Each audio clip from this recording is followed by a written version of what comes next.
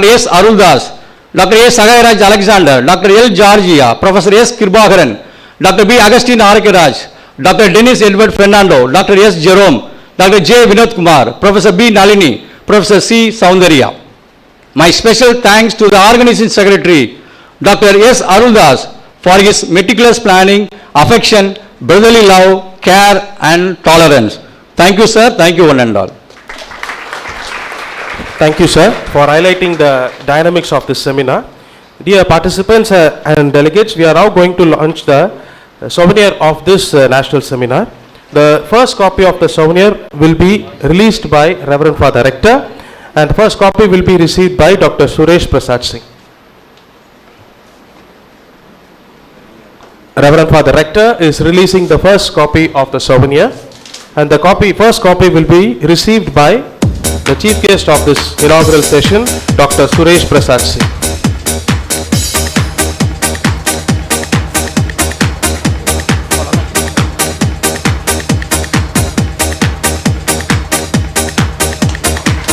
Now we are releasing the souvenir of this national seminar.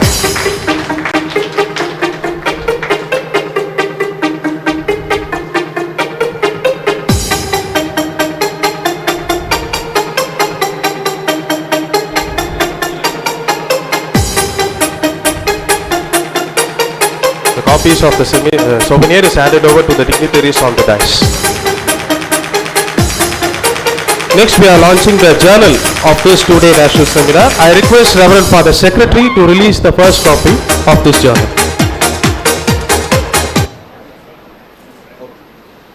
I request Reverend Father Secretary to release the first copy of this journal, and Dr. Arunachalam will receive the first copy.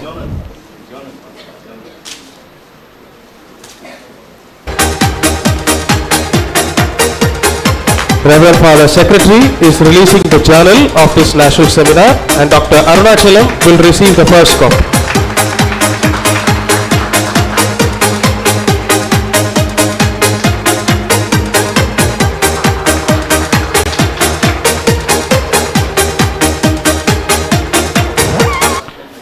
Thank you, fathers.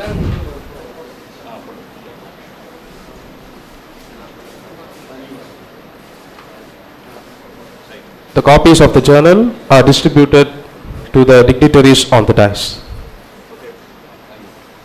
Thank you, Father. Thank you, sir.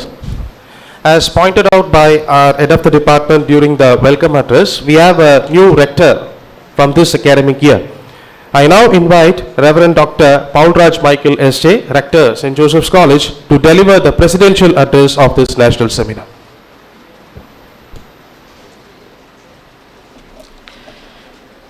Reverend Father Secretary of St. Joseph's College, Reverend Father Principal of St. Joseph's College,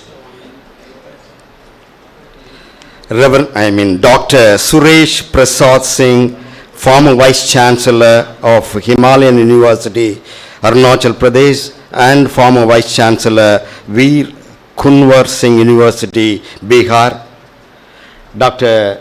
Arunachalam, Emeritus Professor, Department of Applied Economics, Cochin University of Science and Technology, Cochin. The head of the department, Dr. F.R. Alexander Praveen Durai. The Controller of Examination, Dr. Alex. The Dean, Dr. Julius Caesar. The convener of the National Seminar, Dr. V. Bastin Jerome, the organizing secretary, Dr. S. Aruldas, dear professors, my dear student friends, it is a joy to be here, and that too as rector, my first national seminar on which I am partaking with gratitude. Thank you. Thanks a lot for the department and of course the principal. Father Pedro Arupe, one of the generals of the Society of Jesus, he went to Cordoba University in Argentina. After 1980s, that time, he went there, and there was a meeting with the professors of the university, Jesuit universities of Argentina, particularly of Cordoba University. There were lots of questions, a kind of 0R. And one of the questions was asked, you Jesuits are talking a lot about apostolic poverty everywhere. If there is a conflict between a Jesuit apostolic poverty and apostolic excellence, what would you go for as for the general? Listen to me carefully. And then without any hesitation, for the general, Pedro Arupe told the audience, I accept both equally, apostolic poverty and apostolic excellence, but when it comes to the choice between apostolic poverty and apostolic excellence, I tell you, my dear friends, we Jesuits will go for apostolic excellence, he said. Ours, St. Joseph's College, is a college of excellence. St. Joseph's College is a college of effectiveness. St. Joseph's College is a temple of higher learning. Not like, the ordinary, no, not at all. That is the reason why the Commerce Department is thinking of something innovative, new, going for something where others are not able to even think of. How to make India a better India, a digital India. The 1980s, I used to read BBC. Whenever India, anything about India, the point would be a person with the flute in front of a snake. India means that. As if it were everywhere snakes are there and we are catching snakes. Or any catastrophe, natural calamities, immediately India will be projected. But not today. Today, if you look into BBC, anything of new innovative, new initiative, India will be one among the many top. How come it has happened? It is all because of our own vision. The politicians, the scientists, the educationists, everybody is moving towards something new in terms of digital India. It is not a campaign launched by the government, it is life. It is not something where we can go for diversity, wherein we will come to some unity, bridge. And so I was just looking into the Digital India program organized by, and I was wonderstruck. To tell you, with the population of India going for Aadhaar card, do you think is it easy? But we have done it. How did we do that? To the digital vision, to the digital visualization. We also talk about internet connectivity. Sometimes I see our own students walking on the road, looking into the cell. How is it possible? BharatNet. Smart cities. Everywhere E is coming now. E-health, e-education, e-hospitals, everywhere. Which I tell you, some 20 years back, India never thought about it. It has happened now. Digital library. I sometimes I will get into Z library. I tell you, my dear friends, lakhs and lakhs of digital books, e-books, PDF. Common services centers. Last but not least, during the COVID time, more than 220 crore doses of vaccination reached to people through a program called CoWIN. There are so many things like that. I am proud of being an Indian. When I am standing here, I am very much feeling proud of an Indian and a Tamil. That I told even when I was in Rome. I am proud to be called an Indian and a Tamilian. All because, not because of digitalization alone, but because we are of a higher quality people. We are of visionaries, and so we can achieve greater heights in and through these type of programs. But at the same time, my dear friends, I may look a little odd here, but I want to emphasize that too. Karl Marx says the growth would reach to the least in the society. If any growth, if it doesn't reach out to the poor and the least, that is not growth at all, he says. And I vote to that. And I strongly believe in that. If digital India, if it were to divide the Indians in terms of rich and poor, I will not go for it.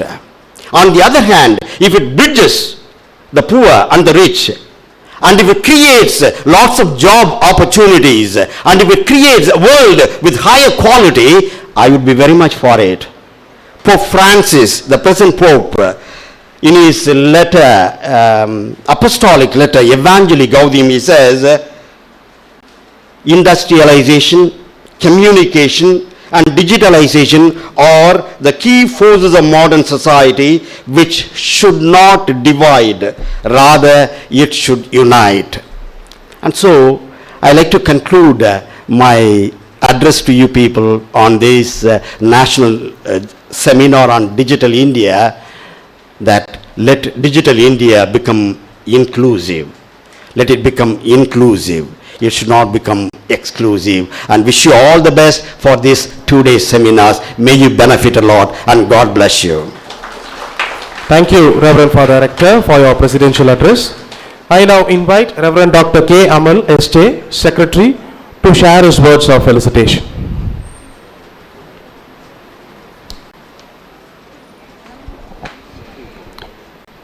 Already the coffee is being served on the days, meaning to awaken the people, and I am sure you are all awake. The dignitaries on the days, of the days, beloved professors, my dear students, it's an honor for me to stand before you to offer my felicitation to the entire Department of Commerce and the organizing team in a very special way. Dr. V. Bastin Jerome and Dr. S. Aruldas. They have done, along with the team, an impeccable preparation towards executing a wonderful seminar on a topic of this kind, Digital India, progress towards inclusive fulfillment for sustainable development in the digital economy. We all understand and approve and acknowledge that development is the key factor today that drives everyone. We are on to the fast world expressway, and the younger minds are still faster. But is it sustainable? That is another question. How far the sustainability is inbuilt in terms of development? They have also raised another question, whether development reaches every nook and corner, every citizens of this nation. That's the third word, inclusive sustainable development. It's a big question mark. Already Father Rector spoke about the digital divide in terms of rich and the poor. What type of information reaches to you and me?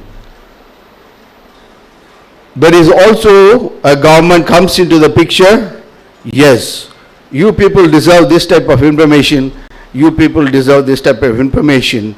at any point of time that can be screened. So we are into a politics of development that is more and more becoming lopsided. Yesterday I was sharing with the newcomers of our college, Josephites. I told them when a 99-year-old Jesuit missionary was asked, what is your French Jesuit, what is your observation about India? And he said very spontaneously, India is rich, but the Indians are poor. When we attained the independence, Mr. Nehru, our honorable Prime Minister, the first Prime Minister, along with his developmental team, wanting to visualize a modern India, when they approached Mr. Gandhi, the freedom fighter, our father, the freedom fighter, when he was asked, what is the criteria, what is the basic principle you would give it to us regarding the development, he said, my dear friends, keep the last and the least in your mind when you plan any policy, any program of this country. I am happy the organizing team has kept this element in mind. That's why they have added inclusive, sustainable development, the digital world. I appreciate all the organizing team and the entire department, and I wish. And what approach? That is through digital economy. So all these three important elements are here in this national seminar. For that also I would like to appreciate. My dear friends, once Gandhiji mentioned very clearly before the National Planning Commission, when you decide, think of the poorest. When you decide, think of the poorest. Even earlier, in 1930s itself, he mentioned that Sarvodaya Antyodaya. Liberation of all will come only at the liberation of the downtrodden, the people at the margin, people at the periphery. So with this aim, they have organized this wonderful national seminar. I am sure the deliberations that you are going to make, the discussions that you are going to engage in, surely will help towards that progress. I wish you all the best. May St. Joseph, our patron, will pray for you and for us. All the best. Congratulations. Thank you. Thank you, Reverend Principal, for your encouragement and appreciation. It's time to introduce our chief guest of this morning. May I now request Ms. Mincy of 2nd MCOM to introduce our chief guest.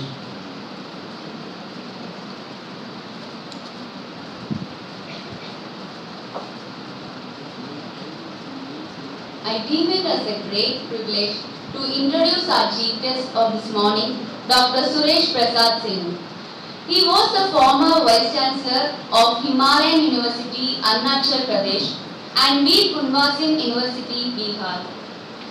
Sir was a former professor and dean at the Cambridge Institute of Technology, Bangalore. Besides being a dean of science and professor of geology, Jharkhand Rai University, Ranchi. Dr. Singh has visited 16 countries and delivered lectures on vital and notable topics. He has attended several conferences as a chief guest of honor, and a resource person. He has guided many scholars for PhD and contributed hundreds of papers in national and international journals. Such an impressive profile featuring a reputation and skill. We are honored to have you as our chief guest, who has achieved a great success in the field and is an inspiration to us all. Sir, the stage is all yours. With great excitement and delight, I now invite Dr. Suresh Prasad Singh to deliver the inaugural address of the Student National Seminar. Over to you, sir.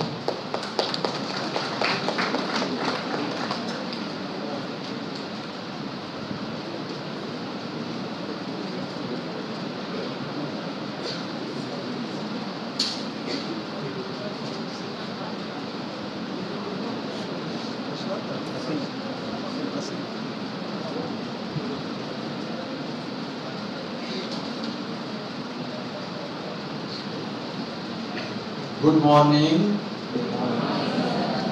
My dear students, be loud. Good morning. Good morning, sir. Good morning, ladies and gentlemen. First of all, on behalf of this great institute, this great college, and on my personal behalf, I welcome all the dignitaries sitting here on the dais, all the delegates present here in this beautiful hall, all my students sitting here. Most respected Father, the principal of this great college, which is a center of excellence in this part of the country. Father, Arunke Swamiji, and oh yes, so I have heard that during discharge of his duty, he has always emerged as a model of perseverance, dedication, and honesty of purpose. So please put your hands together for our colleague.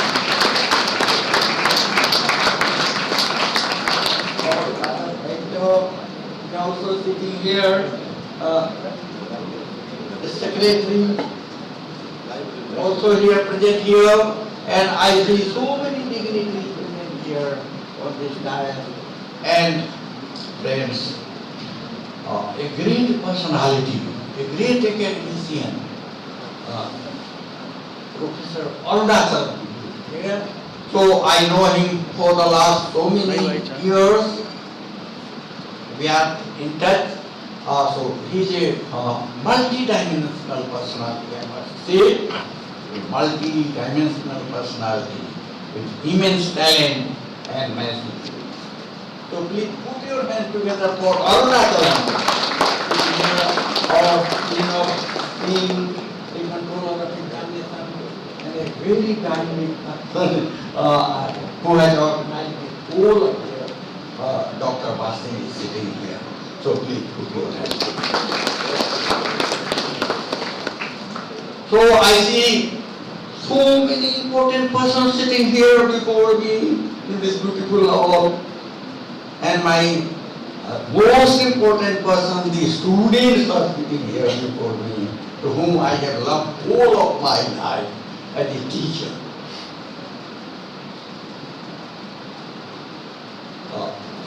Friends, I see students are sitting here before me. So just remember, you are the most important human resource of the country. The country of tomorrow will be in your strong hands.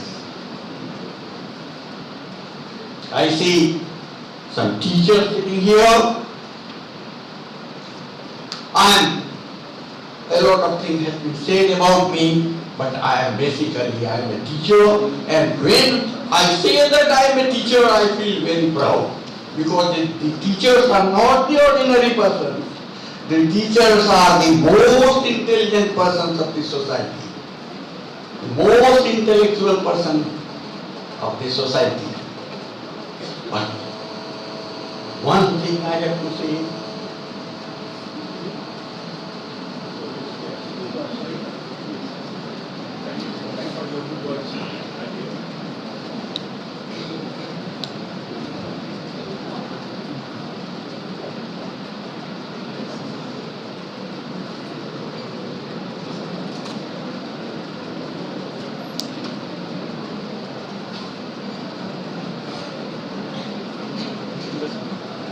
so friends, I have to say only one word to my students, young teachers who are sitting here before me. That the teachers command a very high degree of trust and authority over the students. The teachers command a very high degree of trust and authority over the student. And this relationship of the trust and authority can be sustained only when teachers perform their job role with best of their capacity and best of the interest of the students. friends, we have to leverage the unprecedented explosion of talent, entrepreneurship and innovation. We have to leverage the unprecedented explosion of talent, entrepreneurship and innovation to catapult our country, the dynamic country, to the status of most developed nation of the world. We affirm our intention to propel India to a great leadership position, Vishwaguru that we say, while ensuring that no one is left behind in the quest of getting a better quality of life. That should be our aim. And friends, in this context, the digital literacy, the important persons, the intellectual persons, the role of the teachers, the role of the intellectual persons of the society is very, very important. So, friends, we are one of the youngest country in the world with 65% of our population under the age of 35 years. The average age of an Indian is only 29 against the 37 in the USA and China, and we have the largest workforce in the world. The government has given a special priority in the field of digital literacy, innovative technology for productive employment and the improvement of the quality of life. Initiative like Skill India, Startup India, Stand Up India and Digital India have been given the priority. The digital literacy, on which we are going to discuss more and more in the technical session. So many important professors, academicians have come, they will tell us their lecture. The digital literacy and technology is the most advanced form of the human evolution. The aim was established with a vision of inclusive growth in areas of electronic services, products, manufacturing and the job opportunity. Today, there are more digital transactions we see in India than the USA, China and Europe combined. So friends, actually we have accepted the LPG, that is liberalization and global. We have accepted the World Trade Agreement. So after this, we have to compete globally, not here in India, but we have to compete with the other institutions, the other nations also. And now, here the question arises, who can compete? The person, the organization, the institution, the university, which gives something extra in terms of quality, price, product and service. That's it.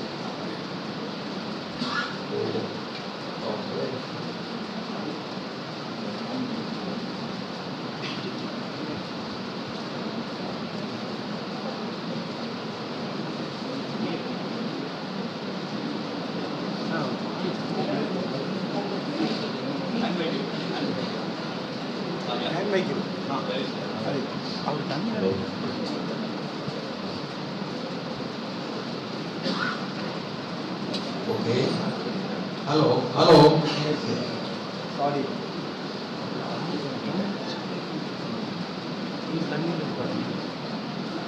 So friends, there are two aspects of this seminar. One is the sustainable development and the another is the role of digital technology in achieving the sustainable. Friends, I'm taking a little bit of your time because of the fact that I was working for the last 30 years on this subject, on some aspects of the sustainable development. I am a student of science. So, the students must know, it should be very clear to my students sitting here before me, what are the objectives, the main issues of the sustainable development, and what is the role of the digital India, which we discussed later on. Friends, in this short spell of time, I have to say only one thing, that environment without development is just like life without development. And development without taking care of the various environmental issues would destroy the whole natural balance. So friends, there must be some sort of integration between the environment and development. And this concept was there in the first Earth Summit, which was held in 1972 in Stockholm, where our Prime Minister, Madam Indira Gandhi, had also participated in that. She was not the chairman. The chairman was Madam Brundtland of Norway, and she took 15 years to prepare the blueprint of the sustainable. So this is a small work, but many people do understand the various issues, the objective of this sustainable development. But in short, I will just tell the objective, the first issue, the first objective, reviving the economic growth so that there is a little impact on the environment by using less material and energy. The second objective is that meeting the essential need of food, water and sanitation. The another objective is sustainability of the population. So I was attending one conference in Bali. Luckily, there was some sort of quarrel between us and the American scientists. They were advocating that the Chinese and the Indians are the most polluted. How do we have to pollute when our pollution level is 1.5 ton per capita? Their pollution level is 18 ton per capita. Well, more. So this sort of thing, I say that it is a politics of the climate change. The another issue is the reorientation of the technology. The technology, the green technology has come. The remote sensing, the GIS, the GPS, then the artificial intelligence, the Internet of Things, cloud, so many now recent technology come. And then the management of the risk, the disaster management is also there. And lastly, Professor, I would like to say one thing, that whatever decision you are taking for the economic growth, whatever decision you are going to take for the economic development of the nation, the ecological consideration must be there. Then that will say that this is sustainable development, and the new paradigm of development is not the games of the economics alone. All the issues, economic, social, ecological, and technology have to be merged into a collective decision making for this sustainable development. And now, while there are 17 sustainable development goals there, first 1 to 6 is the social development goals, then from 7 to 12 that is economic, and rest the environmental development goals.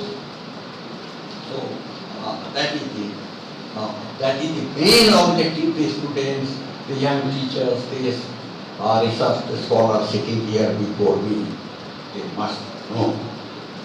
Regarding The digital technology, friends, that is very, very important nowadays. And we are going to discuss a lot of things about the digital technology and how that is important to us. So first, the India with its immense diversity and vast population recognizes the potential of digital transformation. The Digital India initiative launched by the government has been a game changer in bridging the digital divide and transforming the lives of the millions. So many examples have been given by our great principal or the great director, and we are going to discuss in the next session the most significant progress in this digital India is the financial inclusion, like the Jan Dhan Yojana, a flagship program where about 430 million people have opened their bank account. This is for the unbanked population. 430 million bank accounts have been opened. The another noteworthy example of that is the Aadhaar system. I am not going to discuss detail about this. Let me just take some time. And the most important, the important of all, everything is its role in the education. What was the role of the education during the COVID-19? Friends, Professor Arunachal knows about me. So I had myself delivered about 200 online lectures during the COVID-19 period in different universities of India and abroad also. I had delivered. So that so many portals are there for the educational purposes. Then for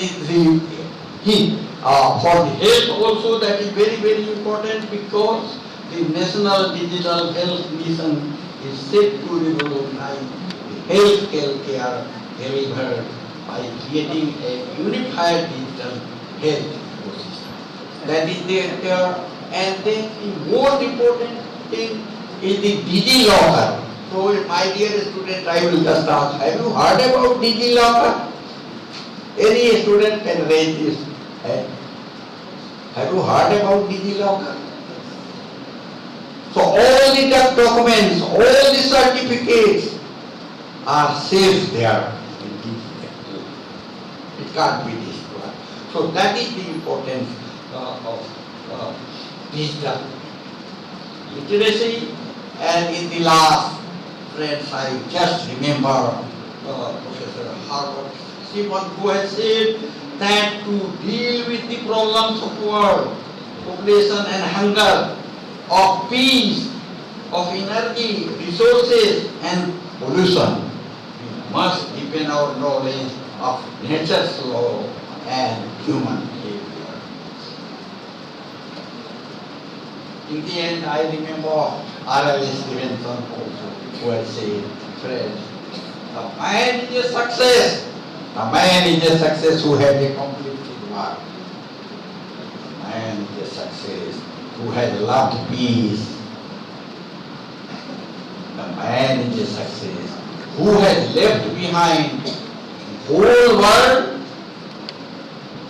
better than he had found it. So friends, there are so many challenges our fathers have said about digital divide and security, and so many challenges are there, but I cherish this belief that the scientists, the academicians present here before me, the intellectual teachers will dissipate more and more the fog which stumble when we try to know the various facts about digital India and its role in achieving the sustainable development. My blessings are always there for my students, for the young teachers, and I wish all success for this great college, for this great institution. So thank you. Thank you.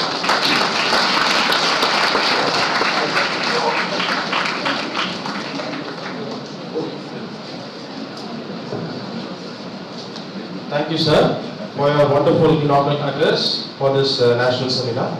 Now we are heading towards the special address. Before that, I invite Ms. Delcy of 2nd MCOM to introduce our special guest of this morning.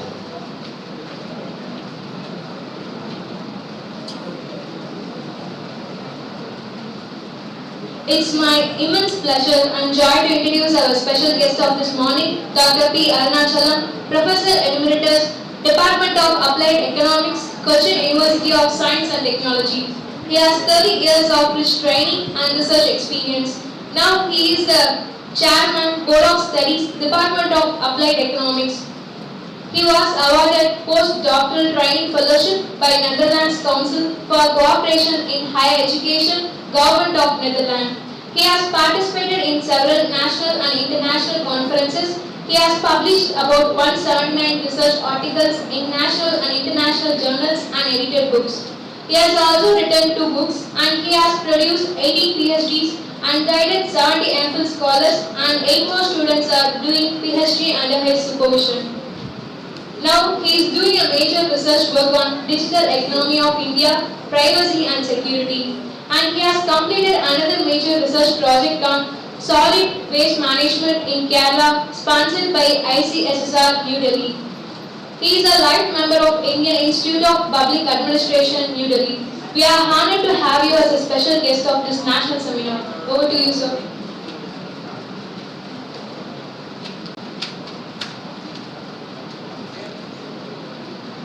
So once again, as our Suresh Prasad told,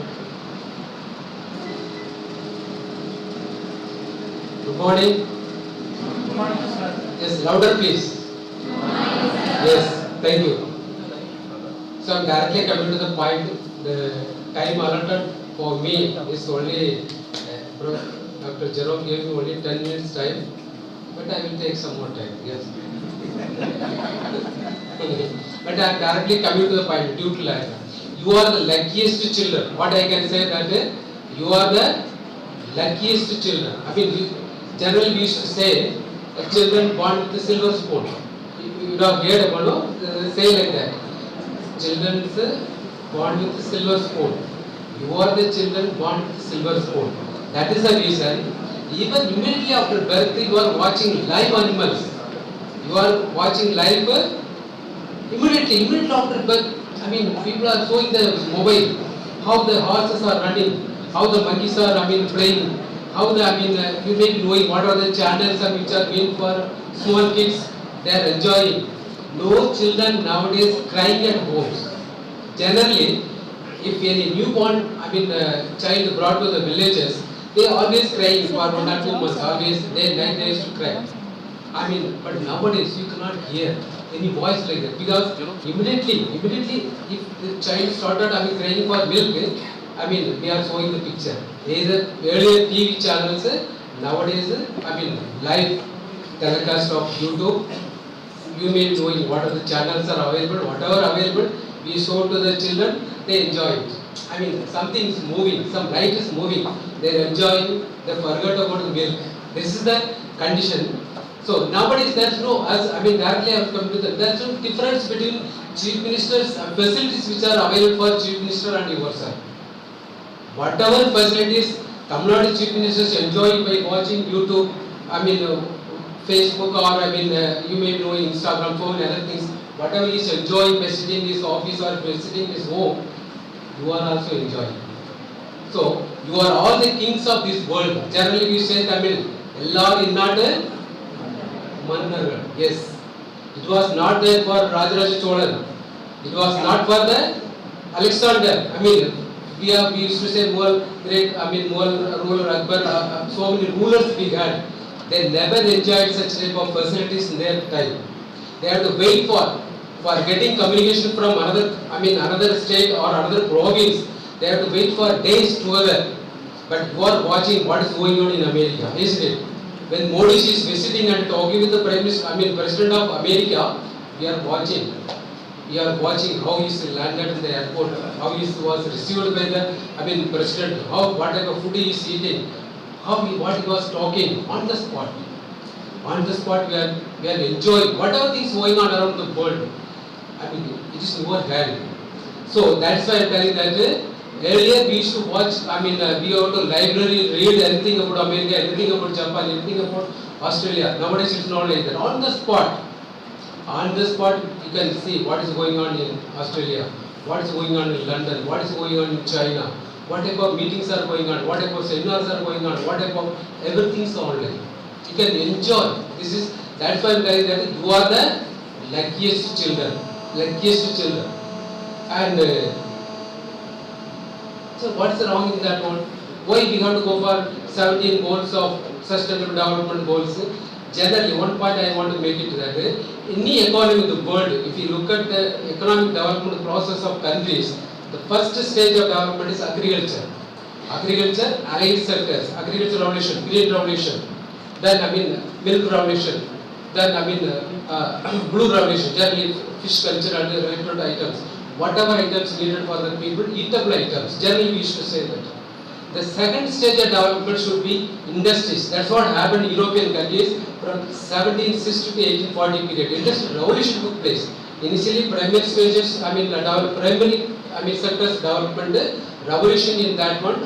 More food grains production, more horticulture production, more cereal production, all related to those items, milk production, fish production, something like that.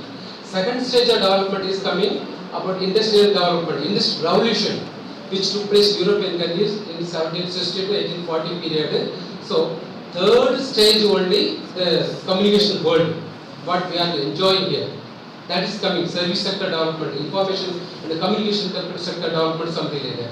It happened in European countries like that. First agriculture development, industrial development, then third sector development.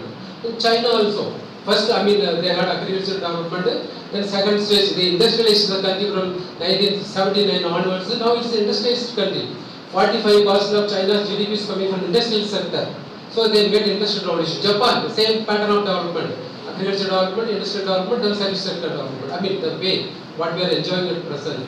In South Korea also, first agriculture development, industrial development, manufacturing, all the manufacturing sector development, then digital economic development, digital development. But opposite thing happened in India. First we had agricultural development, first 5-year plan we gave importance to agriculture sector, then 1967 itself India made green revolution, then we made blue revolution, blue revolution, then green, that is white revolution, number one in the world. India is number one in the world in the case of milk production. 220 million metric tons of milk we produced. Agriculture also we made revolution. Even the corona period, India produced nearly 360 million tons of food grains we produced. 325 million tons of horticulture items produced. But what about the industrial sector?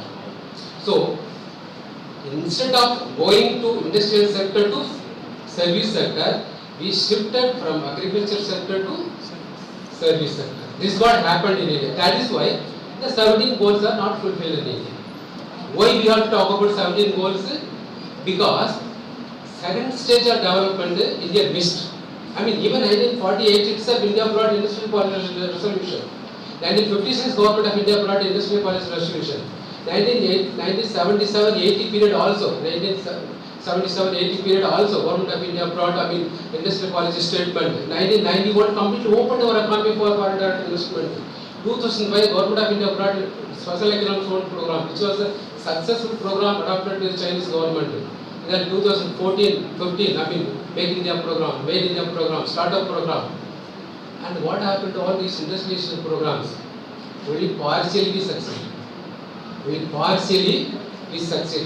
If India is industrialized from 1947 onwards, like the case it took place in China, now this 17 goals immaterial for us. This 17, no need of discussing about sustainable 17 goals. Professor already told that 17 sustainable goals, social sector goals, the economic goals, and environmental goals. China achieved. China made a revolution. in the agriculture sector, in the industrial sector. That which China is created full employment for their people. All eligible people, will get employment opportunities in China. But in India, we used to say that growth without, employment generation. Growth without employment. What is the result? You don't know. What is your future? Tomorrow, after completing your UG program or PG program, what is your job? Where you are going to get a job? Whether in the banking sector or railway sector or IAS, IPS or group 1 service in the air or staff selection commission or police or military, whatever may be. You don't know anything about your future because the second sector, industrial revolution, India missed somewhere. So, because of that one, we are talking about Hungary, we are talking about poverty, we are talking about, the lack of quality education, we are talking about gender, justice, we are talking so many, maybe if you look at the 17 goals, you could understand that. So, if you want to, any country, any developed country, if you look at that one, if their development history, only through industrialization, they have created employment opportunities. Only through industrialization. Only through industrialization, they have created employment opportunities. Only through industrialization, they have created employment opportunities. Only through industrialization, they have created purchasing power, of the population. Only through industrialization, they have created world-class infrastructure development. Only through industrialization, they solved the poverty, unemployment, Hungary, whatever, issues, we have, or even gender, justice, everything done only through industrialization. So, one side I want to tell you that unless India is industrialized, in fact, 2005, when Manmohan Singh was the Prime Minister of India, he brought an excellent model, special economic program, which was successfully adopted by the Communist government in China. When he wanted to introduce a similar program in India to create more employment opportunities for the youngsters like you, the communist people in India opposed it. A policy program successfully designed, implemented by the communist government in China, opposed by our own communist people in India. That you should understand that one. So what I want to say is that because of lack of industrialization, we partially succeeded in industrialization. We have all the we are succeeded in digitalization. We have all the facilities. You can book the ticket, you can certificate, community certificate, railway ticket, you can trace everything. That much advancement we have with digitalization. But still, we don't know, or you don't know whatever job you are going to land after completing your program. That type of uncertainty you have, and even the institutions, they don't know what to do with the employment opportunity for your children who are studying. So that is the condition. At present. So digitalization, this is the third stage of development. So in between, India missed. That gap should be filled by the Government of India. Government of India has taken a lot of effort at present in the form of American program for 2047 something like that. I hope that we will succeed. But since we have more girls students, I can tell you that one point, just 2 minutes only. One countries, if you look at development of all the developed countries, whether America or European countries, or even China or South Korea or Japan, the women development is very important. Women education is very important. Women development is very important. In all these countries, women were, getting all the opportunities, education opportunities, employment opportunities, and decision-making opportunities. But in India, it's not there. That is why one of the important goals of, 17 goals is gender justice. Gender justice. If women are educated, automatically the family will get, will get prosperity. If women are employed, the family will get the prosperity. The street will get prosperity. The village will get prosperity. And the country will be getting the prosperity. If women are not educated, women are not employed, women are not getting income opportunities, none of the programs, what are the goals or digitalization or programs, will not make India as a advanced country.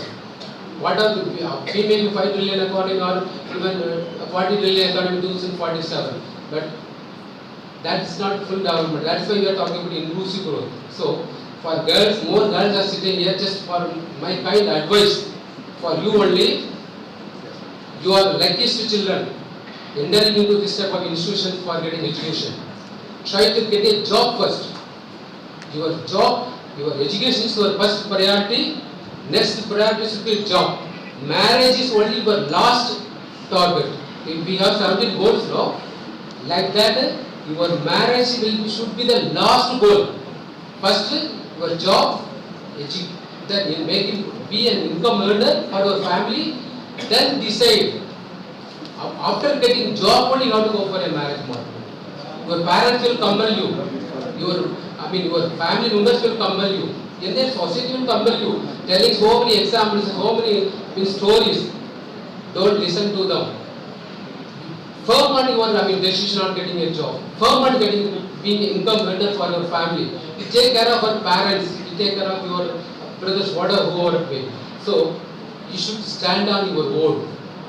Girls should stand on your own. One thing, Tamil சொல்றேன், லவ்னு வார்த்தை வந்து எஜுகேஷனுக்கு ஜாபுக்கு மட்டும் தான் use பண்ணணும். Forget about love about the your partner or your why you want to marry in the future at the time of study. வேலைக்கு போனதுக்கு அப்புறம் நீங்க லவ் பண்ணுங்க, கல்யாணம் பண்ணிக்கங்க, whatever may be. But at the time of study, you have to study. You have to get a job. Then you think of your future. If no job at all, don't marry at all. Yes, that is very, very important. Women's education, women's employment, women's income decide the strength and the future of our economy. That's what happened in most of European countries and even South Korea, China and even Japan also. Kind of advice. One thing, again I am telling that women are considered as a secondary citizen in India. One point எப்போ நீங்க மனசுல வச்சுக்கணும், I'm telling Tamil players should understand it. Jawaharlal நேருக்கு ஒரு பையன் இருந்திருந்தா நீங்க இந்திரா காந்தி ஒரு அம்மையை நீங்க பார்த்துக்க முடியாது. ஜவஹர்லால் நேருக்கு பையன் இல்லாதனால தான் பொண்ணு பிரைம் மினிஸ்டர் ஆகுனார். வந்தாங்க வந்தாங்க. அதுக்கப்புறம் எம்ஜிஆர் ஒரு பையன் இருந்திருந்தா ஜெயலலிதா ஒரு அம்மா நீங்க பார்த்துக்க முடியாது. தெரியுங்களா உங்களுக்கு?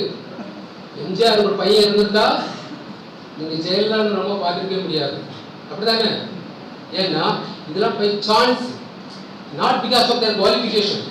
Indira Gandhi became Prime Minister of India or Jayalalitha became Tamil Nadu Chief Minister is not because of their qualifications, because their mentors had no successors. Mayavati mentor, Kanisarama had no wife, no children. So he made Mayavati as the successor. So she became the Chief Minister of Uttar Pradesh, such a powerful state in India. பெண் குழந்தைகளை வந்து நம்ம சாய்ஸாக தான் பார்க்குறோமே தவிர not as a legal rights. அப்படி பார்க்காதனால தான் பெண் குழந்தைகள் வந்து வேலைக்கு போகாமல் கல்யாணம் பண்ணிக்கிட்டு அது மாமனார்களோ சொந்தக்காரர்களோ இல்லை உங்கள் ரிலேட்டிவாக யாராக இருந்தாலும் காலம் பூரா கிச்சன் ரூமில் கடந்து சோறு போய் போடவும், பிரியாணி வச்சு கொடுக்கவும், சாம்பார் வச்சு கொடுக்கவும், டீ போட கொடுக்கறதுக்கு அளவுக்கு போயாருங்க. It will end, particularly for educated girls, marrying without job is like the death trap. உங்க வந்து எலி பிடிச்சா எப்படி பிடிப்பாங்களோ அந்த மாதிரி உங்க ஃபேமிலி உள்ளவங்களும் பிடிச்சிருவாங்க. பிடிச்சா அது 10 கிச்சன் போட்டு வருஷம் பூரா பிரியாணி வெட்டி போடு, டீ போட்டு கொடு, காஃபி போட்டு கொடுன்னு உங்க லைஃப் வந்து you will disappear in the social main stream. நீங்க வந்து கடலில் காயத்தை கரைச்சா எப்படி ஆகும்னு சொல்லி சொல்லுவாங்க. கடலில் காயத்தை கரைச்சா it has no value. Similarly பெண் குழந்தைகள் வந்து படித்த பெண் குழந்தைகள் வந்து வேலைக்கு போகாமல் ஒருத்தர் கல்யாணம் பண்ணிட்டு போனீங்கன்னா கடலில் கரைச்சி காய மாதிரி காணாமல் போயிருவீங்க. Because of that one, India is not getting any benefit. India is not getting any benefit. Nearly 48% of India's total population is around women only. But how much they are contributing to India's GDP is only 17%. If all the eligible women are educated, if all the eligible women are employed, 50% of GDP will be coming from women contribution in the form of employment, in the form of taxes, in the form of expenditure, in the form of so many other things are there. So, பெண் குழந்தைகள் வந்து decide பண்ணி இந்த 17 goals இல்லாம போயிடும். நீங்க மட்டும் வேலைக்கு போறீங்க. Hungry will be removed, poverty will be removed, unemployment will be removed, quality education will be ensured. பெண் குழந்தைகளை என்விரான்மெண்டல் இஷ்யூஸோட பார்த்துக்கணும். அப்போ இந்த 17 கோல்ஸ்மே ஒரு கோல தான் இருக்கு, ஜெண்டர் ஜஸ்டிஸ். ஜெண்டர் ஜஸ்டிஸ் மட்டும் இந்தியாவில் நடந்துச்சு அப்படின்னா அந்த 17 கோல்ஸ்மே will disappear after some time, at least 2047. அதனால பெண் குழந்தைகள் மறுபடியும் சொல்றேன், லவ்னு வார்த்தை உங்க வார்த்தையில வரவே கூடாது. தெரியாம ஒரு பையனை விரும்புற மாதிரி இருந்தா கூட கல்யாணம் வேற லவ் வேற தெரிஞ்சுக்கணும். நீங்க யாரை வேணா லவ் பண்ணலாம். கல்யாணம்னு வரும்போது பேரண்ட்ஸ் சொல்ற பையனை தான் கல்யாணம் பண்ணிக்கணும். அது எப்போ? நீங்க வேலைக்கு போனதுக்கு அப்புறம். நீங்க வேலைக்கு போனதுக்கு அப்புறம் லவ் பண்ண தெரிஞ்சுக்கணும். தெரியாம லவ் பண்ணா கூட லவ் வேற, கல்யாணம் வேற. இது ரெண்டுக்குள்ள டிஃபரன்ஸ் தெரியும். நீங்க சரளா குழந்தைகளை கட்டி பசங்க பொண்ணு சுற்றி வரத பார்த்து எல்லாரும் என்ன நினைப்பாங்க, நீங்க லவ் பண்ண ஆரம்பிப்பாங்க. அப்படிலாம் கிடையாது. சரளா குழந்தைகளுக்கு லவ் வேற, கல்யாணம் வேற. தமிழ் குழந்தைகளும் தெரியும். ஸோ டிசைட் பெண் குழந்தைகளுக்கு எந்த காரணம் கொண்டும் without job should not go for a marriage market. நீங்க be income earner your family. நீங்க அந்த ஒரு சோஷியல் ஜஸ்டிஸ் வந்துட்டா கூட the 17 goals will be achieved. All the 17 sustainable goals will be achieved. So with this I am concluding my talk. Really I am very much thankful to our Jerome for having given me this very good opportunity, and I am very much thankful to ICSR also, because so many of our friends from Delhi did a lot of work for this program.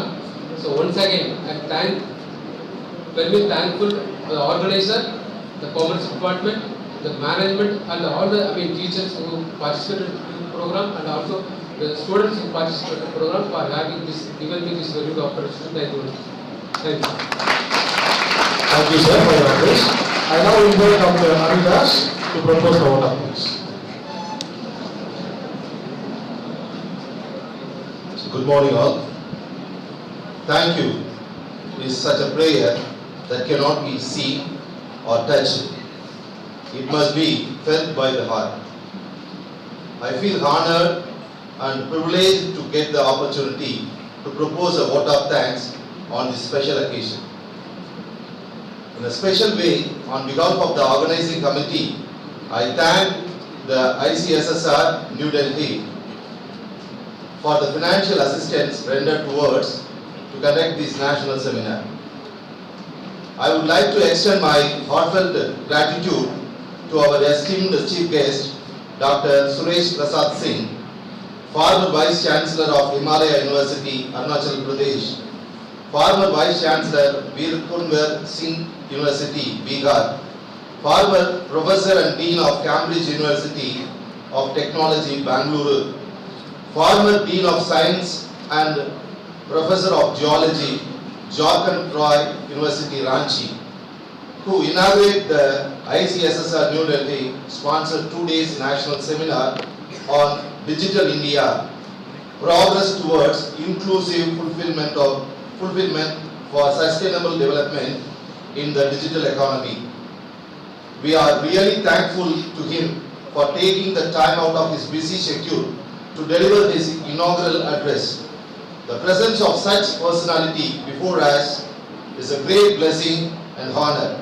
On behalf of the organizing committee, the Jesuit management of our college and the participants, we extend a warm thanks to our sir. I am very grateful to you, sir. Thank you, sir. I find immense pleasure in rendering a vote of thanks to our honorable chief guest, Dr. Arunachalam, Emeritus Professor, Department of Applied Economics, Cochin University of Science and Technology, Cochin, for accepting our invitation and for being here with us for today. Your thoughts have truly inspired us. Thank you, sir. I would also like to extend my gratitude to our Reverend Father Rector, who is a person, a beautiful, peaceful and powerful, blessed this event in a holistic way. Thank you, Father. We also thank our Reverend Father Secretary for this solid support and his appreciation that energized us in all the effort. Thank you, Father, for your very thought-provoking and interesting address and felicitation. Thank you, Father. In a special way, I thank our great academician, best researcher and well administrator of this temple of learning. He is none other than our beloved principal, Reverend Dr. M. Aragusami Xavier SJ. Thank you, Father, for your words of appreciation and blessing. Thank you, Father. I would like to thank our beloved head of the department, Dr. F.R. Alexander Pravindurai, for his constant and continuous help and guidance that radiated a source of energy with us. We will ever remain grateful for you, sir, and we thank you for being with us today. I sincerely thank you, sir, for the constant motivation and remarkable encouragement at all the time. Thank you, sir. I would like to give my vote of thanks the convener of the national seminar, Dr. V. Bastian Jerome, who does every program with a lot of commitment and interest and with a systematic approach and making it a great success. Thank you, sir. I'm happy to express a vote of thanks to our staff members for their motivation and dedication. Thank you, professors. I take this opportunity to thank the entire technical team from JCICT, headed by Reverend Father Sandhyaku, SJ, for rendering their service through YouTube and live telecast. Thank you, Father. Thank you, sirs. I extend my sense of gratitude to the press and media people who are evidencing it and visualizing it in a grand manner. Thank you, sir. I personally thank the student volunteers who involved in the conduct of the national seminar in a meticulous way. Thank you, dear students. It is the biggest day in the history of our college. Today we have hosted a big educational conference in India. There are more than 300 representatives and more than 30 colleges and university participating in these 2 days national seminar. This is a huge success in itself. Great. Thank you. Thank you everyone for taking the time to be here today and for listening to me speak. I am so grateful for this opportunity. Have a great day. Thank you one and all. Thank you. Thank you, sir, for proposing the vote of thanks. Dear participants and dignitaries, now we are coming to the end of this inaugural session. We break for tea, and you are requested to come back after 10 minutes.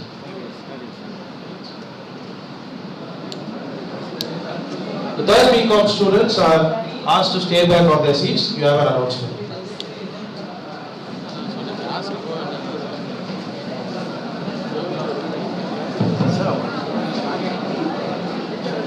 The third BCom students are asked to get back to their classes. The third BCom students are asked to get back to their classes.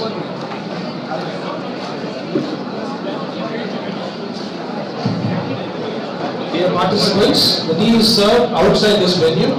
You are requested to get back within 10 minutes.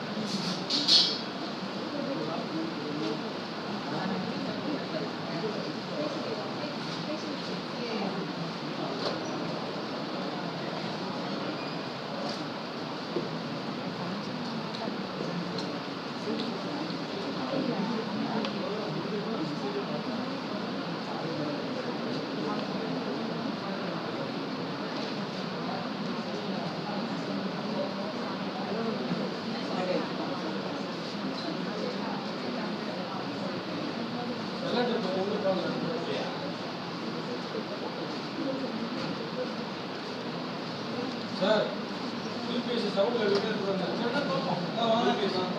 அது work ஆகல laptop மாற்றிட்டோம் அப்படியே ஏன்னா option இருக்கு sir என்ன sir என்ன sir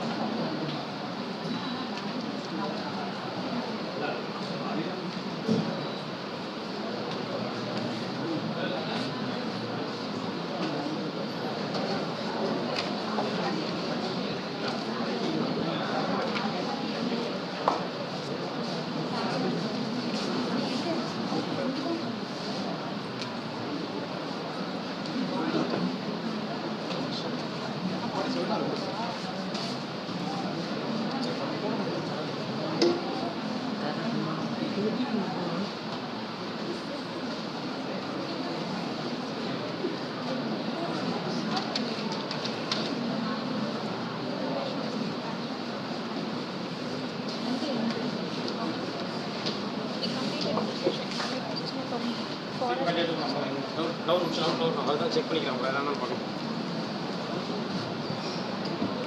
monitor எடுத்துறாத, monitor வேணும்.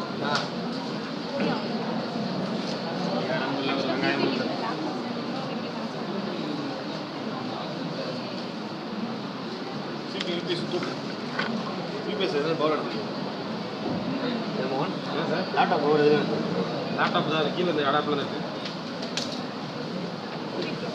டேய் இவனே இந்த யூஎஸ்பி எக்ஸ்டென்ஷன் இருக்குல்ல, செப்ரானிக்ஸ் இருக்கும் இந்த லேப்டாப் பேக்குள்ள, அதை எடுத்துருவோம். பேக் அப்படி தூக்கிட்டோம். அங்கே ஒரு போட்டுருக்கு பாருங்க சார். ஆஃப் பண்ணி விட்டுருமா மானிட்டர் இருக்குது. இந்த பவர் போகுது செஞ்சுட்டு போமா.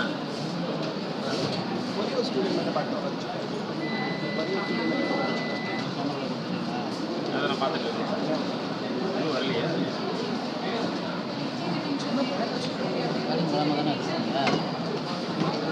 நானும் இதை கடிக்க முடியல, நீங்கள் தான் கடிக்கணும்.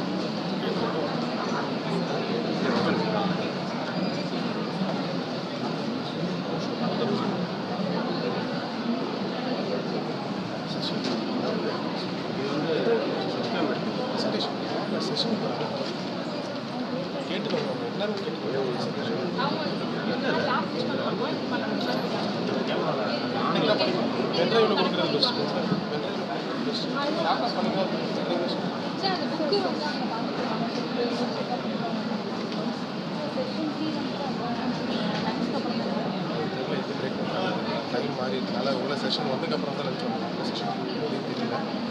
ஃபர்ஸ்ட் செஷன் யார்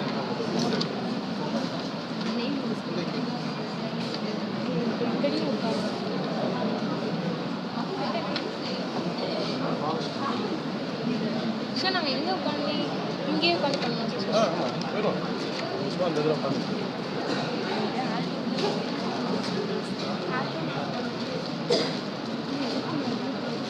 சார்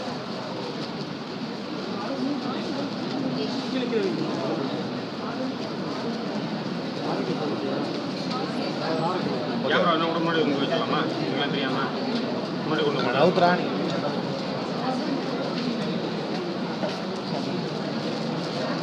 இல்லடா கேட்டா நான் யூஎஸ்பி அப்போ இதை எடுத்து வரீங்க. லேப்டாப்போட பேக் இருக்குல்ல, உள்ள கருப்பில் பேக் தொலைவில் அதுக்குள்ள செப்ரானிக்ஸ் எடுக்கணும். இல்லை ஜூமில் போங்க. ஜூமில் அந்த இதில் மேலே ஜூம் இருக்கும். லேப்டாப்போட பேக் இருக்குல்ல, அதில் செப்ரானிக்ஸ்னு சொல்லி லேப்டாப் பேக் உள்ளே இருக்கா அதெல்லாம் போனீங்கன்னா லேப்டாப்பில் வந்து செப்ரானிக்ஸ் சொல்லி யூஎஸ்பி ஒரு இது கொடுத்து 4 யூஎஸ்பி எடுக்கலாம். அது இருக்கும் எடுத்துருவான். 7 இயர் இருக்குங்க. சார் ஆஃப் ஆயிடுச்சு. என்ன கொடுக்கல, ஆஃப் ஆயிடுச்சு. ரெஜிஸ்ட்ரேஷன் அதையே கட்டுறாரு. ஐஎஸ்பிஎன் ஆமாம், இது ஜேர்னல் தான் இருக்குது. Journal ISBN. ஆமாம் வரல.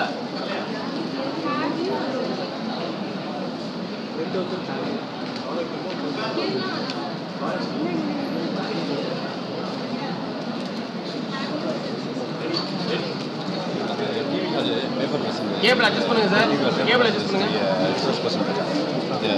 அவங்கள ஹானர் பண்ணிவிட்டு அவங்க அனுப்பிடுவோம்.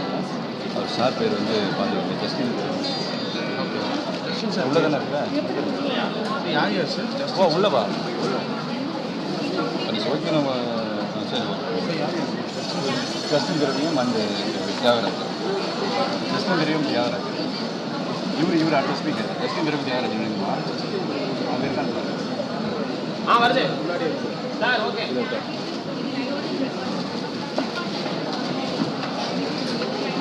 என்ன பிரச்சனை? அடாப்டர் தான் ப்ராப்ளமாக இருக்குது. நம்மளோட அடாப்டர் தான் ப்ராப்ளம். முன்னாடியும் பிடிங்கி தான் போட்டோம். யாருமா கேமரா கொஞ்சம்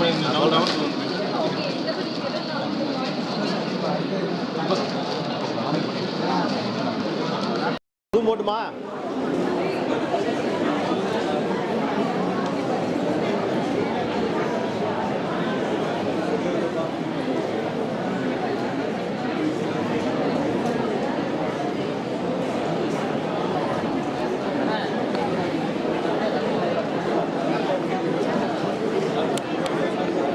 இல்லை இதே இருக்கட்டும். இது வேறு ப்ராப்ளமாக இருக்குது.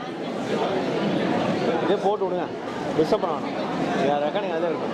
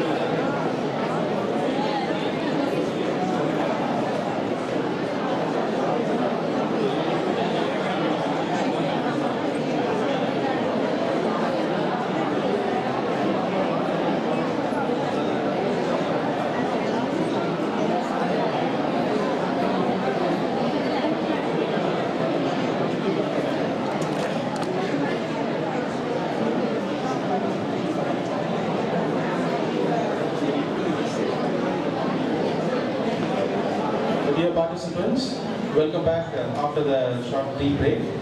Before we begin the session 1 of this 2-day national seminar, it's time to honor our apparatus, who is the chairperson of the paper presentations. We have two paper apparatus for the paper presentation. First, I invite Dr. S. Justin Diravium, Associate Professor of Economics in Joseph's College, and Dr. Justin Diravium will be honored by Dr. V. Bastian Jerome, the convener of this ceremony. Dr. V. Bastian Jerome will adorn the shawl and present a memento to Dr. Justin Diravium.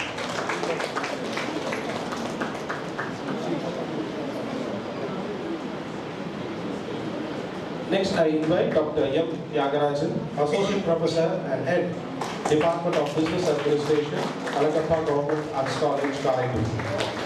I also request Dr. Bastian Jerome to adorn the shawl and present a memento.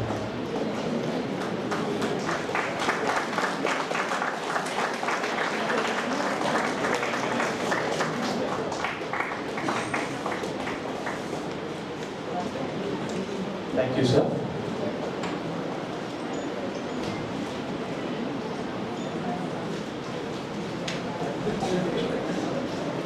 So now we are about to begin the session 1, for which we have Dr. M. Balasubramaniam, Assistant Professor, Center for Ecological Economics and Natural Resources, Institute of Social and Economic Change, Bengaluru.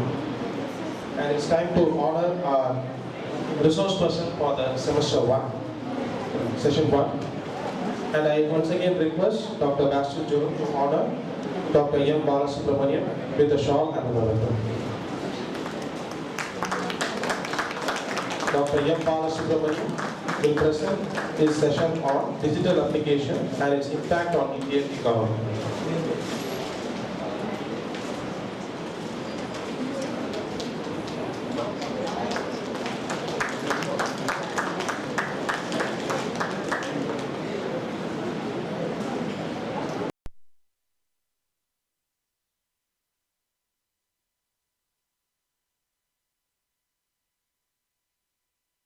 Invite Delcy of second MCOM to introduce our resource person.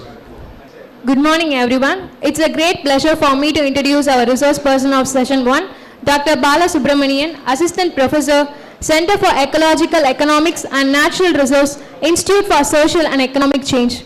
He is actively involved in research and has published numerous articles and research papers. He was the member of the core group of preparation of State Action Plan on Climate Change. He was a state-level member, Eco Budget, Government of Karnataka. He completed a research in economic assessment of forest ecosystem, damages from climate stresses in forestry sector of Karnataka during 2015 to 2020, funded by Karnataka Forest Department, Government of Karnataka. He organized many conferences and seminars. He is also member reviewer, UK Research and Innovation, International Peer Review College, London. He has presented several papers in conferences and seminars. We are so happy to have you here as a resource person, sir. Thank you for your good introduction. Respected fathers, principal, my colleagues and dear students. First, I would like to thank the organizer for giving me this opportunity in this good occasion. First, actually, I want to share with you, I am not expert in the field actually because of my field of research area in environmental and resource economics. So some of my colleagues are sitting here, they know very well about my research experience and outputs. So with some of recent few articles published with international colleagues like London School of Economics and Cambridge University, Oxford University, we had a recent publication on meeting sustainable development goals through robotics, autonomous system, which actually we are talking about artificial intelligence. As you people know very well, how much we are involving in the digitalization. So with these few experience, I could share my some of ideas which I gathered from the literature, downloaded from the World Bank and Asian Development Bank and Planning Commission. Now is the Niti Aayog. So without wasting of time, we can go with the some of actually discussion also. So since morning from the introduction, our fathers and Professor Arunachalam and principal, they given very excellent information about the Indian economic structure since independence, after independence, how the things were changed actually. Especially after 1990s, even the globalization, LPG, actually one of our inauguration speaker, he mentioned about the LPG, liberalization, privatization and globalization. Exactly in the 1990s what happened in India. So the information and the communication technologies, they started from the 1990s. From 1990s till the date, how much we are improving, how much the enormous development or growth happened in all the fields. For example, in employment and education, infrastructure, financial management, which actually we people are giving lot of tax to the government of India, even Central Goods and Services Tax, which we are called GST, the collection through actually the digitalizations. Whether it's a small farmer or producer or consumer or seller, so they have to pay their tax through the GSTs. So GST collection since 2017-18 to 2022-23. So nearly the 2017-18, they started with the 7 lakh crores. If 2022-23, now is 14 lakh crores. Actually revenue actually they generated through the GST. So these are the some progress. Based on the literature, what digitalizations? Actually the definition of digitalization is very different. Even still there is no any global level accepted definition. Even still there are some of confusions about how definition actually adopted by the various countries. For example, 2014 Organization Economic Cooperation and Development, they given excellent definition, not much accepted by the all the global countries. So what, can you move this? Give me. Okay. It is not working actually. Yeah. So what definition actually they given? So these are the definition. I don't want to read the definition given by the OECD or Asian Development Bank. OECD already mentioned, Organization Economic Cooperation and Development, and Asian Development Bank. These are the international agencies through the research or financial assistance to the developing countries. So these are the decision making bodies at the international level. So based on various policy makers or various stakeholders, they come together, they developed the concept. So what is the digitalization? So how the digitalization involved in our economic activity day by day? So these are the things. For example, what is my understanding? The rapid rate of technological progress. The rapid rate of technological progress adopted by economic activities, whether it's consumption and production or distributions. So these kind of concepts, so they introduced by the various organizations. So the over the period, how the digitalization implemented in various sectors. For example, India is one of the leading developing economy as per the World Bank Purchasing Power Party. So we know very well how much population they are living in the below poverty line. So even how the digitalization improving the economic standard of poor. So how much we are getting revenue from various employment opportunities. So we are going to actually talk about some of the basic issue, but I am not able to actually cover all the issues which actually since morning people they talk about the digitalization, even the Aadhaar and UPI in other aspects about the digitalization in the Indian perspective. So I can give some of experience based on the recent data downloaded by the World Development Indicators and Asian Development Bank, even Nidhi Aayog also. So what I would like to share with you, the first aspect is the employment. How the digitalization create the employment opportunity for the Indian educations. Whether it's the engineering educations or social science educations. After the graduation or post-graduation, if you see there the recent report published by the National Sample Survey Organization, Ministry of Statistics and Program Implementations. So they call the National Sample Survey Organization employment unemployment rounds. So periodic labor force survey. So as per the recent survey, one side is economic growth, even the digitalization. So economic growth, how contributing income and poverty alleviations are reducing the poverty in the context of rural economy. That is very important issue which we are facing now. So one is the employment issue. Second is the infrastructure.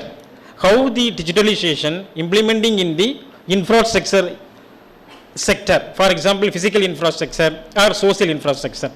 The third aspect is the financial management, which I given the GST or Paytm or UPI.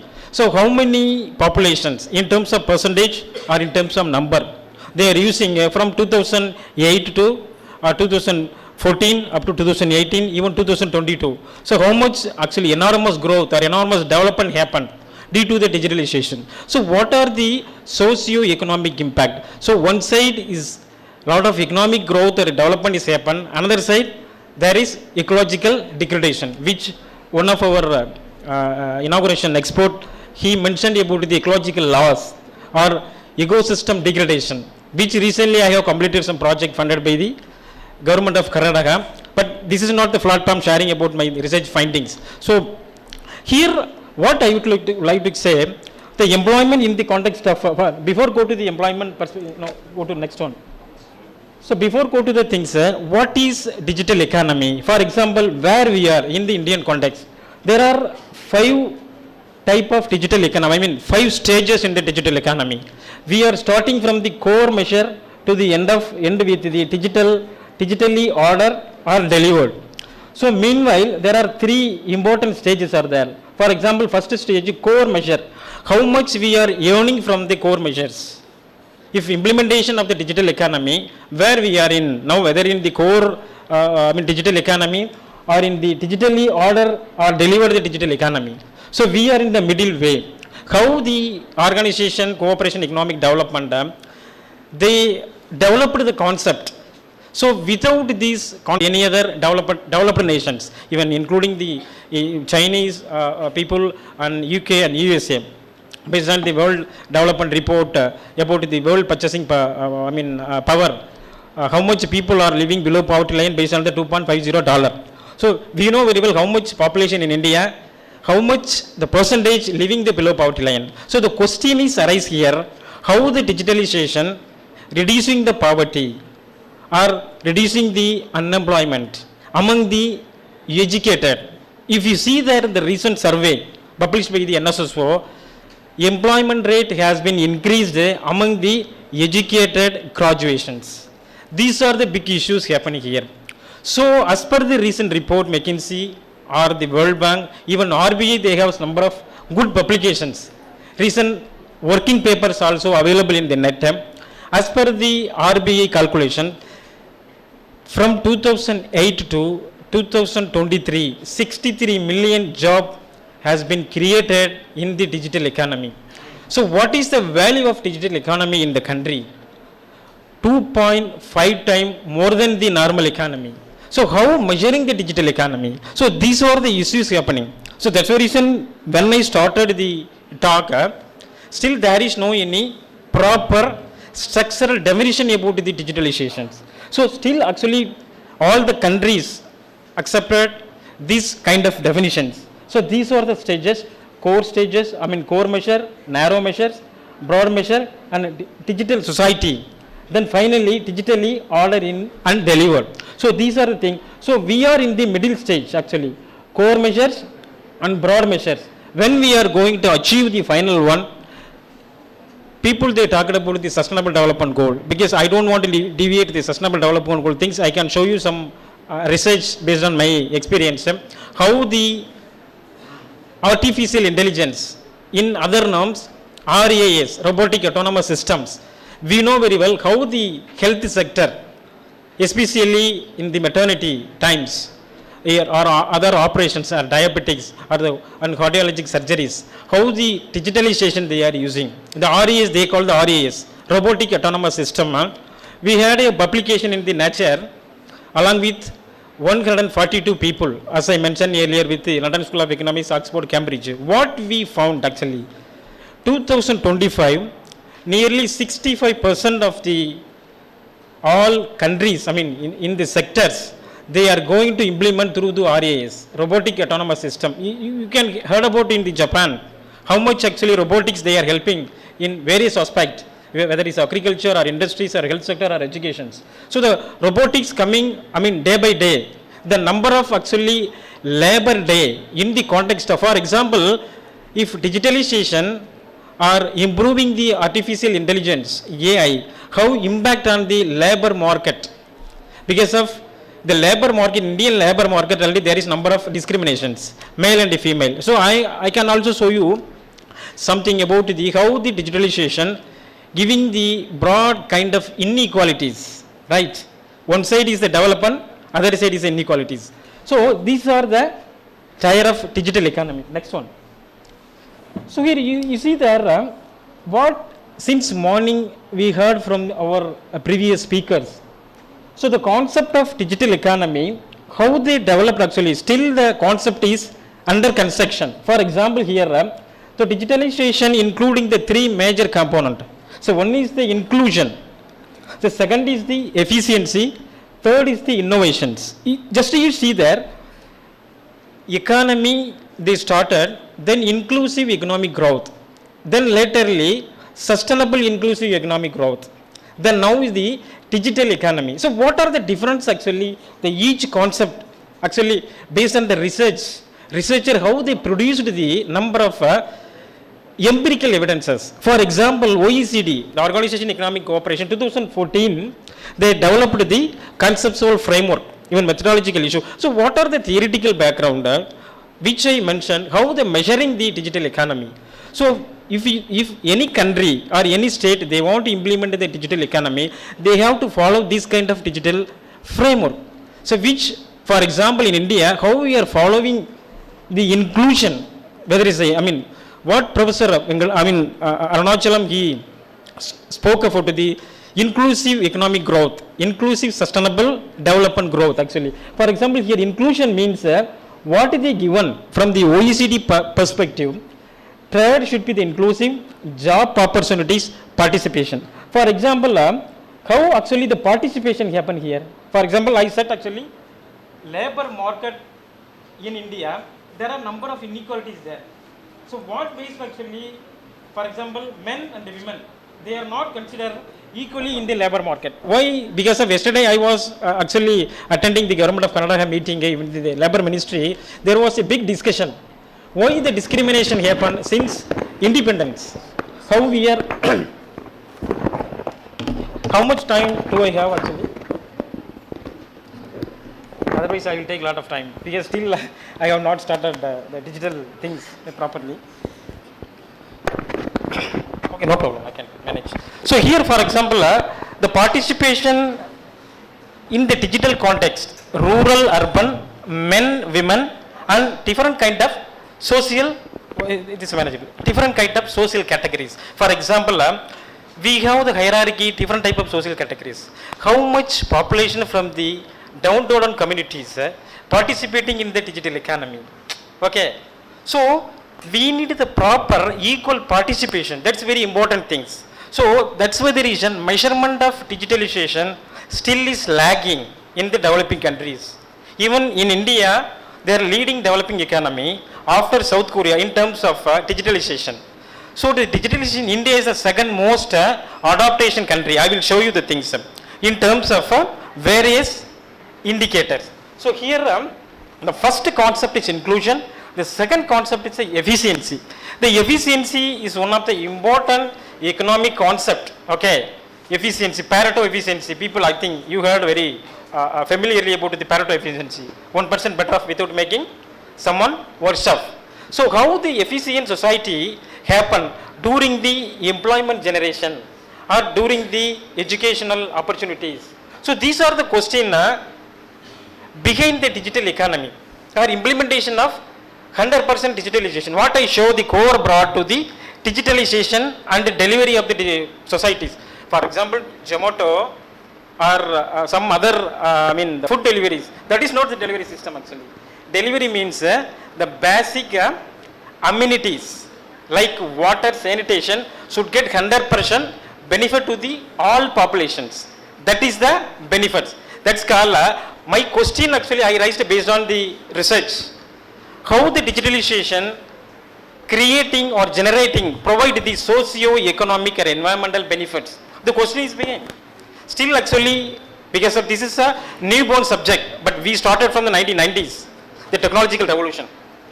So these are the efficiency mean capital utilization. So what is the capital? So I don't want to take actually already they given something, I don't know how much it is. Okay, so here for example capital utilization. What type of capital? Factor production we know very well.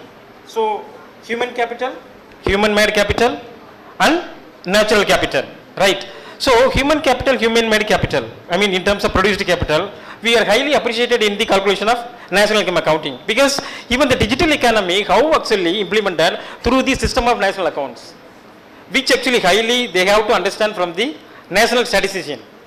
Still is a office from the National Sample Survey Organization now. They have to follow the digital economy based on the input output supply table. For example, Leonti paradox we know very well, input output model. So the digital economy, how much given the input, what are the output in terms of value added. Okay. So these are the digital economy. So in the context of efficiency, labor, how much capital utilization from the natural capital perspective, how much natural capital we are utilizing in the economic calculation? These are the big question, because we are receiving number of benefits from the nature. So what is the value of natural capital? Still is the inefficient calculation, because of the SNA, they are not giving more weightage to the natural resources, whether it's a positive externality or a negative externality. So these are the big issue. That's the reason efficiency means we have to follow the different type of capital when they calculated the economic value. So we are actually calculating the human capital or human made capital or produced capital, except the natural capital. That's the reason the group of economists, they try to incorporate the value of natural capital when they implementing the digitalization. So these are the concepts. So second is labor productivity, which I told them. Labor productivity, labor force participation by men and women should participate fully in the labor market. We know very well how much labor participation, particularly from the female. So there is not equal labor force participation in the market. So women also, they have the more capabilities, but their value is the underestimations. Okay, that is a domestic work, there is another issues which they calculated from the SNA. Then another concept is a public sector capability. How much public sector capability they are actually serving in the society, we know very well. The final concept is innovation. So competition, consumer welfare and choice. So these are the conceptual framework. How they are measuring the digital economy, for example, how measuring the economy in a country based on the GDP growth rate. So whether the GDP, whether it's single digit or double digit. That single digit means developing countries, double digit we mean already developed countries. So performance of the macro economy. Now what is the macro economy? We know very well how much we are actually involving in the textbook. So macroeconomic performance, if good means, for example, based on the World Bank criteria, developed countries, middle income countries, within the middle income countries, upper middle income, lower middle income, and low income countries. So based on the purchasing power party, they classify. So for example, more than $12,000 to $14,000 they consider as a high income countries. So in India, lower middle income countries in terms of purchasing power party. So still we are climbing leading developing economy. Okay, I will show you some slides about the things. Then rise demand for new skills. How measuring the digital economy? For example, 2008, you compare the 2023. How much skilled, quality skilled people produced by the colleges and universities based on the got employment opportunity in the labor market. So that is the second measurement in the digitalization. So I am talking about only the digitalization perspective, not in the economic perspective. So third one is a security, privacy and the consumer protection. What actually Professor Arunachalam he mentioned in his ongoing project. Then social goals. So economic goals, social goals, even the environmental goals. So for sustainable perspective, sustainability. For example, sustainable perspective or sustainability means I am using benefits whether in the capital or the money or human capital, produced capital.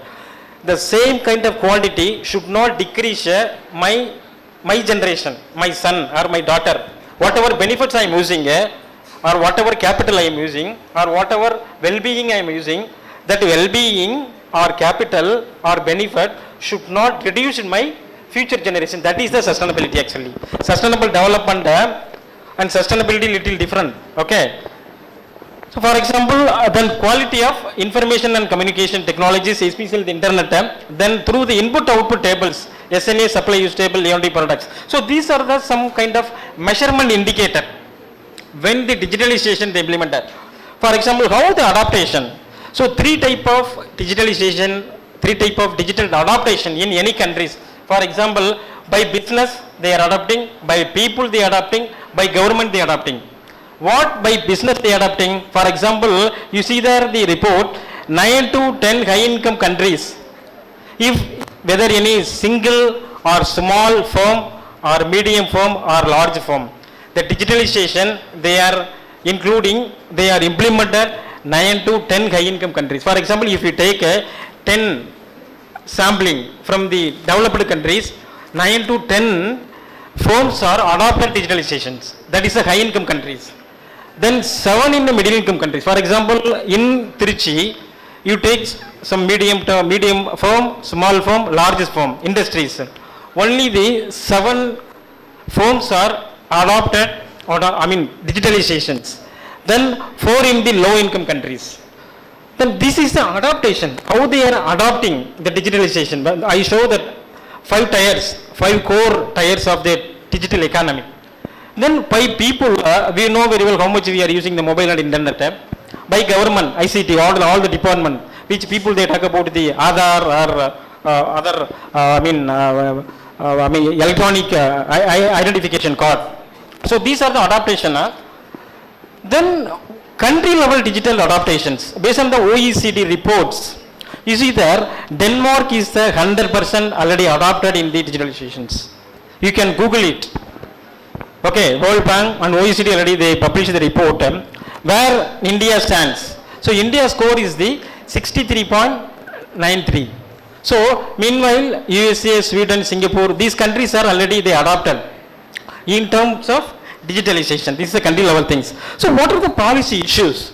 For example, digitalization, how impact on the innovation, how impact on the use, innovation, job created. For example, India 26.6% from 2008 to 2022, 26.6% from the total employment through the digital employment actually, based on the RBI report. So how society impact is there, how trust, the market open access, the openness, then access. So these are the things which they started from the basic concept of growth and well-being. So these are some policy related issues existing in the digital economy. So for example, now I come to the Indian perspective. What are the GDP growth we know very well since of 1961 to 2021. There are number of fluctuation during the COVID time. There was a minus also. So here again I am asking the same question. How the digitalization impact on the economic growth, which we are highly believe in the GDP, right? So we can see there how much digitalizations contributing the GDP growth in terms of societal well-being. These are the basic question from the social scientists. So which actually highly missing in the Indian context. The digitalization, it's not actually inclusion. The digitalization is not efficient. The digitalization is not in the perfections or efficiency. So these are the issues happen actually because we are actually celebrating the economy one side in terms of a lot of reduction happen in the poverty, another side number of issues happening, which professor he also mentioned and our other inaugurator also mentioned about ecological disaster.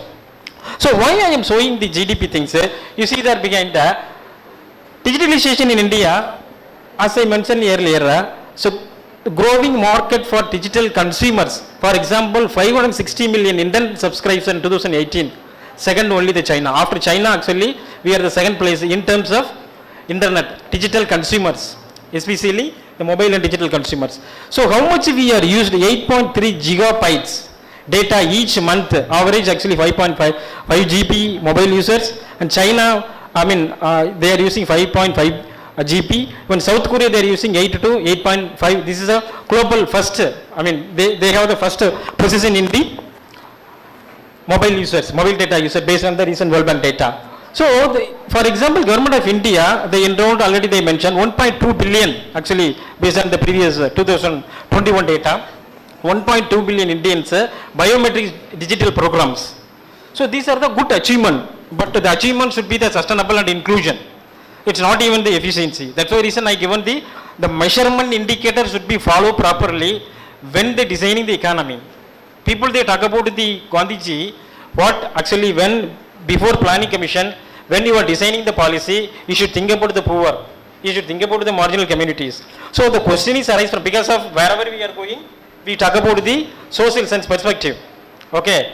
So what social scientists always arguing, so if development is whether including everyone, so growth is including everyone, there is a social issues there, but we need the digitalization for competing to the other countries. So these are the issues are there. So here for example in the Indian context, potential of technology in India.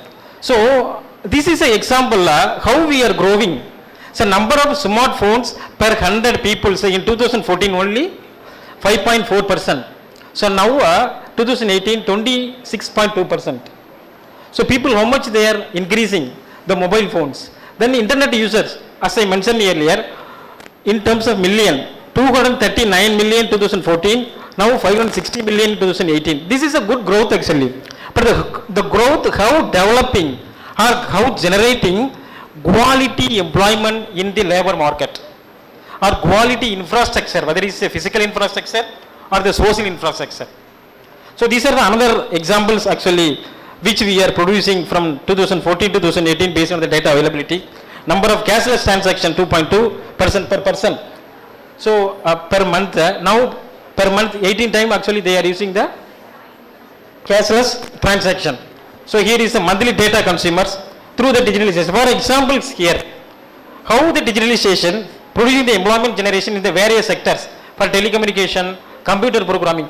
So digitalization means what we are thinking, information and communication technology. Apart from information communication technologies, how the information communication technologies bringing the growth. Again I am telling the same thing, quality employment, quality infrastructure, even the quality public finance management, which I am going to show the GST calculations. There is number of issues there. Actually, I couldn't able to share with you the things. This is a critical issue actually made from some of my researchers. Still is under investigation. about the GST calculation. So these are the employment generation through the digitalization, the various sectors within the ICT. Okay. Then what I want to show here, urban and rural employment. For example, based on the NSSO data, you see there the variations, urban and rural employment. So how the digitalization or mechanization or ICT implementing in the agriculture sector. So Indian labor force before independence, how much contribution from the GDP, how much contribution in terms of GDP, how much labor force, 60% or 40%. Now how much labor force, how much GDP contribution. Really we have to think how the ICT working in the agriculture sector. So agriculture production quantity has been increased, that is acceptable, happy things. So the another side, why the contribution in terms of GDP decline? The labor force also decline. So whether they want to fully mechanize. So what is the problem? Digitalization one side is the increasing the employment, another side is the unemployment. Just they want to do the same thing, right? For example, economic growth we need without environmental degradation. How it is happen? It is not possible now because our GDP for environmental conservation less than 1%. Compare the developing countries, 10% they are giving for environmental conservation. So how much for GDP from, GDP for health, GDP for education, that is a very important social sectors, less than 5%, 2% to 2.5%, 3% only. So if you compare why the social schemes are not fully achieved. So they try to achieve through the digitalization. So they achieve, for example, counting the populations. So what basis the government designing the policy and program based on the populations? How much population from the scheduled caste? 18%, 16%, 60% or 40%. So still there is number of issues there. That's why reason we need the proper conceptual framework design in the country in terms of inclusion, efficiency and innovation. When they want to adopt the digitalization, which actually the Denmark they done. Why they got the 100 scores compared to 63 scores in India. So these are the rural and urban employment variation. There is disparities. I am not talking about the even men and women, rural and urban. We have to increase the number of employment generation. For example, 2004 and 2023, how much employment growth is happened here? I will show you the next slide. For sector-wise employment, for example, I said so 2000 to 2020. So some results already shows there based on the data, government data. Already they reduced the sector-wise employment status. So quality education is a big issue. So quality infrastructure is a big issue. We have to produce a good quality through the digitalization. So here for example, one side increasing 63 million since last 1 decade based on the digitalization in the context of employment. On the same side, unemployment rate not reduced since 1990s. You see there, since 1990s, the same thing happened. These are the numbers based on the World Development Indicator. So here, due to everybody we are blaming the corona. Okay, because of the why economic decline corona, why unemployment decline corona. So corona is one of the opportunity increasing even well-being also, right? So unemployment rate is increasing. How to reduce unemployment through the digitalization? So these are some issues. Second part actually infrastructure, which I told. Good infrastructure development. For example, I am basically from Pudukkottai. I studied here in Trichy only. My friend sitting there. So now I got placed in the Bangalore, one of the leading social research institution, Institute for Social and Economic Change. So I want to come to my hometown. Now before actually started the expressway, they take 10 hours. Now 5 to 6 hours. That is good development. But at the same time, development cost is very important. I never paid so much of amount in actually 2000. So now I have to pay at least 5,000 to 6,000 per travel. Petrol, cost and toll pieces. What is the digitalization? Okay. So these are some issues there. Okay. I don't want to talk about more on actually, pessimistic perspective. Because we have to balance the both things, optimistic also. Right. So these are the infrastructure. So how the infrastructure share in the India GDP? For example, you see there 2023 budget document presented in the parliament by Ms. Nirmala Sitharaman, finance minister of the country. So the infrastructure development, they made the separate chapter, how the digitalization implemented in the infrastructures. There was the imbalance, I could say the imbalance, due to lack of money, due to lack of technologies. So even you see that 2008 to 2023, even 2023, the last budget, they given only 3.3 from the budget in the context of GDP allocation for the physical and the social infrastructure. So why the total allocation has declined?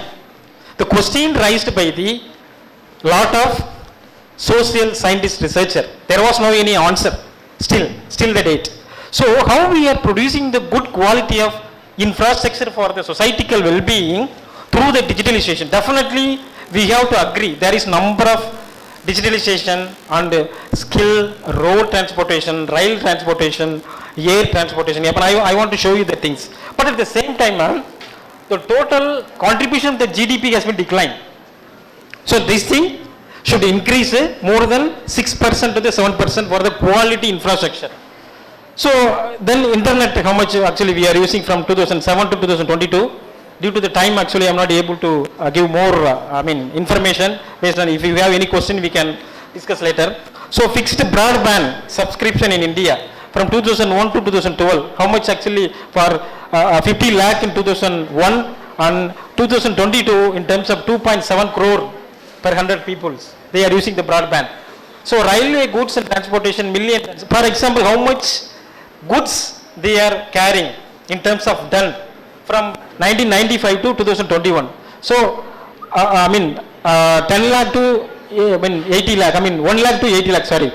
So these are the things. So then financial perspective, how the digitalization impact on financial management sector in India, which I showed actually, which I said earlier, 2017-18 they started in the GST collection in the parliament based on the Dr. Arvind Subramanian when he was the chief economic advisor to the Prime Minister of India. So that time they started 2017-18. So 7 lakh crores, 7 lakh crores they collected, GST, general GST, through general GST and state GST.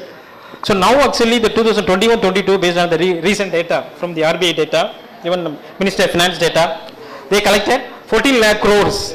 So this is the one of the important significant achievements happen through the digitalizations. So whether GST is good or bad, this is another issue. But we got revenue, we are receiving revenue from the various producer, consumer, distributor, those who are involving in the digital economy. So these are the some positive outcomes. So how the GST sharing to the states, that is another issue actually. So we talk about only the digitalization perspective. So prepared e-payment services used among the Indians 2022 data. For example, everybody is, I think, I hope 100% of this hall, everybody they have the mobile numbers. As per the World Bank report, in India, 99.5% the Indian population they have the mobile. But how the utilization of the mobile, when they are using the internet, or the quality of internet is the question. Right, if you go there in the interior rural areas, how you are getting the internet connections, whether you are actually purchasing the 5.5 GP. If you go there in the rural areas, the quality of internet still is the question. So compare than China, compare than other Brazil, the BRIC nations, even we are now competing with the developed nations. So how the quality of internet we are getting from the producers. So we are the consumers. How the producers, they are providing quality of internet. These are the questions. So the Paytm, through Paytm, 85% of the people they are using the Paytm. As we know very well, whenever we are going for purchasing in the market, how much we are, cashless transaction, which I showed there, was 2% to the 26% in the previous slides. So the Paytm transaction based on the Paytm recent report 2020-23, average monthly income, how much they are earning in terms of million crores. So Aadhaar card actually, how the recent, 2023 based on the Ministry of External Affairs, they published this data. Nearly 99% actually Aadhaar is implemented based on the digitalization. So these are the poverty rate actually which I want to show there. Okay. So one side, because of I couldn't able cover many things. So digitalization impact on the Indian economy, I choose only very few indicator which I showed: employment, infrastructure, financial management. There are the three positive aspects. The second aspect, as a social scientist perspective, because we are criticized to the, we are the social evaluator. If the big good social scientist is a good social evaluator. Based on our knowledge, how much actually we are using the poverty data in the current economic situations. For example, which we are climbing in forthcoming quarter 6.8% GDP, which is compared with the 6.4% or 6% in previous quarters. So along with the sustainable growth is missing.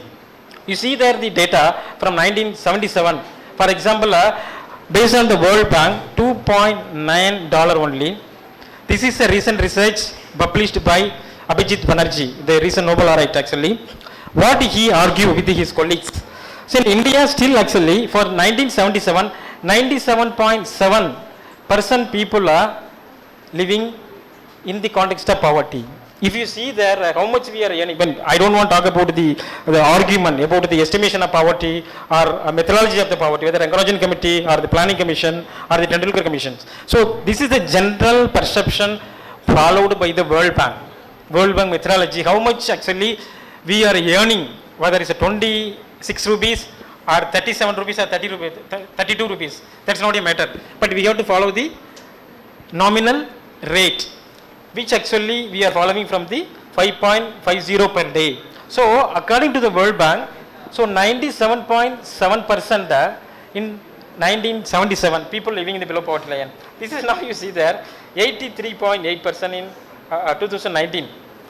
So how digitalizations impact on poverty? Because of we talk about the economic issue, social issue. One side is a good growth in terms of employment. One side is a good actually in terms of quality of infrastructure. So another side is the these kind of issues there. So how we are going to tackle these kind of issues? With the three aspects which I showed in the second slide. The conceptual framework which Nidhi Aayog they have to follow. The innovation, efficiency and the equity. These are the issues are there when they actually think. So finally, what is the macroeconomic impact due to the digitalization? As per the McKinsey report, recent report 2022-23, in 2025, I will show you the next slide for the current actually. These are the current economic benefit. For example, 2014, 107.7 billion actually the major economic impact due to the digital economy, digitalization. This is a pure economic impact from the all sectors, whether it is agriculture, industry, service, etc., etc. Then you compare with the 2019, 222.5 billion. These are the major economic impact through the digitalizations. In terms of the same things, actually is, I showed the same slide I think. These are the actually prediction by 2025 based on the new methodologies. What they calculate? For example, financial services, how much we are going to get the benefit. This is the prediction actually. So current 70 billion in financial services, which I showed there. For example, the cashless transaction, GST collection or Paytm, etc., etc. All the financial sector, which is the digitization. So we are going to get this kind of amount, this much of amount based on the financial services. The second sector is the job and skill, 70 billion US dollars. Then same thing agriculture, then education, logistics and retail. So these are the major economic impact through the digitalization. So I take only 1 minute, okay. So for example, this is my recent research published in the Nature Communication which I showed there.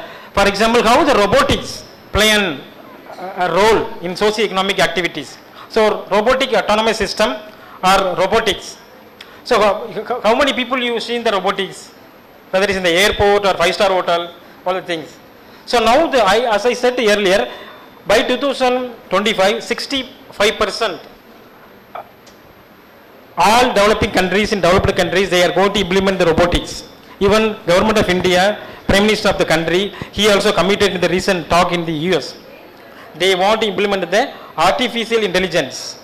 How the artificial intelligence creating more kind of social and economic well-being. So these are the questionable behind the countries.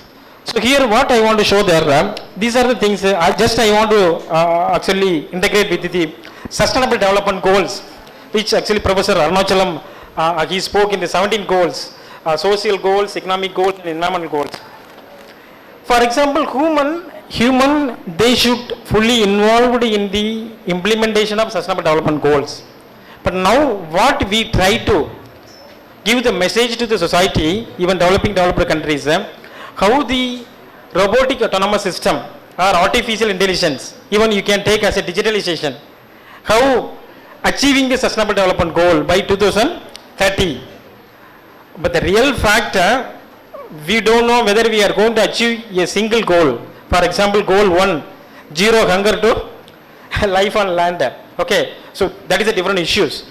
But how actually human and artificial intelligence or digitalization or robotic autonomous system, they are involving in the context of achieving sustainable development goal. So these are the things that actually we are analyzed based on the global data with my another research collaborator from the various part of the global universities. So 65% again I am telling, by 2025, as per the prediction from the government and researcher based on the questionnaire survey, this data based on the questionnaire survey published in the Nature Communication Journal, 65% population, they want to implement the robotic autonomous system or artificial intelligence in sustainable development goal. But how it is possible means there are number of issues there. If once they want to introduce the artificial intelligence in the employment generation or digitalization in the employment, how reducing the unemployment rate, whether increasing or reducing the unemployment rate, these are the big questions. So this is one of the essential, because we are talk about the technological world, information and communication world. So what actually finally I want to say the things, we have to work together for achieving social and economic well-being. So with these words, I am stopping here. Once again I thank the organizer for giving me this opportunity. If you have any questions or any doubt, we can discuss. Thank you.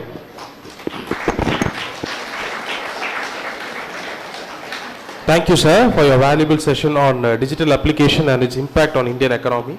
This is time for the audience. If you have any questions, you can come forward. You can just stand up on your places. The microphone will reach you. Because you are the young brain already, Professor Arunachalam, he told you have number of questions. Because I hope both social science, even management and economic students are there.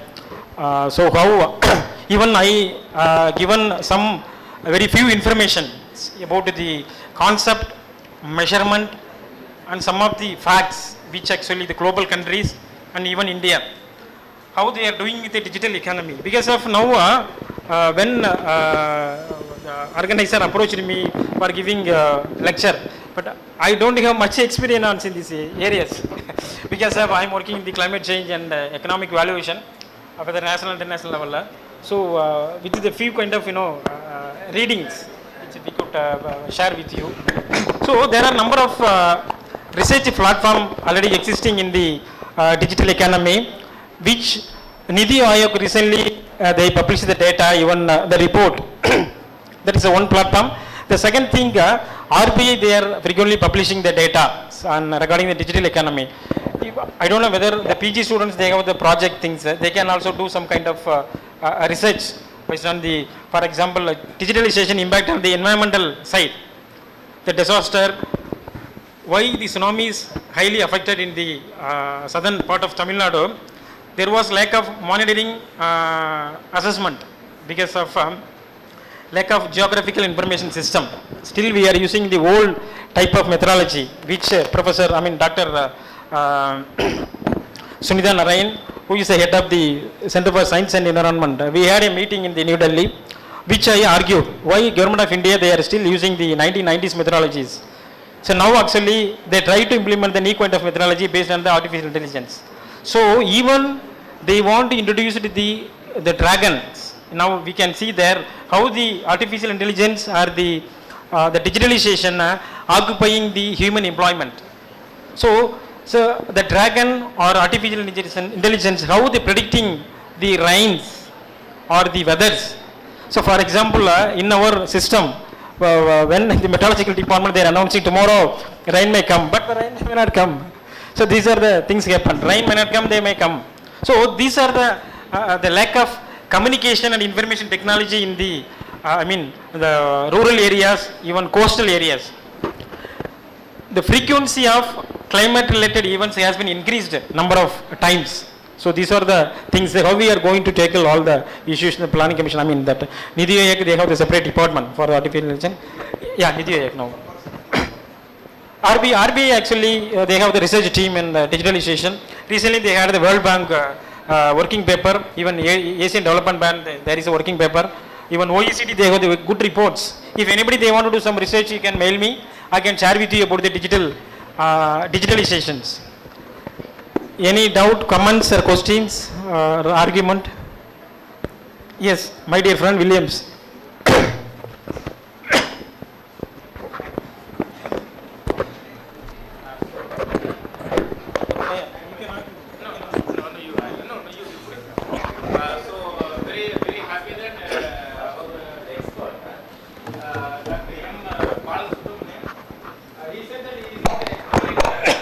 Digitalization, though he is not expertise in digitalization, and he explore meticulously the database about the given title from various sources, right?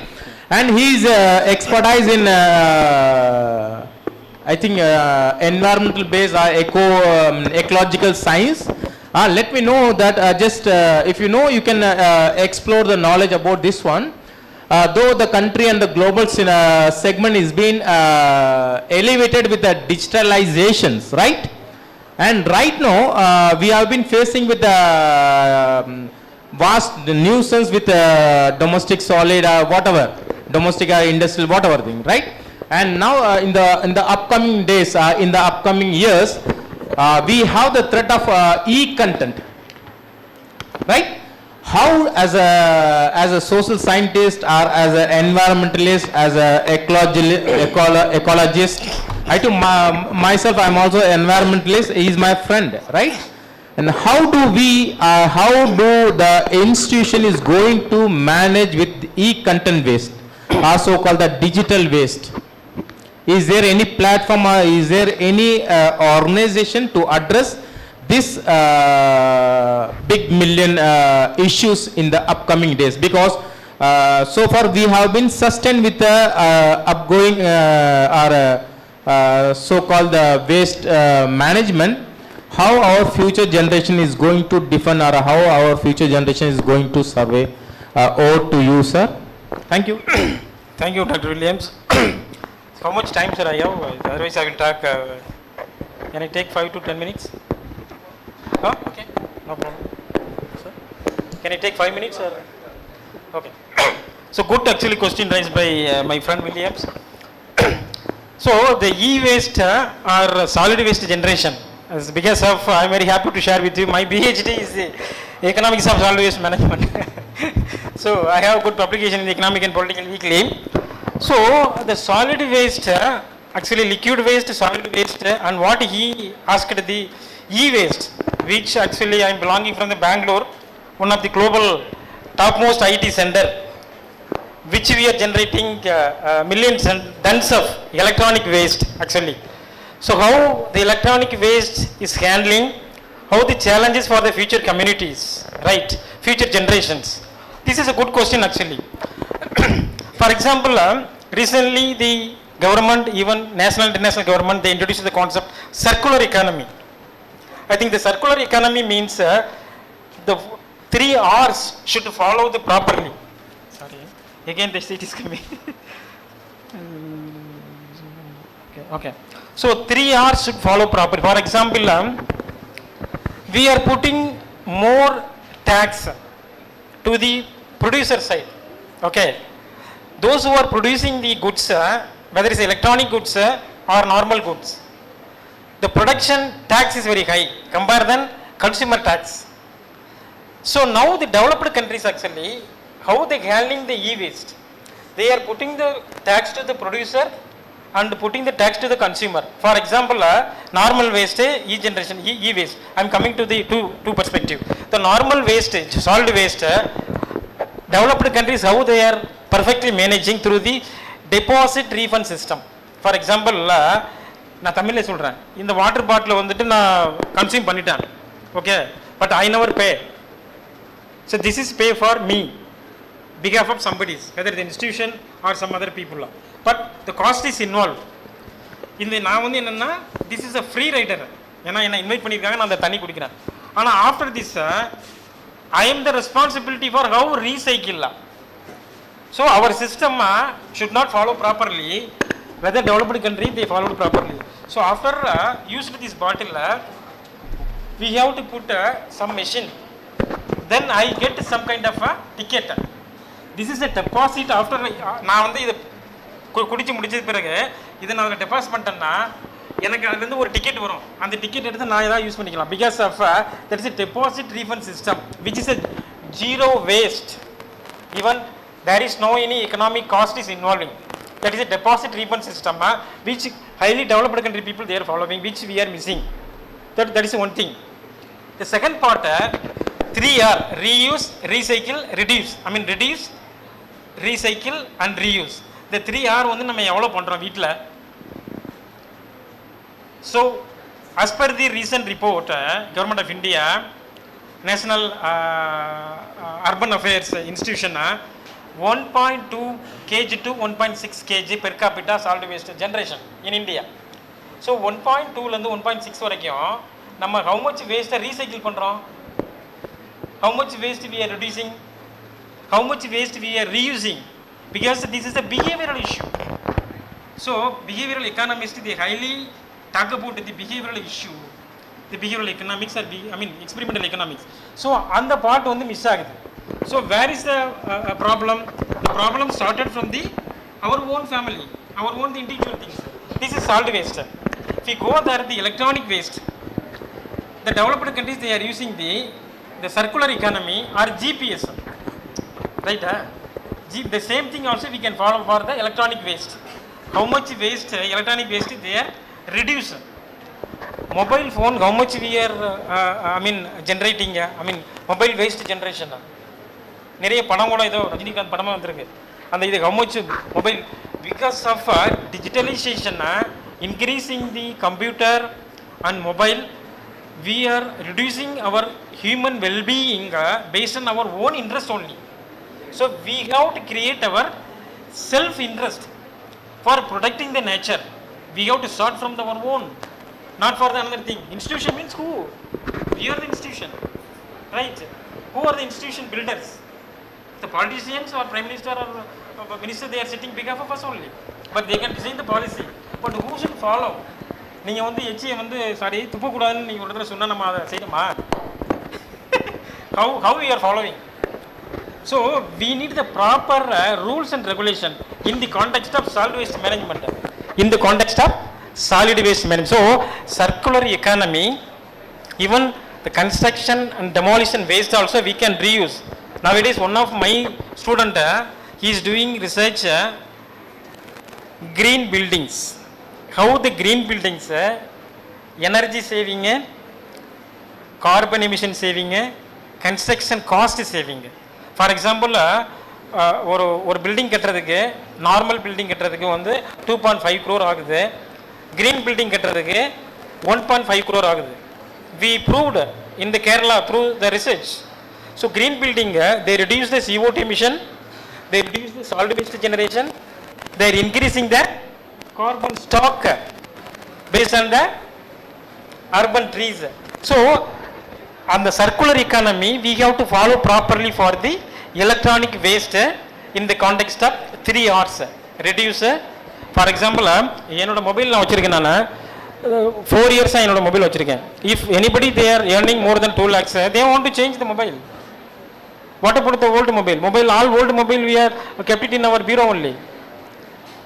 So otherwise our children they are using the mobiles. So we are creating platform for the bad well-being of our society. So we should thought ourselves should not generate more waste. If generate the waste, அதை வந்து நம்ம reuse பண்ணணும், recycle பண்ணணும். So these are the things should come from the basic level. So these are actually my initial answer. So I don't want to take much time. Already it took nearly 1 hour. So once again I thank the organizer for giving me this opportunity. But there is no any another question from student side. I don't know whether they understand or not. ஏதாவது புரிஞ்சதா? No reply. Okay, thank you. Only one question. Question, huh? It's not a question, it's just a clarification. Okay. So really, we enjoyed your lecture. Okay, you have given a very beautiful and informative and useful presentation. With your wide experience and research acumen, you have given a very good research inputs, especially for our young brains. They will, if they properly follow you, definitely it would kindle a lot their mind to take up digitalized activities or digitalized projects. Sir, just I would like to ask one or clarification. In the first slide you have mentioned about the tiers of digital economy. So is it universal standard or your own customized or operationalized? No, that is not my own experience, okay. because I said already, I am not expert in the field. So this is actually Organization Economic Cooperation and Development. They call OECD countries. Okay, based on the World Bank definition, they are the upper, high income countries. As I said earlier, யார் வந்து அதிகமாக வந்து earn பண்ணுறாங்க purchasing power பார்ட்டியில். So OECD கண்ட்ரியில் வந்துட்டு அவங்க group of researchers they take information from the developing countries also. They developed the concept. For example அந்த core measure. So these are the things, not my concept. This is based on literature. The things. Okay, thank you. Thank you very much. Thank you. Thank you, sir. With this, we come to the end of the session 1. And now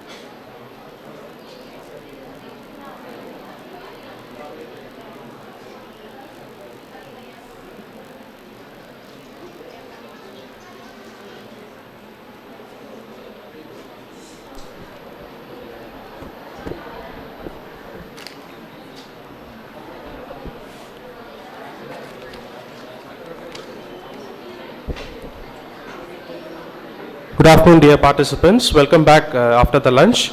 Now we are beginning the session 3 of this national seminar. The session 3 is entitled as Opportunities of Digital India Towards the Fulfillment of SDG. This session will be presented by Mr. Sujay G. Pillai. I request our resource person to occupy the seat on the dais.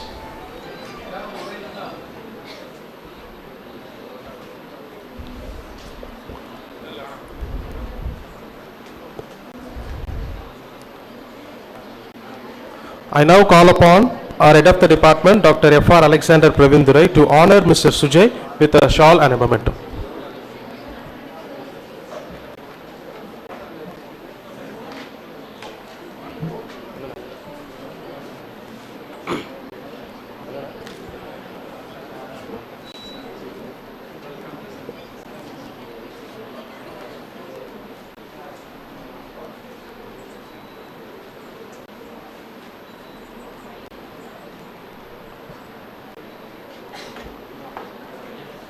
Thank you, sir. Now I call upon Quincy of 2nd MCom to introduce our resource person. Good afternoon, everyone. It's a great pleasure for me to introduce our resource person of session 3, Mr. Sujay G. Pillai, who is my government ambassador and founder of mandapam.com, tuition.com, startupcell.organization.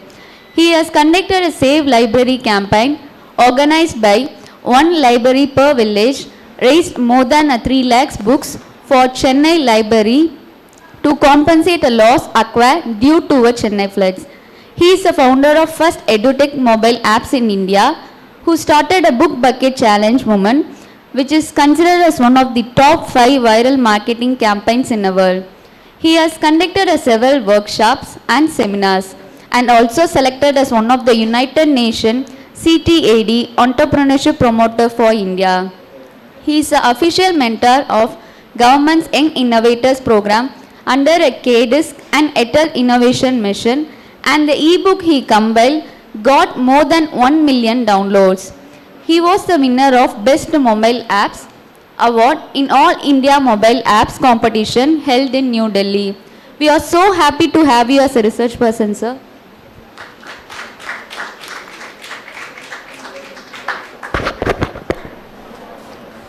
Good afternoon. Is it audible? Good afternoon. Is it audible? உலகத்திலே most போரிங்கான time எதுன்னு கேட்டால் இது தான் இல்லை? எல்லாரும் சாப்பிட்டாச்சுங்களா? சாப்பிடலையா? கொஞ்சம் தூக்கம் வர்றது மாதிரி இருக்கு நல்லா சாப்பிட்டா. சரி, நம்ம இப்போ பார்க்க போகிறது, இப்போ ஃபஸ்ட்டு செக்ஷனில் நீங்கள் நிறைய கொஸ்டின்ஸ் எல்லாம் கேட்ட கவர்மெண்ட் என்ன ஏஐ வரும்போது என்ன வேலை தர போகிறீங்க, நமக்கு எப்படி வேலை கிடைக்க போகிற, ஏஐ எப்படி சேஞ்ச் பண்ண போகிற, ரோபோட்டிக்ஸை எப்படி பார்க்க போகிறீங்க, அந்த மாதிரி நம்ம எல்லாருமே ரொம்ப கவலையில் இருக்கிற ஒரு டைம் தான் இல்லையா? எல்லாருமே உலகத்துக்கே தெரியல ஏஐ எப்படி சேஞ்ச் பண்ண போகிற, என்ன பண்ண போகிற, ரோபோட்டிக்ஸ் என்ன பண்ண போகிற, அதே எல்லாமே தான் நம்ம இப்போ இங்கே பார்க்க போகிறது. இந்த இதில் வந்து இந்த ப்ரெசன்டேஷனில் கொஞ்சம் லைவ் எக்ஸாம்பிள்ஸ் தான். நம்ம ஒரு 1 hour நம்ம இந்த செக்ஷன் போனதுக்கப்புறம் ஒரு 30 minutes 15 to 30 minutes question answer வச்சுக்கலாம். அதுக்கிடையில் நீங்கள் எப்போ வேணாலும் டவுட்ஸ் இருந்தால் கேட்டுக்கலாம். உங்களுக்கு போரிங் என்ன இது வந்தாச்சுன்னா, ஃபீலிங் வந்தாச்சுன்னா நீங்கள் வெளியில் போகலாம், பரவாயில்ல, அடுத்த செக்ஷனில் வந்தால் போதும். இல்லைன்னா உங்களுக்கு இன்ட்ரெஸ்டிங்காக இருந்தால் எப்போ வேணாலும் கொஸ்டின்ஸ் கேட்டுக்கலாம். ஏன்னா இதில் பார்க்க போகிறது எல்லாமே ஸ்டூடெண்ட்ஸை பற்றி தான்.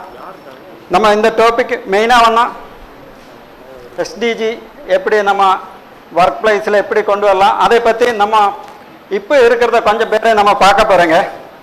இப்போது எல்லாருமே சொல்கிறதுன்னா ஐசிடி இந்த உலகத்தை சேஞ்ச் பண்ண போகிற, ஐசிடிக்கு ரொம்ப இதெல்லாம் பண்ண முடியும்னு சொல்லி தான். இப்போ இந்த ஸ்க்ரீனில் கொஞ்சம் பேரை பார்க்குறல, இது யாருன்னு உங்களுக்கு தெரியுதா?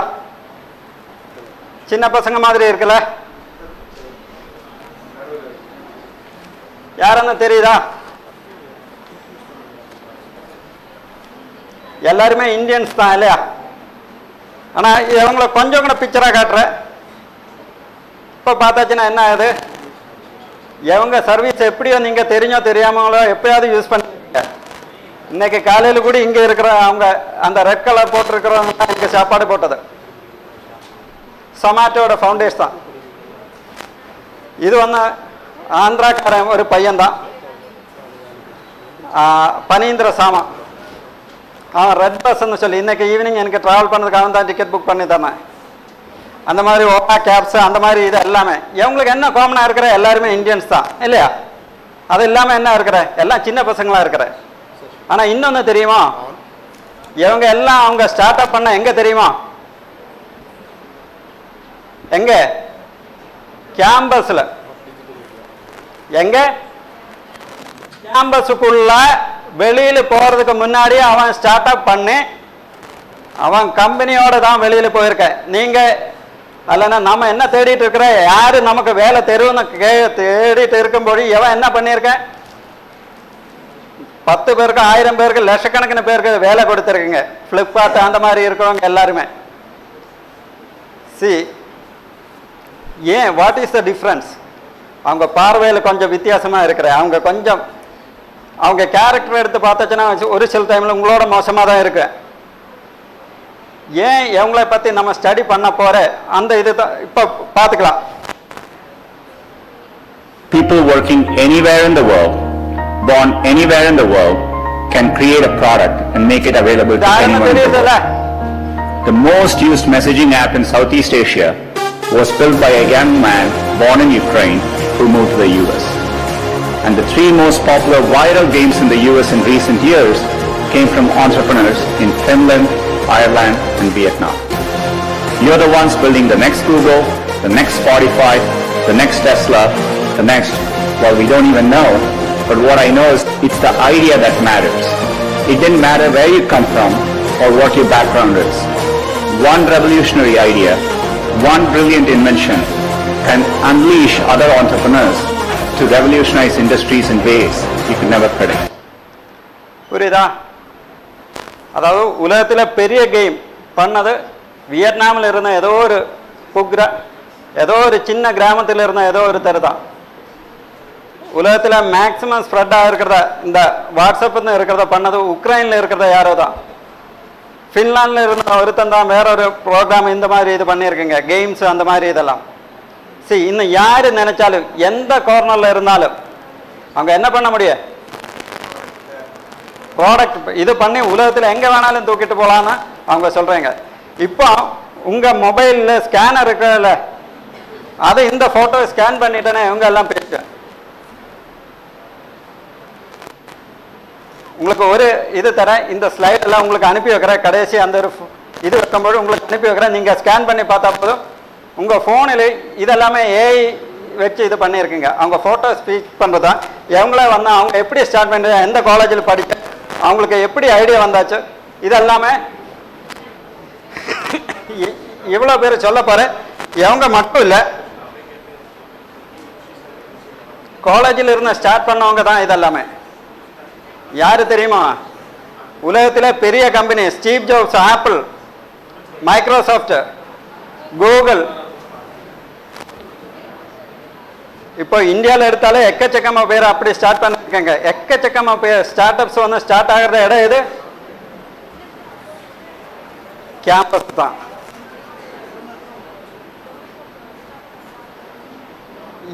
என்ன ரீசன்? அதுதான் நம்ம இப்போ பார்க்க போறோங்க. எதனால முடியும்? இப்போ இருக்கிற எக்கனாமி எப்படி அதை சப்போர்ட் பண்றாங்க? இன்னும் நெக்ஸ்ட் 10 இயர்ஸில் இருக்கிற முக்கால்வாசி ஸ்டார்ட் அப்பும் காலேஜஸ் கேம்பஸுக்குள்ள இருந்து தான் வருவேன். இன்னும் ஸ்டார்ட் அப்னு சொன்னாலே அவங்க ஸ்டார்ட் பண்ண போகிற இடம் கேம்பஸாக தான் மாற போகிறாங்க. இப்போ அந்த மாதிரி தான் போயிட்டு இருக்கிறாங்க. ஸோ நமக்கு எல்லாருக்குமே தெரியும், digitalisation is changing the world. So it will create more opportunity for entrepreneurs as well as business. நீங்கள் இந்த டெக்னாலஜி சேஞ்சஸ் உங்களுக்கு ரொம்ப நல்லதாக பண்ணேன். இப்போ நீங்கள் கேட்குறேன், இது சொல்கிறதுக்கு எனக்கு ரைட்ஸ் இருக்கான்னு. நீங்கள் என்னோட பேர் கொஞ்சம் கூகுளில் சர்ச் பண்ண என்ன பற்றி தெரிய போகிறது ஒன்று tuition.com ஸ்டார்ட் பண்ணிட்டேன்னு சொல்லி தான் முக்கியமாக சொல்லுவேன். இல்லை நான் மைக்ரோ அம்பாசிடராக செலக்ட் ஆகிடுச்சுன்னு சொல்லுவேன். ஆனால் என்னோட ஃபஸ்ட்டு ஸ்டார்ட் அப் நான் காலேஜில் படிக்கும்போது தான் ஸ்டார்ட் பண்ணது. mandapam.com 2001. அன்னைக்கு இருந்த ஒரு மேரேஜ் புக் பண்ண போகும்போது தான் தெரியுது நிறைய விஷயம், அது எவ்வளோ கஷ்டமான விஷயம்னு சொல்லி. எங்கள் ஒரு சிஸ்டருக்கு மேரேஜுக்காக மண்டபம் புக் பண்ண போனால் ரொம்ப கஷ்டம். எந்த மண்டபம் எங்கே இருக்கிற, அதில் என்னென்ன ஃபெசிலிட்டி இருக்குன்னு தெரியறதில்ல. அப்போ ஃபஸ்ட்டு கல்யாண மண்டபம் .comனு சொல்லி தான் பார்த்தது. அப்போ அது கொஞ்சம் பெருசாக இருக்கிற மண்டபம் .comனு அது பிளாக் பண்ணேன். ஃபஸ்ட்டு நான் மெட்ராஸில் எடுத்து பார்த்தாச்சுன்னா எக்கச்சக்கமாக மண்டபம்ஸ் இருக்குது, 1200 மண்டபம்ஸ் இருக்குது. அப்போ எந்த மண்டபம் எங்கே இருக்குன்னு யாருக்குமே தெரியாது. அதாவது முகூர்த்தம் டேஸ் 55 நாள் தான் இருக்கிறேங்க, அந்த டேயில் தான் நமக்கு வேணுமே. அதே மாதிரி பெரிய ஒரு ப்ராப்ளம் இருக்கு, நான்வெஜ் ப்ரொவைட் பண்ண ஒரு 20 மண்டபம்ஸ் தான் இருக்கிறேன். ஒன்ஸ் நான்வெஜ் அங்கே கொடுத்தாச்சுன்னா மற்றவங்க அங்கே போக மாட்டேன். ஸோ அது ஒரு பெரிய ப்ராப்ளம். ஸோ அந்த மண்டபம்ஸ் எங்கே இருக்கிற அப்படி நினச்சி பார்த்தா உள்ளே போனால் இன்னொரு விஷயந்தான் தெரியுது. ஒரு மண்டபத்திலிருந்து தான் மேரேஜே ஸ்டார்ட் ஆகுறாங்க. அது மட்டும் இல்லை, ஒரு மண்டபத்தை நம்பி எவ்வளோ சர்வீஸ் இருக்குன்னு தெரியுமா? 40 சர்வீஸ் இருக்கு. கேட்ரஸ், டெக்கரேட்டர்ஸ், ஃப்ளோரிஸ்ட், மேக்கப், தண்ணி, ஐஸ்கிரீம் எல்லாமே இலையிலிருந்து எல்லாமே மண்டபத்தை நம்பி தான் இருக்கிறாங்க. அந்த பிசினஸினோட ஹப்பே அதுதான். ஆனால் 2 விஷயத்துக்கு மட்டும் பேரண்ட்ஸ் செலவுக்கு கணக்கு பார்க்க மாட்டேன். ஒன்று கல்யாணத்துக்கு, இன்னொன்று எஜுகேஷனுக்கு. எவ்வளோ ஆனாலும் அவன் போய் படிக்கட்டுமே, கல்யாணம் மற்றவங்கள காட்டிருக்கான். ஸோ மேரேஜ் வந்து பெரிய இண்டஸ்ட்ரி.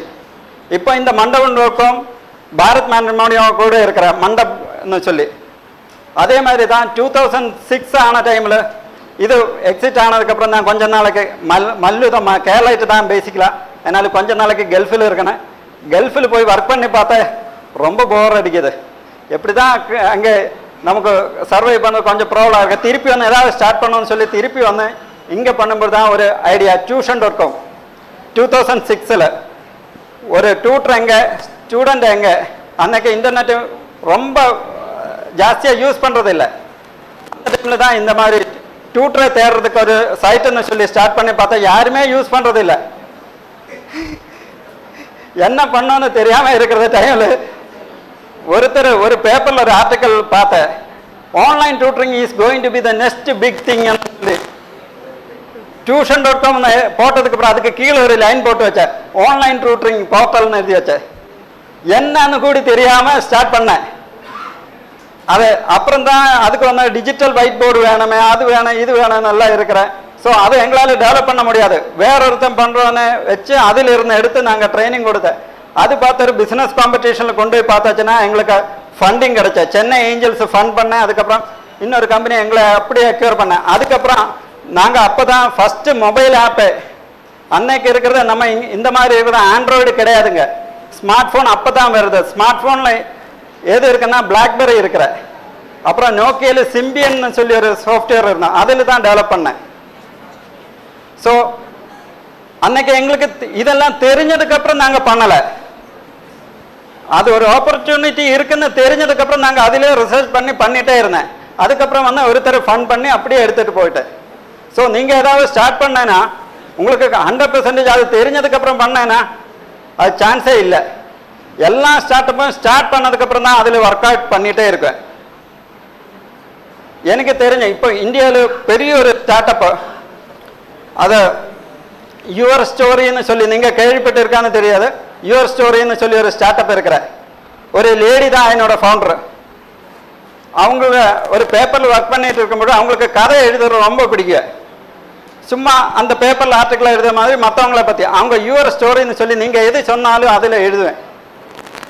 எல்லா ஸ்டார்ட் அப்பை பற்றி எல்லாம் எழுதிட்டு இருந்தேன். அந்த ஸ்டார்ட் அப் வந்து இப்போ டாட்டா வந்து அதில் ஃபண்ட் பண்ணியிருக்குங்க. அதே மாதிரி டைகர் ஃபண்ட்ஸ் ஃபண்ட் பண்ணியிருக்குங்க. அந்த இதுன்னு சொன்னால் ஒரு சின்ன ஒரு ப்ளாகு தான், யுவர் ஸ்டோரின்னு சொன்ன ஒரு ப்ளாகு தான். இங்கே எத்தனை பேருக்கு ப்ளாக் இருக்கிற, எத்தனை பேருக்கு ப்ளாக் இருக்கிற? அரௌண்டு 5 to 10% இடையில தான் ப்ளாக் இருக்கிற. எத்தனை பேருக்கு ஓனா வெப்சைட் இருக்கிற? எத்தனை பேருக்கு ஓனா இமெயில் ஐடி இருக்கிற?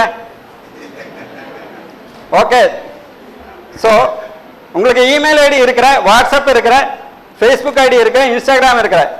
ஆனால் ப்ளாக் கொஞ்சம் பேர் 5%, வெப்சைட் வந்து 1 or 2%. ஆனால் உங்கள் பிஸ்னஸோ இல்லைன்னா இந்த இதில் உங்களுக்கு ஒரு இமெயில் ஐடி இருக்கிறவங்க எல்லாருக்குமே வெப்சைட் இருக்க, ப்ளாக் இருக்கு. ஆனால் உங்களுக்கு அது இருக்குன்னு உங்களுக்கு தெரியல.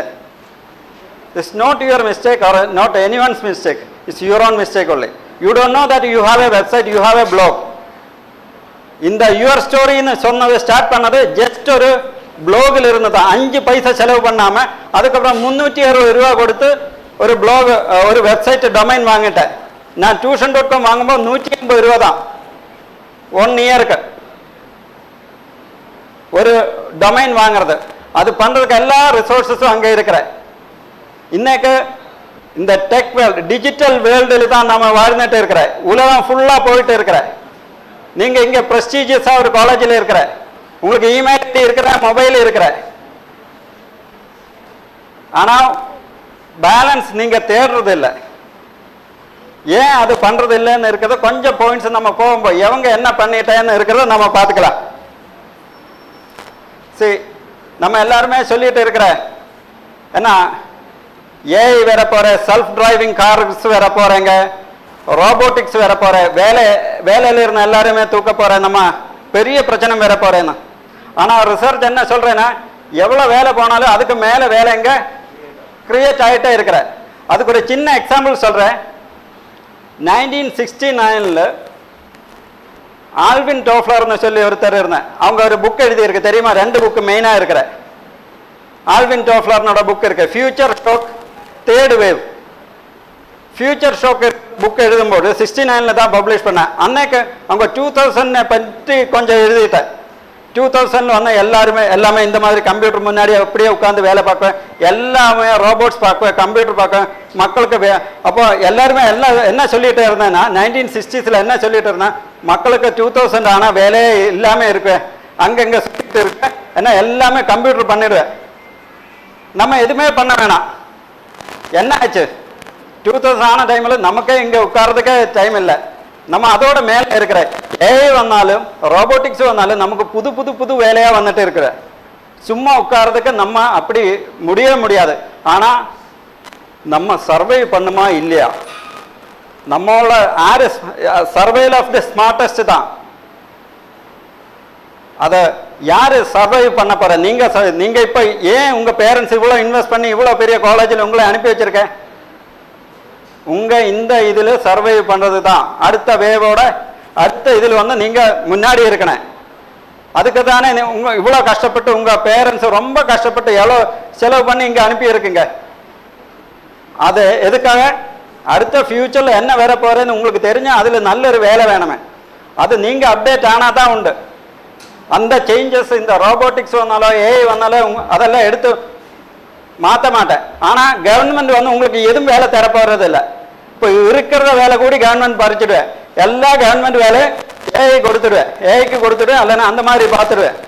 ஆனால் நம்ம வேற வேலை கண்டுபிடிக்க வேண்டிய டியூட்டி நமக்கு தான், நம்ம ரெஸ்பான்சிபிலிட்டி தான். கவர்மெண்ட்டு எவங்க யாருமே எக்ஸ்பெக்ட் பண்ணது கிடையாதுங்க. எவங்க எல்லாமே எவங்க ஓனாக வேலை தேடி கண்டுபிடிச்சது தான். So it is your responsibility to find a way. Nobody is going to come and give you any job. அதில் 2 டைப்பு நம்ம இப்போ பார்க்க போகிறோங்க. அதை எப்படி சர்வை பண்ண போகிறேன்னு இருக்கிறத. அதாவது நீங்கள் இந்த ஒரு இவ்வளோ நாளைக்கு நீங்கள் 10-15 வருஷமாக உங்களை அப்படியே தீட்டி போட்டுக்கிட்டு இருந்தேன் இல்லையா? ஒரு ஃபைனல் டே இருக்கிற எப்போ காலேஜில் இருந்து வெளியில் வர போகிற அது வரைக்கும் சொல்லு, நீ அங்கே பார்க்காத இங்கே பார்க்காத, நீ வேலை பார்க்காத, நீ படிச்சுட்டு மட்டும் இருங்கன்னு. ஆனால் ஒரு டே வந்து இனிமேல் நீ போய் வேலை சம்பாதிச்சு வீட்டில் கொண்டு வான்னு சொல்லுவேன். So after your college you have only 3 ways. Either higher ஸ்டடீஸ்ன்னு சொல்லி ஏமாற்றி போகலாம், இல்லைன்னா கொஞ்சம் நீங்கள் நல்லா படிக்கிறேன்னா அப்படியே போகலாம், இல்லைன்னா யூ கேன் ஜாப்னு சொன்னால் என்ன, ஜாயினிங் இன் அதர்ஸ் பிஸ்னஸ். யாரோ ஒருத்தன் பிஸ்னஸ் ஸ்டார்ட் பண்ணதில் ஜாயின் பண்ண போகிறேங்க இல்லையா? எல்லா ஜாபுமே என்ன, ஏதோ ஒருத்தன் ஸ்டார்ட் பண்ண ஒரு ட்ரீம் தான். அந்த ஒன்று கவர்மெண்டோட இருக்கா, இல்லைன்னா ஏதோ ஒருத்தன் ஸ்டார்ட் பண்ணால் பிஸ்னஸில் நீங்கள் ஜாயின் பண்ண போகிற, இல்லைன்னா you are going have a start up. So நம்ம கொஞ்சம் முன்னாடி பார்த்த the best time to start A start up is in campus. உங்கள் உலகத்திலே பெஸ்ட் டைம் ஸ்டார்ட் அப் பண்ணுறது எங்கே? கேம்பஸுக்குள்ளே தான். அதுக்காக தான் நான் 2வது ஃபோட்டோவில் நீங்கள் பார்த்தல எல்லாருமே 2 இருந்தால. உங்கள் ஸ்டார்ட் அப்பினோட பார்ட்னர் யாரு தெரியுமா? உங்கள் கொலீக் தான் இருக்குவேன். அதாவது நீங்கள் ஒரு இன்வெஸ்டர் கிட்ட ஒரு ஸ்டார்ட் அப்பு கொண்டு போகும்போது அவன் பார்க்குவேன் நீங்கள் யாராவது இருக்க ஸ்டார்ட் அப்லன்னு பார்க்குவேன்.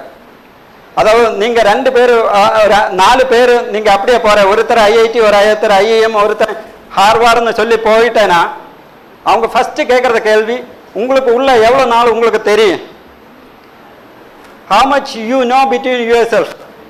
நீங்கள் 3 வருஷம் நல்லா இருக்கிற ஒரே காலேஜில் படிச்சுட்டு இருந்த 3 வருஷமாக உங்களுக்கு தெரியுதுன்னா you know each other. So எந்த பிரச்சனை வந்தாலும் நீங்கள் சர்வை பண்ணுவேன். அல்லாமல் ஐஐடி ஐஏஎம் ஒரு தடவை கூடி அப்படியே ஜாயின் பண்ணி ஸ்ட்ரைட்டாக போக மாட்டேன். ஆனால் the best co-founder for your start up is your colleague. So they know you better தான் எனி ஒன். ஸோ உங்கள் பக்கத்தில் இருக்கிறவங்களை கொஞ்சம் பத்திரமாக கவனிச்சுக்குங்க. நாளைக்கு அவங்க தான் உங்களுக்கு வேலை தரப்போ இல்லைன்னா உங்கள் கோஃபவுண்டர் ஆக போகிறீங்க. ஏன்னா இனிமேல் முக்கால்வாசி கம்பெனி ஸ்டார்ட் பண்ண போகிறது யாரு? காலேஜ் ஸ்டூடெண்ட்ஸு தான், சந்தேகமே இல்லை. காலேஜ் ஸ்டூடெண்ட்ஸ் தான் கம்பெனி ஸ்டார்ட் பண்ண போகிறேன். ஸோ உங்கள் பக்கத்தில் இருக்கிறவங்ககிட்ட தான் நீங்கள் வேலை பார்க்க போகிற, நீங்கள் ஸ்டார்ட் பண்ணலைன்னா. ஸோ அவங்கள கொஞ்சம் பத்திரமா வச்சுக்குங்க. ஸோ உங்களுக்கு தெரிஞ்சிருக்கும்னு நினைக்கிறேன், Robert Kiyosaki, rich dad poor dad, அவங்க என்ன சொல்லியிருக்குன்னா இந்த 4 குவாட்ரண்டில் தான் இருக்கிற. நீங்கள் படித்து முடிச்சுட்டு வேலைக்கு போனால் 4 குவாட்ரண்ட் தான். Either you are going to employees somewhere, வேலைக்கு போகிறேங்க, 9 மணிக்கு சைன் பண்ணணும், 5 மணிக்கு சைன் பண்ணி வெளியில் வரணும். அந்த எவ்வளோ நேரம் ஒர்க் பண்ணிட்டேன்னா அதுக்கு சேலரி கிடைக்க நிம்மதியாக போகலாம், டென்ஷனே இல்லை. அவன் ஏதாவது சொன்னால் ஒரு காதில் வாங்கி இன்னொரு காதில் விட்டால் போதும், எதுவுமே பிரச்சனை இல்லை. யாருமே உங்களை அந்த 9 மணியிலிருந்து 5 மணி வரைக்கும் தான் வேலை, ஆனால் அது கம்மி வந்துட்டே இருக்கிறேன். ஆனால் இட் இஸ் சேஃப் எம்ப்ளாய்ட். ஆனால் அங்கே ஏர்னிங்ஸ் கம்மியாக இருக்கு. அடுத்தது வந்து business. It will be like A start up, you will B running your own show. நீங்கள் ஒரு புதுசாக ஐடியா எடுத்து ஸ்டார்ட் பண்ண போகிற, அங்கே ஏர்னிங்ஸ் கொஞ்சம் ஜாஸ்தியாக இருக்கும். அடுத்தது வந்து செல்ஃப் எம்ப்ளாய்டு. சரி, நீங்கள் ஒரு கடை ஸ்டார்ட் பண்ண போகிற, ஒரு பிஸ்னஸ் சின்னதாக ஒரு ஷாப்புன்னு சொன்னால் நீங்கள் அங்கே ஒரு கடை ஓப்பன் பண்ணியிருந்தேன்னா நீங்கள் காலையிலிருந்து சாயங்காலம் வரைக்கும் அங்கே இருக்கணும். ஒரு மேரேஜ் வந்தாலும் எங்கே வந்தாலும் நீங்கள் அது விட்டு போக முடியாது. ஒரு ஜெயிலு மாதிரி தான், செல்ஃப் எம்ப்ளாய்டு மாதிரி இருக்கலாம். இல்லைன்னா if you have enough money, if you are rich, you can be an investor, you can invest in someone's business. So இந்த 4 குவாட்ரண்டில் தான் இருக்கிற. யூ கேன் நீங்கள் சீரியஸாக எடுக்கிறேன்னா நீங்கள் இந்த ரிச் டாட் புவர் டாட்னு இருக்கிறத புக்கு படிக்கலாம். இதை பற்றி கிளியராக அவங்க எக்ஸ்பிளைன் பண்ணியிருக்குங்க. So one of the start up வேறு தான். ஸ்டார்ட் அப்பு யார் ஸ்டார்ட் பண்ணுறீங்களோ அவங்களுக்கு 3 காமன் திங்ஸ் தான் இருக்கிறேன். அவங்க தனியாக படித்து வருவேன், தனியாக அவங்க அந்த ஐடென்டிஃபை பண்ணு, founders themself themself can build, அவங்க தனியாக பில்ட் பண்ணு. அதுக்கப்புறம் அந்த டைமில் மற்றவங்க எல்லாம் அவங்கள ஒப்போஸ் பண்ணாலும் அவங்க பில்ட் பண்ணு. கூகுள் பண்ணும்போது நிறைய பேர் அவங்கள ஒப்போஸ் பண்ண. கூகுள் 16வது சர்ச் என்ஜின் தான், அதுக்கு முன்னாடி 15 சர்ச் என்ஜின் இருந்தது. ஆனால் ஸ்டார்டிங் பண்ணும்போது எல்லாரும் ஒப்போஸ் பண்ண. ஆனால் ஃபவுண்டர்ஸ் அதில் நம்பிக்கை வச்சுருக்கோம். உங்கள் மேலே உங்களுக்கு நம்பிக்கை இருந்தேன்னா start up is the easiest way. So இந்த ஃபோட்டோவில் இருக்கிறவங்கள உங்களுக்கு தெரியுதா? சரி, பின்னாடி இருக்கிறவங்களுக்கு கிளாஸ் அட்டென்ட் பண்ண இல்லைன்னா நீங்கள் வெளியில் இருக்கலாம். சரி, இந்த ஃபோட்டோவில் இருக்கிறவங்களுக்கு உங்களுக்கு தெரியுதா இது யாருன்னா? இது எல்லாமே இந்தியன்ஸு தான். சரி, நம்ம ஊர்ல இருந்து போனவங்களும் நிறைய பேர் இருக்க, மெட்ராஸ்ல இருந்து போனவங்க நிறைய பேர் இருக்க, ஹைதராபாத்ல இருந்து போனவங்க, அந்த மாதிரி சவுத் இந்தியாவில இருந்து தான் ஜாஸ்தி இருக்கிற. இந்தியா ஃபுல்லாக போற. ஆனால் வேர்ல்டுல பெஸ்ட் சிஇஓஸ் தான், பெரிய பெரிய கம்பெனியோட சிஇஓ இருக்கிற. ஏன் இவங்கள சிஇஓ வைக்கிறேங்க? அதனோட எக்ஸாம்பிள் சொல்றேன். உங்களுக்கு இந்த பையனை தெரியும்னு நினைக்கிறேன். யாரு? எவங்க ஸ்பீச் தான் நம்ம முன்னாடி கேட்டது. சுந்தர் பிச்சை.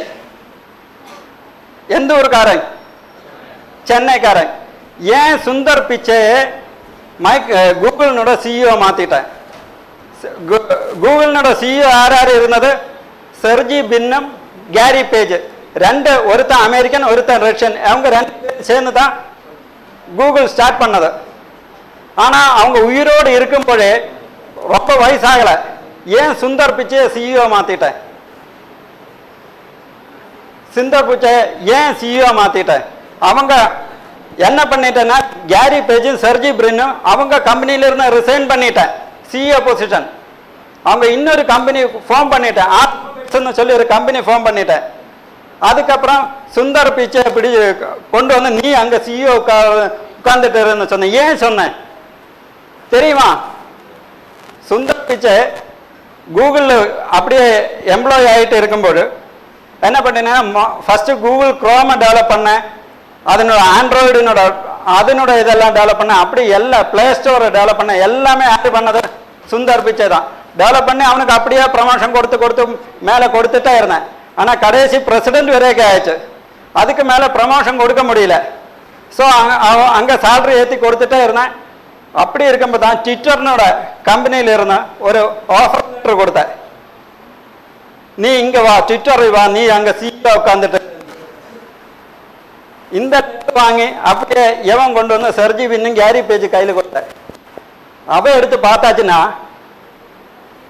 இந்த கம்பெனியில் சிஇஓ பொசிஷன் கிடைக்கிற அவன் ட்விட்டரில் போனால் கூகுள் அவ்வளோதான் அவுட் ஆகிடுவேன். ட்விட்டர் தான் அப்படியே வேலை ஆகிடுவேன். அதுக்காக என்ன பண்ணிட்டேனே, கூகுளினோட சிஇஓ அங்கிருந்து ரிசைன் பண்ணிட்டேன். அதுக்கப்புறம் சுந்தர் பிச்சையை சிஇஓ மாற்றி வச்சேன். So if you are really talented, company owners will resign themselves. இந்த மாதிரி இருக்கிறவங்கள என்ன பேர் சொல்லும் தெரியுமா? ஒரு கம்பெனியில் இருந்து ப்ராடக்ட் டெவலப் பண்ணுறவங்கள என்ன பேர் சொல்லுவேன்? ஒருத்தன் தனியாக கம்பெனி டெவலப் பண்ணி பெரிய ஆளாக ஆயிடுச்சுன்னா அவனை என்ன சொல்லுவேன்? என்டர்பிரனர். ஒரு கம்பெனியில் இருந்து அந்த கம்பெனியில் ப்ராடக்டை டெவலப் பண்ணிட்டான் அவன் என்ன சொல்லுவேன்? இன்ட்ராப்ரனர். ஓகே, அந்த மாதிரி நிறைய பேர். எவங்களே தெரியுமா? மட்ராஸில் இருக்கிறது ஒரு லேடி தான். யாரு? இந்திரா நூயி, பெப்சியோட சிஇஓ. ஆனால் அவங்க என்ன பண்ணிட்டேன், அங்கே தண்ணி வித்துட்டு இருந்த அவங்க கிட்ட, அந்த கம்பெனி கிட்ட என்ன சொன்னேன், நம்ம சிப்ஸு வித்துக்கலாம்னு சொல்லி லேஸும் அது இதெல்லாம் இன்ட்ரடியூஸ் பண்ணது இந்த லேடி தான். ஒரு கம்பெனியில் இருக்கும்போது கம்பெனிக்குள்ள ஒரு ப்ராடக்ட் டெவலப் பண்ணதுக்கு ஃப்ரீடம் கொடுத்தா அவங்கள தான் என்ன பேர் சொல்லி இன்ட்ராப்ரனர். அதாவது இன்னும் ஃபியூச்சர்ல இன்னும் இருக்கிறதா கம்பெனிஸ் எல்லாம் எதிர்பார்க்கறது யாரே தெரியுமா? இன்ட்ராப்ரனர்ஸ் தான். இன்ட்ராப்ரனர்ஸ் lead with the producer mindset. They have an entrepreneurship mindset. அவங்க ஒரு என்டர்பிரினர் தான் கம்பெனிக்குள்ள இருக்கிறத. அதாவது ரிச்சர்ட் பிரான்சன் உலகத்தில் பெரிய கம்பெனி வச்சிருக்கிறவன் தான். அவன் சொல்றது 200 கம்பெனி அவன் ரன் பண்ற. ஒரே ரீசன் என்ன, அதில் நிறைய இன்ட்ராப்ரனர்ஸ் இருக்கிற. இன்ட்ராப்ரனர்ஸ்னா முக்கால்வாசி இந்தியன்ஸ் தான் இருக்கு, அது வேற விஷயம். ஸோ இப்போ ஃபோர்ப்ஸ் என்ன சொல்லியிருக்கேன்னா, ஃபியூச்சரில் எல்லா கம்பெனி என்ன யாரை எம்ப்ளாயிஸே இல்லை, யாரை தேடிட்டு இருக்கிற? என்ட்ராப்ரனர்ஸை தேடிட்டு இருக்கிற. ஸோ என்ட்ரப்ரனர்னு சொன்னால் எம்ப்ளாயரும் டிஃப்ரென்ஸ் இது தான். அவன் பேஷனேட்டாக இருக்கேன், அவன் செல்ஃப் கான்ஃபிடென்ட்டாக இருக்கேன், அவன் ப்ராடக்ட் டெவலப் பண்ணிகிட்டே இருக்கேன். ஸோ நீங்கள் ஒரு என்ட்ரப்ரனரா எப்படி கம்பெனிக்கு தெரியும் உங்களை நீங்கள் என்ட்ரப்ரனரா ஒரு சாதா ஒர்க்கரான்னு எப்படி தெரியும்? உங்களை இன்டர்வியூ பண்ணும்போது அவங்க பார்க்க போகிறது என்னன்னு தெரியுமா? நீங்கள் காலேஜில் படிச்சுட்டு இருக்கும்போது ஏதாவது ப்ராஜெக்ட் பண்ணிட்டு நீங்கள் ஒரு சின்ன ஸ்டார்ட் அப்பாவது பண்ணிட்டேன்னா, நீங்கள் ஃபெயிலியர் ஆச்சுன்னா நீங்கள் என்ட்ரப்ரனர், சக்ஸஸ் ஆயிடுச்சுன்னா நீங்கள் என்ட்ரப்ரனர். ஒரே வழிதான். என்ன, you have to start something before your college. நீங்கள் காலேஜ் ஃபினிஷ் பண்ணுறதுக்கு முன்னாடி ஏதாவது ஸ்டார்ட் பண்ண. ஃபெயிலியர் ஆனால் நீங்கள் யாரு? என்ட்ரப்ரனர். சக்ஸஸ் ஆனால் யாரு? என்ட்ரப்ரனர். See, you don't have any other go. See, இந்த உலகம்னு சொன்னா ஒரு ஃபுட்பால் கிரவுண்ட் மாதிரி தான். 11 பேர் அங்க 22 பேர் கிரவுண்ட் நின்று விளையாடுவேன். 22,000 பேர் உட்கார்ந்து பார்த்துட்டு இருக்க ஹாப்பியா இருக்க. 22 லட்சம் பேருக்கு என்ன நடக்கிறதுன்னு தெரியாம மிருகம் மாதிரி, அதாவது அனிமல்ஸ் மாதிரி உலகத்துக்கே வெயிட் மாதிரி அப்படியே சுத்திட்டு இருக்க. நீங்க இதுல எதுல ஆக போற? either you are going to be a player or you are going to enjoy the show or you are like animals. ஏய் வரும்போது இதுதான் நடக்க போறீங்க. உங்க அப்பா அம்மா உங்க மேல நம்பிக்கை வச்சுதான் இவ்வளவு பெரிய காலேஜில் உங்களை அனுப்பி வச்சிருக்க. அவங்க பிளேயர் மாதிரி மாறுறவன்னு எதிர்பார்த்த, அவங்க கனவு பார்த்துட்ட. உங்க அப்பா அம்மா பணம் சேர்த்து வச்சிருந்தா இன்னும் கனவு பார்க்கலாம். ஆனா நீங்க தான் இது பண்ணன. இனிமே உங்க அப்பா அம்மா பணத்தோட எல்லாம் முக்கியமா நீங்க ஒரு என்டர்பிரினரா தான். ஆனால் தான் உங்களுக்கு சொசைட்டியில் ஒரு ரெஸ்பெக்ட் வரும். So this is the right time to start and fail. Fail ஆனால் நீங்கள் ரொம்ப பெரிய ஆளாக போயிடுவேன். ஏன்னா சக்சஸ் ஆனவங்க இவ்வளோ பெருசா போனது கிடையாது. நீங்க ட்ரை பண்ண எடுத்து ஃபெயில் பண்ணுங்க, ஃபெயிலியர் ஆயிடும் நெருங்க போங்க. ஆனா என்ன பண்ணணும், you have to start something. அதுதான் இப்போ இந்த உலகம். இந்த ஏஐ வரும்போது சாதாரணமா இருக்கிறத வேலை எல்லாம் எல்லாமே தூக்க போறேங்க, ரோபோட்டிக்ஸ் தூக்கிடுவேன். ஆனா இந்த கிரியேட்டிவிட்டி இன்னோவேஷனை எல்லாம் தூக்க முடியாதுங்க. So you have to be more competent. So we are entering a world that will require high caliber people to make it prosperous for us. So இதே பத்தி ஒரு சின்ன வீடியோ ஃபியூச்சரிஸ்டிக்கான ஒருத்தர். Started as a micro industry. Everything from steel to photography, oil, airlines, electricity, automobiles, pharmaceuticals, and search engines all worked their way into existence from a tiny starting point. Many of the oldest ones, like steel, automotive, and pharmaceuticals, took centuries to grow into the massive global industries they are today. But those created with digital technologies like search engines and smartphones sprang to life in only a few years. Countless businesses are already feeling the first waves of disruption as industry veterans are hoping to navigate the turbulent waters ahead. As always, it's much easier to visualize what goes away than what comes next. In his 2006 book, Long Tail, author Chris Anderson said, "When the tools of production become available to everybody, everybody becomes a producer." While much of what Anderson was focused on was 3D printing and flying drones, virtually every emerging technology offers an innovative playground for makers, inventors, and startup junkies. Over the coming 2 decades, we will be witnessing an unprecedented wave of innovation and creativity driven by the tools of production. During this time, we will see an explosion of over 100,000 new micro industries that will employ literally hundreds of millions of people. என்னன்னு புரியுது அந்த video சொன்னேன்னு தெரியுமா? When the tools of production is available to everyone, everyone is going to be a producer. Millions of companies are going to come. இதனோட full video இருக்கிற அவங்க with எக்ஸாம்பிளோட சொல்லியிருக்க ஓரோ industry எப்படி சேஞ்ச் பண்ண போற, tools of production, 3D printing, AI, அந்த மாதிரி இது எல்லாமே உங்க கையில் வர போறேன். உங்க கையிலன்னா உங்க மாதிரி நிறைய பேர் கையில் வர போறேங்க. அவங்க எல்லாம் ஸ்டார்ட் பண்ண போறேங்க. யார் முன்னாடி போறீங்களோ அவங்க சர்வை பண்ணுவேன். when tools of productions are available to everyone, everyone start producing. சின்ன எக்ஸாம்பிள் சொன்னா 1820s டைம்ல தான் ஃபர்ஸ்ட் புக்கு பிரிண்ட் பண்ணேன். அன்னைக்கு 10 புக்கு 100 1000 புக்குன்னு பிரிண்ட் பண்ணிட்டே இருந்தேன். ஆனா அந்த கிராஃப் இப்படியே போயிட்டு இருந்தேன். சடனா கம்ப்யூட்டர் வந்தேன் 1980s டிடிபி வந்ததுல இருந்த புக்கு இப்படியே ப்ரொடக்ஷன் அப்படியே இன்க்ரீஸ் ஆச்சு. ஏன்னா டிடிபி வந்து எல்லார் கையிலும் ப்ரொடக்ஷன் ஸ்டார்ட் பண்ணிட்டேன். அதே மாதிரி தான் மூவிஸ், எல்லார் கையிலும் வீடியோ கேமரா வந்ததுல இருந்த ப்ரொடக்ஷன் அப்படியே போயிட்டு இருந்த கிராஃப் அப்படியே சடன் ஆயிடுச்சு. அதே மாதிரி தான் இந்த தேர்ட் வேர்ல்டுல இப்போ இன்னும் வேற போறது 3D பிரிண்டிங் வரும்போது ரொம்ப தேவை. நம்ம ஷூ எல்லாம் இல்லையா, பிராண்டட் ஷூவோட நம்ம காலில் தேவையான ஷூ அங்கே மேனுஃபேக்சர் பண்ண மாதிரி ஸ்டார்டிங் வருவேன், ஸ்டார்ட் அப்ஸ் வருவேன். அந்த மாதிரி எல்லாம் வீடு அப்படியே பிரிண்ட் பண்ணி கொடுக்கறத மாதிரி வருவேன். அந்த எல்லாத்துக்குமே 3D பிரிண்டிங் வரும், ஏஐ வரும், ரோபோட்டிக்ஸ் வரும். இதெல்லாம் ரீப்ளேஸ் பண்ண புது ஆப்பர்ச்சுனிட்டி, புது வேலை, புது அந்த அன்னைக்கு புது டைப் கல்ச்சர் வர பாரு. ப்ரொசியூமர்னு சொல்லி ஒரு இதுதான். You are going to be producer, consumer. So இப்போ இதுக்கு முன்னாடி இருந்த ஸ்கில், நமக்கு தேவையான ஸ்கில்ஸ் இது இந்த பாஸ்ட் ஜாப்ஸ் இருக்கிற லேபர், டெக்னீஷியன் அந்த மாதிரி இருந்தேன். ஆனால் ஃபியூச்சருக்கு தேவையான கிரியேட்டிவிட்டி 2060% டிமாண்ட் ஜாஸ்தியாக இருக்கிற.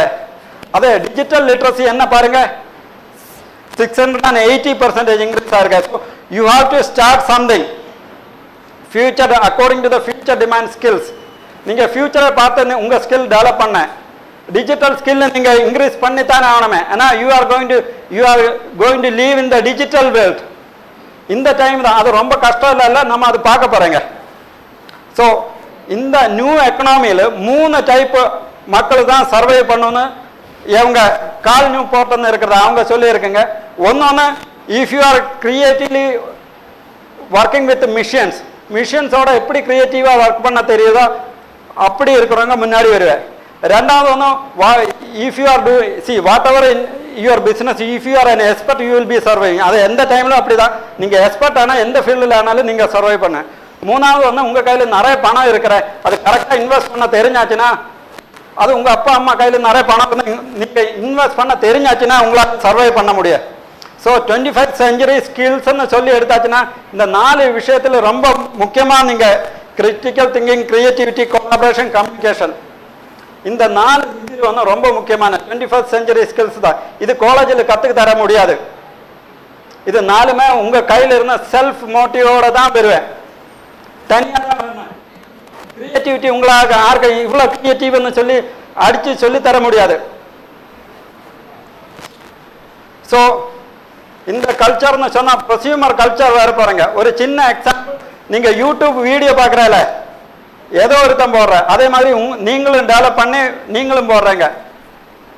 அந்த you are producer as well as consumer.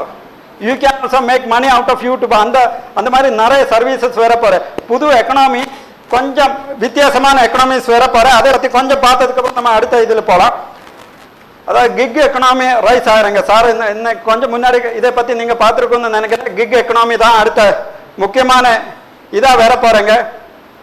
Free market in which individuals earn income from own demand, short time assignments and task. இப்போ வந்து இந்த ஃப்ளிப்கார்ட் டெலிவரி பண்ணுற ஊபர் அந்த மாதிரி சர்வீசஸ் எல்லாம் இந்த கிக் எக்கனாமி தான். அது ரொம்ப இன்க்ரீஸ் ஆக போகிறேங்க. ஸோ அதுக்கு நிறைய பெனிஃபிட்டும் இருக்கு, டவுன் ஸ்டேட்ஸும் இருக்குது. Even if you are going to have a start up you can try working on this one. எதுக்காக அங்கே போகிறேங்க? டாப் ரீசன்ஸ் சொன்னால் நிறைய ரீசனாக இருக்கணும். ஆனால் கரியரும் ஏர்னிங்ஸ் தான் முக்கியமான ரீசன். கிக் எக்கனாமி ரொம்ப நல்லா போயிட்டு இருக்கிறேங்க.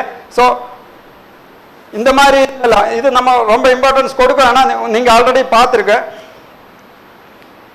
ஸோ ஃப்ரீலான்சர்ஸ் அவங்க வந்து ஏர்னிங்ஸ் ரொம்ப எடுக்கிறது தான் இந்த கிக் எக்கனாமியில் போகிற. உங்கள் காலேஜில் இருக்கிறவங்களுக்கு ரொம்ப ஈஸியாக நீங்கள் ஒரு சில வெப்சைட் எடுத்து பார்த்தாச்சுன்னா, ஃபீவர், அப்பு ஒர்க்குன்னு நல்லா இருக்கிறத பார்த்தாச்சுன்னா, உங்களுக்கு ஏதாவது ஸ்கில் இருந்தேன்னா, வெப் டிசைனிங் பண்ண தெரியாதுன்னா, நீங்கள் ஏதாவது மெயில் அனுப்புற தெரியாதுன்னா, அந்த மாதிரி இருந்தேன்னா நீங்கள் அந்த ஒர்க்கு மட்டும் ஒரு 1 ஹவருக்கெல்லாம் ஜாப் எடுத்து பார்த்துக்கலாம். அந்த மாதிரி அதுதான் கிக் எக்கனாமியில் ரொம்ப முக்கியமாக. அந்த மாதிரி ஜாப்ஸ் ரொம்ப ஜாஸ்தியாக போகிறேங்க. அதாவது ஃபுல் டைம் எம்ப்ளாயி ஆகிறதோட சின்ன சின்ன ஒர்க்கில் இதாக போகிறேங்க. அங்கே இந்த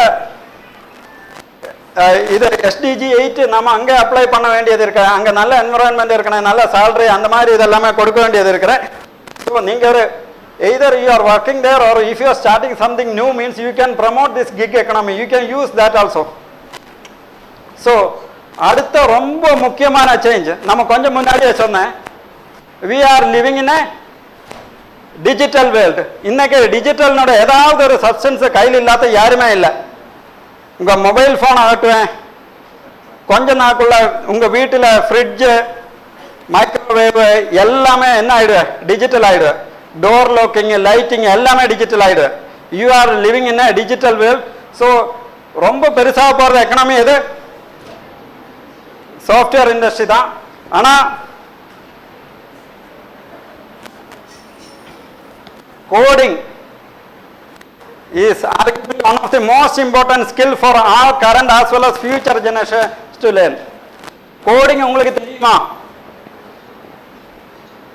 அதாவது இன்னும் வர போகிற எக்கனாமிக்கு ரொம்ப முக்கியமான ரீசன் இது தேவை என்ன இருக்கிற கோடிங் தான். நம்ம ஐயோ கோடிங்னு கேட்கும்போது பயமாக இருக்கிற அது ரொம்ப உண்மைதான். ஆனால் கோடிங் கொஞ்சம் பேருக்கு தான் தெரியும்.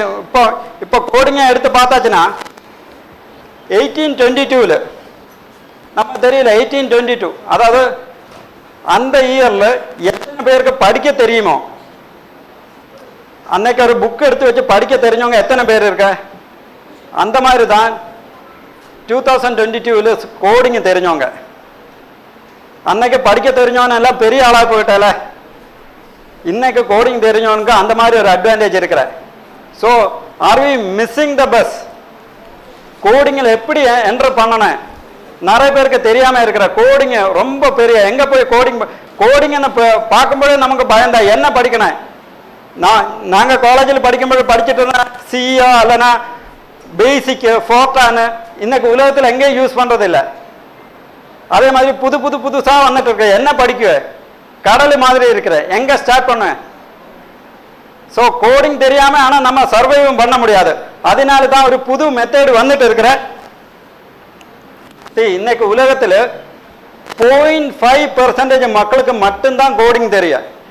அது நல்ல ஒரு ஹாப்பி நியூஸ் தான் இல்லையா? 99.5%, அதாவது 400 பேர் எடுத்தால் ஒருத்தருக்கு மட்டும்தான் கோடிங் தெரியும், பேலன்ஸு கோடிங் தெரியாது. ஸோ ஒரு பெரிய கேப் இருக்கிற. இப்போ ஆனால் ஒன்று சொன்னேன், இன்னைக்கு தான் நம்ம கோடிங்கில் என்டர் பண்ணதுக்கு நல்ல டைம், கரெக்டான டைம். என்ன எல்லாமே நம்ம மிஷின்ஸோட தான் இன்ட்ராக்ட் பண்ண போது மிஷினுக்கு கோடிங் தான் தெரியணும். ஸோ எப்படி என்டர் பண்ண? Software development has never been simpler. You can now produce something that used to require specialized knowledge and several days in matter of hours. The no-code tools that enable you to accomplish so much without writing a single line of code. தெரியுமா? ஒரு புது technology வந்துட்டு இருக்கிற. என்னது? No code. நீங்க ஒரு line code எழுதாம உங்களால சாஃப்ட்வேர் பண்ண முடியும், உங்களால கேம்ஸ் டெவலப் பண்ண முடியும், உங்களால் ஆப்ஸ் டெவலப் பண்ண முடியும். என்னோட லைவ் எக்ஸாம்பிள் தானே, எக்கச்சக்கமாக இதெல்லாம் பண்ணியிருக்கேன். எனக்கு கோடிங் தெரியாது, ஆனால் நான் நோ கோடு டூல்ஸ் தான் யூஸ் பண்ணுறேங்க. என்ன கரண்ட்டுக்கு பிடிக்கலன்னு நினைக்கிறேன். ஓகே, ஆனால் நான் கொஞ்சம் கொஞ்சம் கோடிங் படித்தேன், அது போய் சொன்ன கரண்ட்டுக்கு பிடிக்கல, நோ கோடு வச்சு தான். ஸோ என்ன, no code is the first most accessible step of web and software development. It allows anyone to create software visually without writing a code. ஒரு லைன் கோடு நீங்க எழுதாம உங்களால வெப்சைட் பண்ண முடியும், ஆப் டெவலப் பண்ண முடியும், கேம்ஸ் டெவலப் பண்ண முடியும். உங்களால நம்ப முடியுமா? ஆனா இன்னைக்கு முக்காவாசி பேர் அந்த மாதிரி தான் பண்ணிட்டு இருக்கிற. No code. சரி, அது நல்லா சின்ன ஒரு எக்ஸாம்பிள். இப்போ எங்கள் ஏஜில் எல்லாம் நாங்கள் படிக்கும்போது சார் வேட் ஸ்டார் படிச்சிருக்கோம்ல, அதில் நம்ம போல்டு பண்ணனா என்ன பண்ண, பி போட்டு அந்த இது போட்டு அப்படி பண்ணணும், எல்லாமே டைப் பண்ணிகிட்டே இருக்கணும். இன்னைக்கு அது நோ கோடு வச்சு எம்எஸ் வேர்டாக வரும்போது ரொம்ப ஈஸியாகிடுச்சுங்க. அந்த மாதிரி நாங்கள் எல்லாம் படிக்கும்போது ரொம்ப கஷ்டமாக இருந்தது. ஒரு பேஜ் பிரிண்ட் பண்ணி எடுக்கணும்னா எவ்வளோ நேரம் எடுக்குன்னு தெரியுமா? இன்னைக்கு கோடிங் வந்தது இந்த எம்எஸ் வேர்டு அல்லனா நம்ம படித்தது எக்ஸலுக்கு பதிலாக என்ன லோட்டஸ் 1 2 3ன்னு சொல்லி ஒரு சாஃப்ட்வேர் தான் படித்தது. ரொம்ப கஷ்டம். ஆனால் இப்போ அது ரொம்ப ஈஸியாக நோ கோடு வச்சு எக்ஸலில் கொடுத்துட்டு இருக்காது. அந்த மாதிரி இப்போ ஆப் டெவலப் பண்ணேன்னா, வெப்சைட் டெவலப் பண்ணேன்னா, கேம்ஸ் டெவலப் பண்ணேன்னா டோட்டலாக என்ன யூஸ் பண்ணிக்கலாம்? No code technologies. So evolution of no code technology தான் இந்த இது கொடுத்துருக்கிறத. சரி, 1996 வேர்டு எக்ஸல் எல்லாமே வந்து கோடு வச்சு தான் பண்ணிட்டு இருந்தது. அதுக்கு இப்போ நோ கோடாக மாறி இருக்குங்க, மாறிட்டே இருக்கிற. இப்போ நம்ம ஆப்ஸ் எல்லாமே டெவலப் பண்ண முடியும்.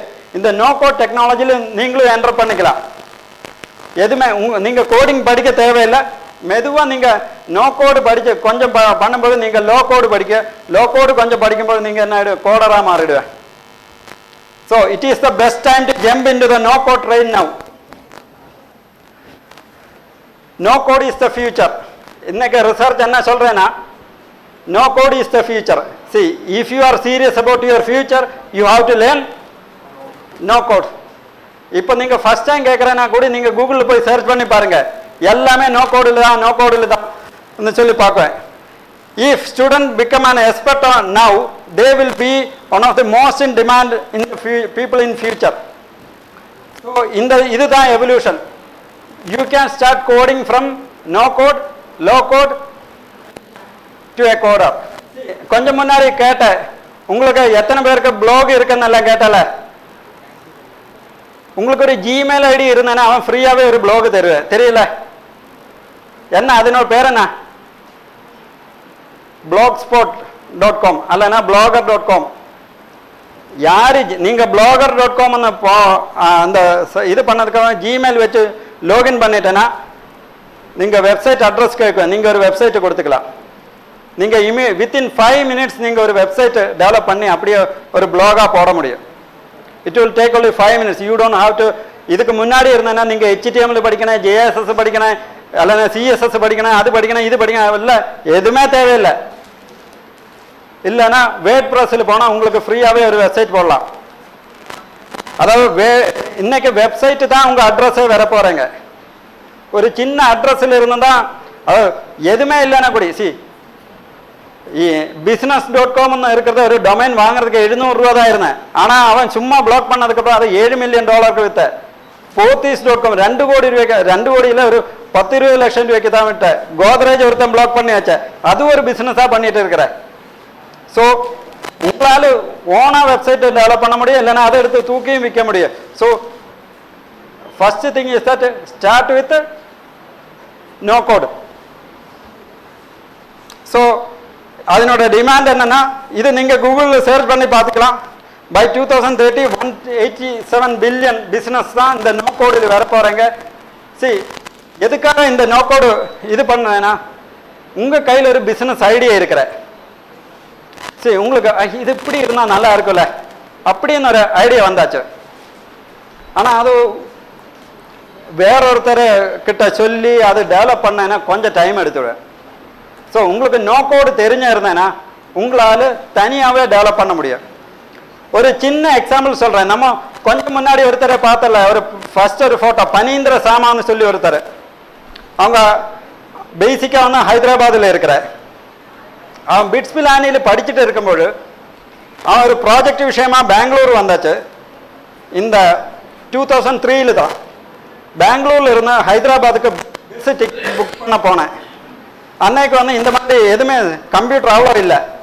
அவன் ஓரோ ஏஜென்ட்டுக்கிட்டையும் போய் கேட்டேன், ஒரு டிக்கெட்டு கிடைக்குமா, ஒரு டிக்கெட்டு கிடைக்குமா. எல்லாருமே சொன்ன தீபாவளி டைம் தான், கம்ப்ளீட் ஆஃப் இல்லை இருக்கிற, ஒரு சீட்டு கூடி கிடைக்காதுன்னு சொல்லி அவன் ரொம்ப வெக்ஸ் ஆகி அப்படியே சங்கடப்பட்டு வீட்டில் வந்து உட்காந்துட்டேன். அந்த ஹாஸ்டல் வந்து அப்படியே உட்காந்துட்டு இருக்கிறேன். அப்போ அவனோட ஃப்ரெண்டு கால் பண்ணேன். ஃப்ரெண்டு அப்படியே கேட்கும்போது அந்த ஃப்ரெண்டு கேட்ட, நீ என்ன எங்கள் கூட பஸ்ஸில் வந்திருக்கலாம்ல சொன்ன, எல்லா சீட்டும் புக்காக இருக்கிறேன். அவன் சொன்னேன், அந்த ஃப்ரெண்டு சொன்னேன், இந்த பஸ்ஸில் நிறைய சீட்டு ஃப்ரீயாக இருக்கிற, நீ இதில் வந்திருக்கலாம்ல. அவனுக்கு தெரியாமல் போச்சு. அப்போ தான் அவன் யோசிச்சேன், இந்த இதுனால யாருக்காருக்கு லோஸ், அந்த பஸ்ஸுக்காரன் ஃப்ரீயாக போகிற பஸ்ஸுக்காரனுக்கு லோஸு, ஏஜென்ட்டுக்கு லோஸு, எவனுக்கு அவனோட ஃபேமிலியோட செலிப்ரேட் பண்ண முடியல. ஸோ நம்ம இந்த மாதிரி பஸ்ஸு சர்ச் எங்கே பஸ்ஸு இது சர்ச் பண்ணி பார்க்கலாமேன்னு சொல்லி ஒரு வெப்சைட் போடலான்னு சொல்லி ஒரு வெப்சைட் போட்டேன். அப்போ என்ன பேர் போடலான்னு, அப்போ ஆந்திராவிலெல்லாம் இந்த டிரான்ஸ்போர்ட் பஸ்ஸுன்னு ஒரு பேர் இருக்குதுண்ணா, சோப்பு பஸ்ஸுன்னு ஏதோ சொல்லு, நாங்கள் ஆனை வண்டின்னு சொல்லுவோம் கேரளாவில். அந்த சோப்பு பஸ்ஸுக்கு ரெட் பஸ்ன்னு பேர் போட்டு redbus.com கிடைக்கல, redbus.in புக் பண்ணேன். அதுக்கு அப்புறம் என்ன பண்ணிட்டேன்னா, அவன் அதுக்கு ஒரு சாஃப்ட்வேர் எல்லாம் டெவலப் பண்ணி அந்த சர்ச் மாதிரி எல்லாம் பண்ணி, அதுக்கப்புறம் ஒரு இன்வெஸ்டர் வந்ததுக்கப்புறம் ஒரு சின்ன ஐடியா கொடுத்தனால அது அப்படியே பெருசாகிடுச்சு. அது 287 கோடி ரூபாய்க்கு வித்துட்டேன். கோ ஐபிஓக்கு redbus.in அது பெரிய அக்யூசிஷனாக போயிடுச்சு. 6 வருஷம் தான் ரன் பண்ணது. 6 வருஷத்துல நம்ம ஒரு 10 லைஃப் ஒர்க் பண்ணால் கிடைக்கிறத இங்கே அவனுக்கு பாக்கெட்டில் வந்தாச்சு. இன்னும் அவன் ஒரு பெரிய மாட்டு பணம் எல்லாம் வச்சு அங்கே ஆந்திராவில் இருக்கிற. ஸோ ஒரு சின்ன பையன், ஒரு சின்ன ஐடியா, இந்த உங்கள் கையில் ஒரு ஐடியா வந்தாச்சுன்னா, நம்ம கோடிங் தெரியலன்னா அந்த இது வேறொருத்தர்கிட்ட சொல்லி அது கொண்டு வரதுக்கு டைம் எடுத்துடு. ஆனால் நீங்கள் நோ கோடு டெக்னாலஜி வச்சாச்சுன்னா, நீங்கள் without writing A code you can develop A MVP. MVP-னா என்ன? Minimum viable product. நீங்கள் ஃபஸ்ட்டு எந்த ஸ்டார்ட் அப் பண்ணாலும் அவங்க ஃபஸ்ட்டு ஒரு இன்வெஸ்டர் கிட்ட போகும்போது அவங்க கேட்குற கேள்வி தான், MVP ரெடியான்னு கேட்கும். இல்லைன்னா அதுக்கு வேறு பேர் என்ன சொல்லுவேன், ப்ரோட்டோடைப். ப்ரோட்டோடைப்பு ஃபுல்லாக இதில் பண்ண தேவையில்லை. நீங்கள் ஒரு நோ கோடு வச்சு இப்படி இருக்கு இந்த மாதிரி இருக்குன்னு சொல்லி பண்ணால் போதும். ஆனால் என்ன தெரிஞ்சிருக்கணும், நீங்கள் டெக்னாலஜி வேர்ல்டு தான், உங்கள் மொபைலில் நீங்கள் இது படிக்கலாம். நோ கோடினோட எல்லாமே அந்த இதில் இருக்கிற உங்களுக்கு தெரியும் அது. ஆனால் நீங்கள் அது ஃபுல்லாக பார்க்குறது இல்லை, பாதி அவங்க கொஞ்சம் பார்க்குறாங்க. நீங்கள் சீரியஸாக எடுத்து பார்த்து நோ கோட் டெக்னாலஜி படித்தாச்சுன்னா இது எல்லாமே உங்களால் ஆப்ஸ் டெவலப் பண்ண முடியும். கேம்ஸு நீங்களே டெவலப் பண்ணி நீங்களே சேல்ஸ் பண்ணிக்கலாம். இந்த ஏதோ ஃப்ளிப்பேட்ஸ்ன்னு சொல்லி இது வந்து $மில்லியன்ஸ் தான் விற்றது. அந்த மாதிரி உங்களால் நிறைய கேம்ஸ் டெவலப் பண்ண முடியும், ஆப்ஸ் டெவலப் பண்ண முடியும். ஸோ ஒருத்தோட ஐடியாஸ் வச்சு மாதிரி இப்போ எடுத்து பாருங்க, நம்ம இப்போ பஸ்ஸு சர்ச் பண்ணது இருக்கிற அது இதெல்லாம் இருக்குது. ஆனால் இங்கே இருக்கிற கோவில் எங்கெங்கே இருக்கிற, எப்படி சர்ச் பண்ண, என்ன பூஜை இருக்கிறதுன்னு இன்னும் வரல. அந்த மாதிரி எக்கச்சக்கமாக விஷயம் இன்னும் கண்டுபிடிக்க வேண்டியது இருக்கு. இன்னும் நிறைய டெக்னாலஜி புதுசாக வந்துட்டு இருக்கு. இது கூட பிளாக் செயின் டெக்னாலஜிஸ் வருது, 5G டெக்னாலஜிஸ் வருது. அந்த மாதிரி எல்லாம் வரும்போது இந்த வயசானவங்களுக்கு பண்ணுறது ரொம்ப கஷ்டம். ஆனால் சின்ன பசங்களுக்கு ஈஸியாக படிக்க முடியும்.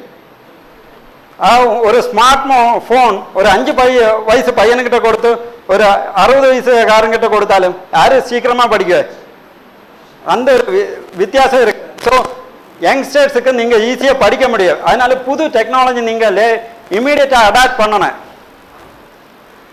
ஸோ நோ கோட் கம்யூனிட்டி நீங்கள் அதில் வேணும்னா ஜாயின் பண்ணி அந்த இதில் டெவலப் பண்ணிக்கலாம். அதுக்காக நிறைய மூமெண்ட்ஸ் இருக்க, எக்கச்சக்கமாக ரிசோர்ஸஸ் அங்கே அவைலபிள் இருக்கிற. ஸோ இப்போ நாம் பார்க்க போகிறத இன்னொரு விஷயத்தில் தான்.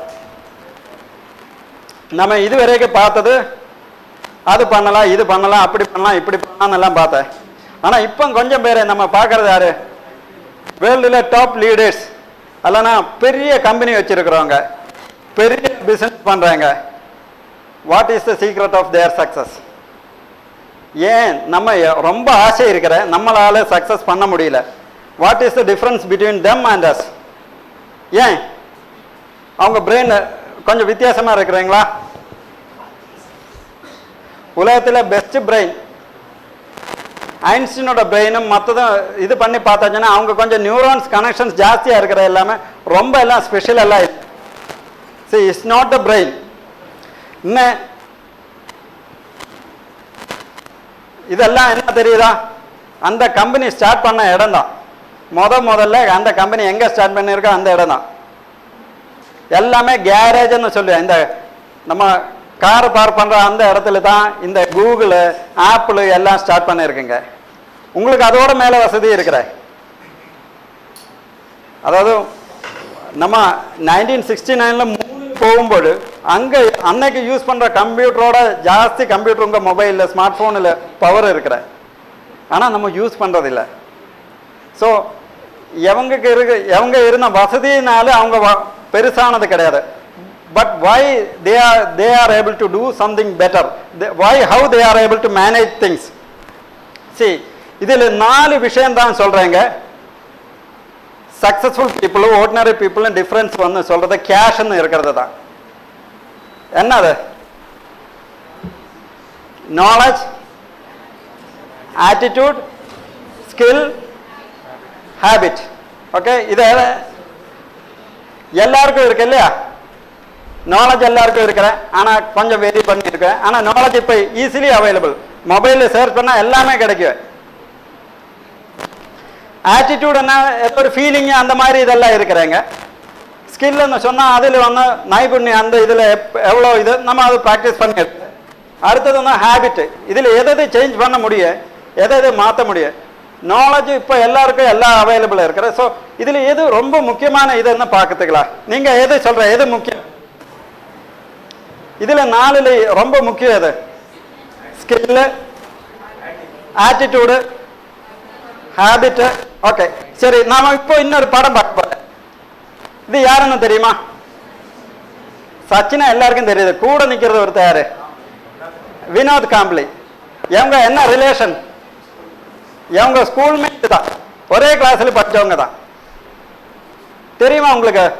2 பேருமே கிரிக்கெட்டர் தான். இப்போ இன்னொரு நான் ஒரு கேவலமான கேள்வி கேட்க போறேன். இதுல யாரு talented? Who is more talented? Sachin, Vinod Kambli. Vinod Kambli ஒருத்தர் எங்க இருக்கிற? வினோத் காம்ப்ளி 2, 3. ஓகே, 4-5 பேர் இருக்க. மற்றவங்களுக்கு ஆன்சரே இல்லை, அவங்க எங்கே இருக்கிறீங்க. ஸோ ஒரே ஃபோட்டோ தான். அவங்க ஸ்கூலில் படிக்கும்போது வயசான டைமில் தெண்டுல்கரை தெரியும், பாரத் ரத்னா வாங்கினா யங்கஸ்ட் பர்சன். ஆனால் அக்கார்டிங் டு கபில் தேவ் நமக்கு தெரியும், நேற்று தான் அது 25 இயர்ஸ் ஆகிறாங்க அந்த கப்பல்லாம் வாங்கி.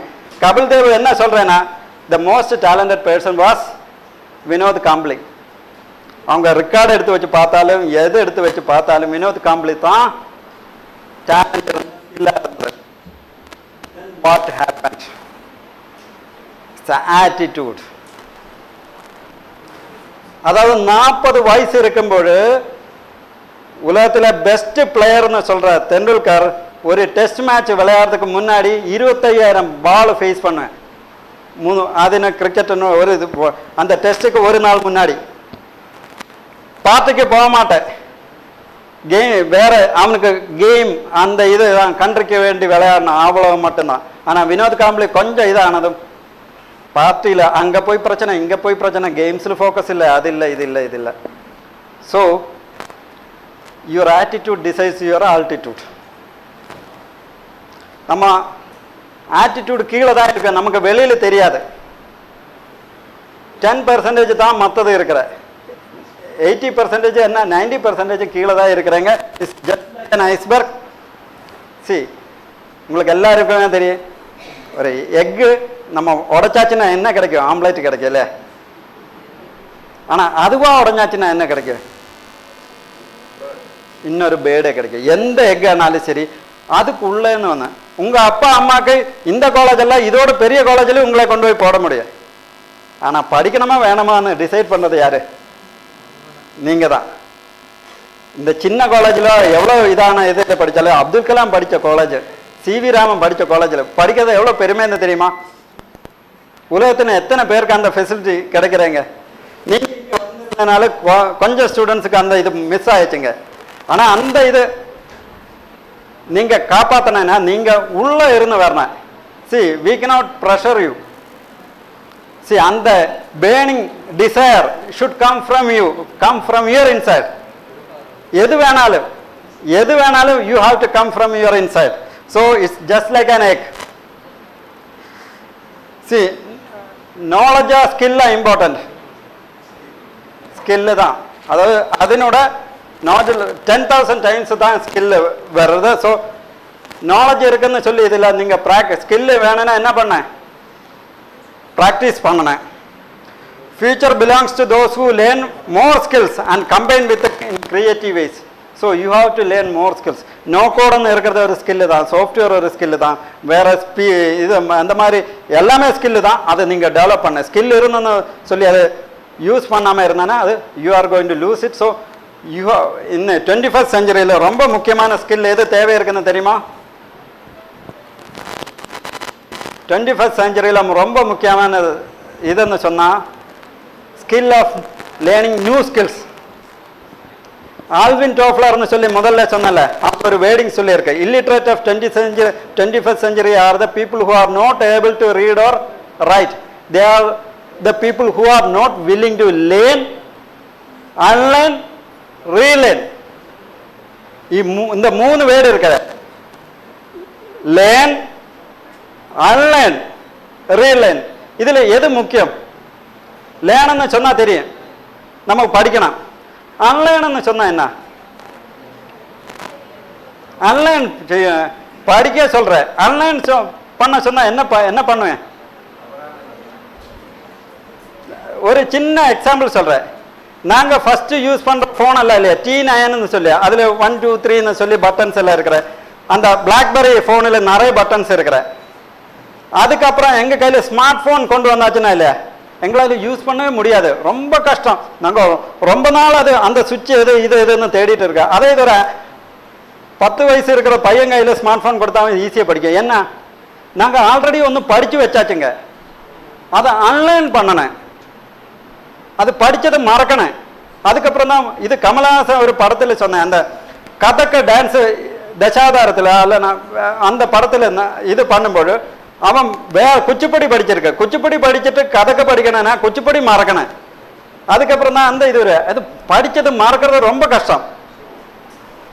விஸ்வரூபத்தில் தான் அந்த அந்த படித்தது மறக்கிறது ரொம்ப கஷ்டம். ஸோ அன்லேர்ன் இன்னும் இருக்கிற ஃபியூச்சரில் நம்ம இன்னைக்கு இதுதான் இந்த ஃபர்ஸ்ட் ஒரு இது வரும், கொஞ்ச நாளுக்கு அப்புறம் வேற ஒரு இது வரும். அப்போ பழசு மறக்கணும், இந்த மறக்கிறது தான் கஷ்டம். அதுக்கப்புறம் so you have to try to unlearn then relearn. புதுசாக படிக்கணும், வேற விஷயம் படிக்கணும். ஸோ அன்லேர்னிங் தான் ரொம்ப கஷ்டம். So prepare your self to learn new skills to survive in 21st century. அது இல்லைன்னா ரொம்ப ப்ராப்ளம்ஸ் ஃபேஸ் பண்ண போகிறீங்க. ஏன்னா ஆட்டோமேட்டிக்காக அதை யார் பண்ணுறாங்களோ அவங்க முன்னாடி போயிடுவேன். என்ன 3ல் ஃபர்ஸ்ட் போனது யாரு? Neil Armstrong. எவரெஸ்ட்ல ஃபர்ஸ்ட் போனது ஹெர்மன் அந்த டெங்ஸின். ஆனா 5வது போனது யாருக்குமே தெரியாது. அதுதான் ஃபர்ஸ்ட் மூவர் அட்வான்டேஜ். நீங்க ஃபர்ஸ்ட் போனா உங்களுக்கு நிறைய அட்வான்டேஜ் இருக்கிற. சரி, நீங்க ஒரு சின்ன ஸ்டார்ட் அப், நீங்க எவ்வளவு, அதாவது ஏதாவது ஒரு குடிசையில் இருக்கட்டும், ஒரு காட்டுக்குள்ள இருந்து நீங்க ஃபர்ஸ்ட் அந்த ஐடியா சொன்னா அதை வெளியில கொண்டு வந்தாச்சுன்னா you get an advantage of first mover advantage. somebody will come and take you. இன்னொருத்தன் பண்ணது அதே மாதிரி காப்பி பண்ணா you are going to become a me too. அந்த நானும் அது அந்த இது ஃபாலோவர் தான். So original creative thinker will be கிரியேட்டிவாக புது ப்ராடக்ட் கொண்டு வரணும். நம்ம எல்லாருமே போன் கிரியேட்டிவ் தான், ஆனால் யூஸ் பண்ணுறது இல்லை. நம்ம மிஸ் பண்ணிட்டேன், நமக்கு பயம் இருக்கிற, அதனால நம்ம கிரியேட்டிவாக கொண்டு வர்றது இல்லை.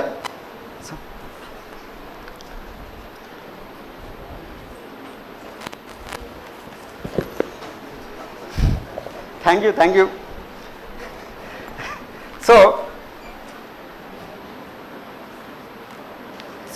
அடுத்து ரொம்ப முக்கியமான இது, நான் கொஞ்சம் ஸ்பீடாக போகணும்னு தான் சொல்லி எனக்கு நோட்டு கொடுத்தது. So you have to focus on your goals. It's not, நீங்கள் உங்களுக்கு எவ்வளோ மோட்டிவேஷன் இருந்தாலும் ரொம்ப முக்கியமான விஷயம்னா நீங்கள் இது எல்லாமே உங்களுக்கு அக்யூர் பண்ணேன்னா இந்த சக்ஸஸ்ஃபுல்லான பீப்புள்னோட எல்லாம் சக்ஸஸினோட சீக்ரெட் என்னன்னு தெரியுமா? தே டெவலப்டு சம் ஹேபிட்ஸ். அவங்க கொஞ்சம் ஹேபிட்ஸ். இப்போ நீங்கள் காலையில் பல்லு விளக்கணும்னு ஒரு ஹேபிட் பண்ணிட்டேன்னா உங்களுக்கு எவ்வளோ பிடிக்கலைன்னா கூட நீங்கள் எடுத்து பல்லு விளக்கிட்டே இருக்கு. அதே மாதிரி தான் இந்த சக்ஸஸ்ஃபுல் பீப்புள், அவங்க தே டெவலப்டு சம் ஹேபிட்ஸ். அதுதான் நான் இங்கே சொல்ல வந்தது. So you can achieve any thing if you are following other people. They are done successfully. If you are following them means you can also achieve things. எல்லா பெரிய வர்க்கம், இப்போ இளையராஜாவில் இருந்த ஏஆர் ரஹ்மான்ல இருந்து அவங்க எல்லாம் மியூசிக் போடும்போது என்ன அதே ஒரு மைண்டு இது இருக்கிற, அதுதான் இந்த பெரிய கிரியேட்டிவாக ஒர்க் பண்ணால் எல்லாருமே பண்ணுறேன். அந்த ஸ்டேஜுக்கு நம்ம சான்ஸ்கிரிட்டில் நிர்வாணா ஸ்டேஜ்னு சொல்லுவேன். இப்போ இங்கிலீஷில் அதில் வந்து ஃப்ளோ ஸ்டேட் ஆஃப் மைண்டுன்னு சொல்லுவேன். உங்கள் பிரெயினோட ஃபுல் ஃபங்க்ஷன் பண்ணா you have to work in flow state of mind. அதுக்கு பண்ணக்கூடிய நிறைய ஹேபிட்ஸ் இருக்கிற. ஸோ நம்ம கொஞ்சம் ஸ்பீடாக போகிற எல்லா அச்சீவ்மெண்ட்ஸும் பண்ணுறது. எந்த அச்சீவ்மெண்ட் நீங்கள் காலையில் எக்ஸாமுக்கு அன்னைக்கு காலையில் புக் எடுத்து படிக்கும்போது உங்களால் ஸ்பீடாக படிக்க முடியல. You are in flow state of mind. உங்கள் மைண்டு அப்படியே ஒரு ஸ்டேட்டில் மாற போகிறீங்க. அந்த ஃப்ளோ ஸ்டேட் ஆஃப் மைண்டில் நீங்கள் ஒர்க் பண்ணிட்டேன்னா உங்களுக்கு யூ கேன் அச்சீவ் மோர். அந்த flow state of mind achieve பண்ணதுக்காக நீங்கள் யூஸ் பண்ணக்கூடிய அந்த ஒன்று டிஸ்ட்ராக்ஷன்ஸ் மாற்றணுமே, நீங்கள் டீப் ஒர்க்கு யூஸ் பண்ணணும். நீங்கள் இதை பற்றி எல்லாம் புக்கு எடுத்து வச்சு படிச்சுக்கா, இல்லை நான் இந்த ஸ்லைடு நான் அனுப்பி வைக்கிறேன். டீப் ஒர்க்கு ஷாலோ ஒர்க்கும் இருக்கிற, அந்த டீப் ஒர்க்கு கொஞ்சம் ரூல்ஸ் இருக்கிற. அடுத்தது வந்து எல்லா பெரிய ஆளுங்களும் யூஸ் பண்ணுற ஒரு விஷயம் என்னது? Time management, time boxing. இது இந்த எலான் மாஸ்கினோட ஒரு வீடியோ இருந்தது, ஆனால் நம்ம அதை போக்குறது இல்லை. எலான் மாஸ்கே தெரியல. ஸோ இவ்வளோ கம்பெனிஸ் ரன் பண்ண how he is managing time. He use a method called time boxing. He planned his days for 5 minutes increments. இதனோட இது நான் உங்களுக்கு அனுப்பி வைக்கிறேன். அந்த ரிப்ளை டைம் பாக்ஸிங் ஒரு முக்கியமான இது. அடுத்தது ஒன்று டைம் பாக்ஸிங். நீங்கள் ஸ்டடீஸ் பண்ணும்போது உங்களுக்கு பொமோடோரா டெக்னிக் யூஸ் பண்ணிக்கலாம். நீங்கள் கூகுள் சர்ச் பண்ணி படிங்க, இல்லைனா அதனோட டீட்டெயில்ஸ் எங்கே இருக்க. பொமோடோரா 25 மினிட் நீங்கள் படிங்க. அந்த டைமில் மொபைல் அது இதெல்லாம் எடுத்து தூக்கி மாற்றி வச்சுருங்க. அதுக்கப்புறம் 5 மினிட் பிரேக் எடுத்துருங்க. அந்த 5 மினிட்டில் அது யூஸ் பண்ணுங்க. மொபைல் யூஸ் பண்ணுங்க, டீ குடிங்க, 12th பண்ணுங்க, அந்த மாதிரி இதெல்லாம் பண்ணுங்க. அதுக்கப்புறம் ஒரு 25 மினிட்ஸ் படிங்க. 25 மினிட்ஸில் நீங்கள் ஸ்டடீஸ் மட்டும் ஃபோக்கஸ் பண்ணிடுங்க. ஸோ அதே மாதிரி எல்லா சக்ஸஸ்ஃபுல்லான மக்களுக்கும் ஒரு விஷயம் இருந்தது, காமனாக இருக்குது. என்ன அவங்களுக்கு எல்லாம் ஒரு கோல் இருந்தது. It's a smart goal. அதே மாதிரி decision making. One of the most crucial thing you are going to do in your life is decision making.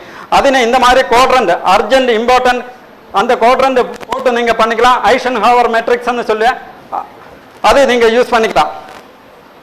So எல்லாத்தோட முக்கியமாக இந்த 21st செஞ்சுரியில் ரொம்ப மோசமாக இருக்கிற கொலாபரேட்டிவ் ஸ்கில்லு தான். நீங்கள் கிளாஸில் படிக்கும்போது மற்ற ஸ்டூடெண்ட்ஸோட மார்க் வாங்கணும்னு தான் யோசிக்கிறேன். ஆனால் அப்படி இல்லை, ஒரு கம்பெனியில் போனால் எல்லாரும் சேர்ந்து எப்படி மார்க் வாங்கலாம். யார் கோல் அடிக்கிறதுன்னு முக்கியம் இல்லை, யார் பாஸ் கொடுக்குறதுன்னு தான் முக்கியம். ஸோ கொலாபரேட்டிவ் ஸ்கில் நீங்கள் டெவலப் பண்ண 21st centuryயில் ரொம்ப முக்கியமான ஸ்கில் எதுன்னு கேட்டாச்சுன்னா கொலாபரேட்டிவ் ஸ்கில். ஏன்னா நாலேஜ் இருக்கவங்க நிறைய பேர் இருக்க, மற்றவங்களோட சேர்ந்து ஒர்க் பண்ணவங்க ரொம்ப கம்மியாக இருக்கிற. So collaborative skills people will be surviving, they are going to be the managers. So உங்கள் கோஃபவுண்டர்ஸ் எல்லாம் உங்கள் பக்கத்திலே இருக்கிற, நீங்கள் கேர்ஃபுல்லாக வச்சுருங்க. You plan your life, plan your career. இப்போ நீங்கள் இதை ஸ்கேன் பண்ணிக்கலாம், இல்லைன்னா இந்த இதில் நீங்கள் ஃபீட்பேக் கொடுத்துடுங்க, உங்கள் டவுட்ஸு கேட்டுடுங்க. இந்த இதில் உங்கள் ஃபீட்பேக்கு டவுட்ஸ் எல்லாம் கொடுத்தாச்சுன்னா you will be getting this line to that email ID ncvt.in/feedback. அல்லனா இதை ஸ்கேன் பண்ணி எடுத்துக்கலாம்.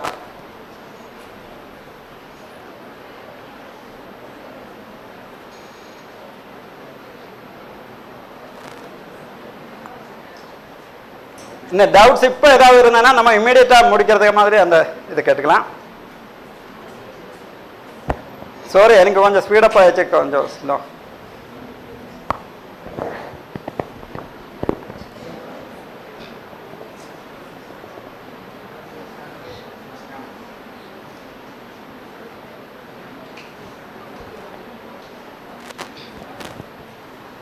ஸோ நம்ம முக்கியமான இது ஒன்று, நீங்கள் லேட்டஸ்ட் டெக்னாலஜியை அடாப்ட் பண்ணிடுங்க.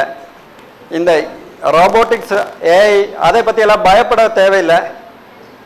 நிறைய ஆப்பர்ச்சுனிட்டிஸ் தான் வர போகிறேங்க. இதுக்கு முன்னாடி இதே மாதிரி நிறைய வந்துட்டே இருக்கிறேன். ஆனால் அதை நீங்கள் எவ்வளோ சீக்கிரமாக இமீடியட்டாக அடாப்ட் பண்ண முடியுமோ அவ்வளோ நீங்கள் சக்ஸஸ்ஃபுல்லாக இருக்க. இன்னைக்கு இதுக்கு முன்னாடியெல்லாம் ஒரு வெப்சைட் கிரியேட் பண்ணுறதுக்கு எனக்கு ஒரு வாரம் எடுத்துருந்தேன். அந்த இதெல்லாமே இதெல்லாம் பண்ணேன். சாட் ஜிபிடி வந்தப்போ எனக்கு 5 மினிட் போதும். 5 மினிட்டில் நம்ம ஒரு சைட் அப்படியே டெவலப் பண்ணுங்கன்னு சொன்னால் அவனே டெவலப் பண்ணி எல்லாம் கையில் கொடுக்குறேன்.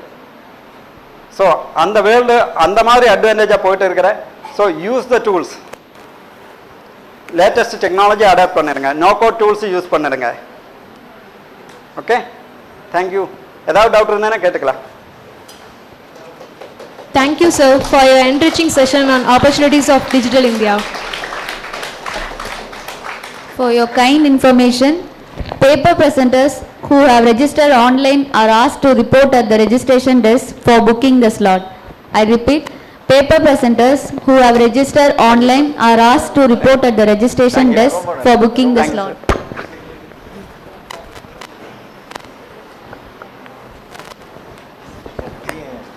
ஆஃப்டர்நூன் செஷன் மாதிரி very frank, after lunch session மாதிரி தெரியல. வெரி ரொம்ப யூஸ்ஃபுல் இன்ஃபர்மேஷன், புது விஷயங்கள் நிறைய சொல்லி. Now shall we begin the technical session 4, and we have Dr. A. Vimal Gerald, Assistant Professor, Department of Computer Science, St. Joseph College, on the topic Digital Technology, Prospects and Challenges.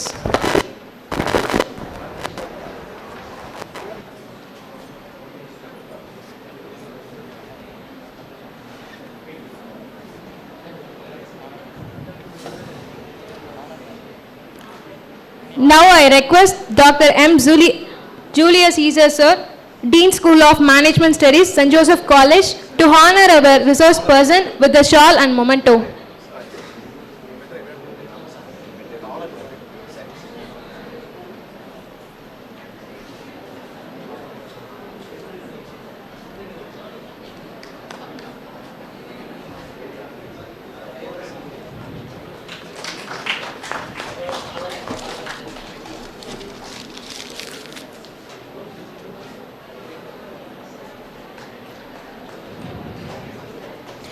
Now I call upon Mr. Alto from 2nd MCom to introduce our resource person. Good afternoon, everyone.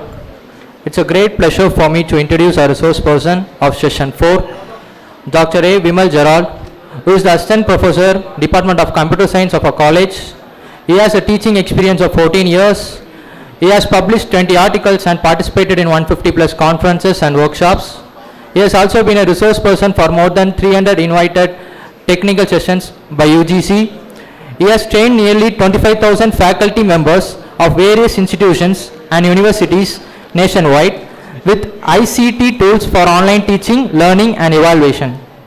He has organized several technical events as the President of Computer Science Association and acted as an organizing secretary and managing team member of various conferences, FDP workshops and seminars. He has held multiple responsibilities in the Society of Jesus.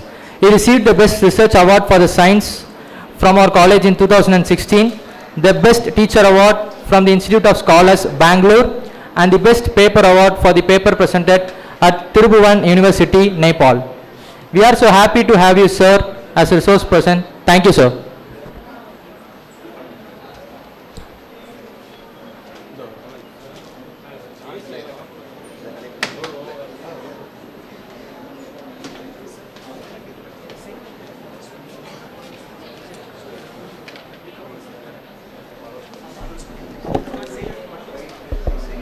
Check.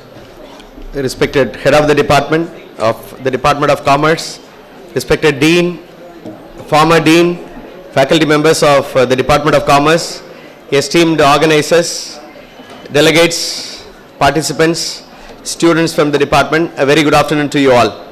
Good afternoon. Now I know you are all tired of listening 3 continuous talks. I am the 4th one, but still I will make you listen.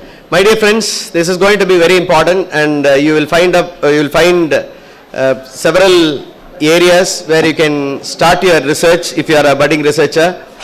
Even otherwise, you will come to know, we will have some takeaways from the session, though all that I am going to share is going to be known to you all.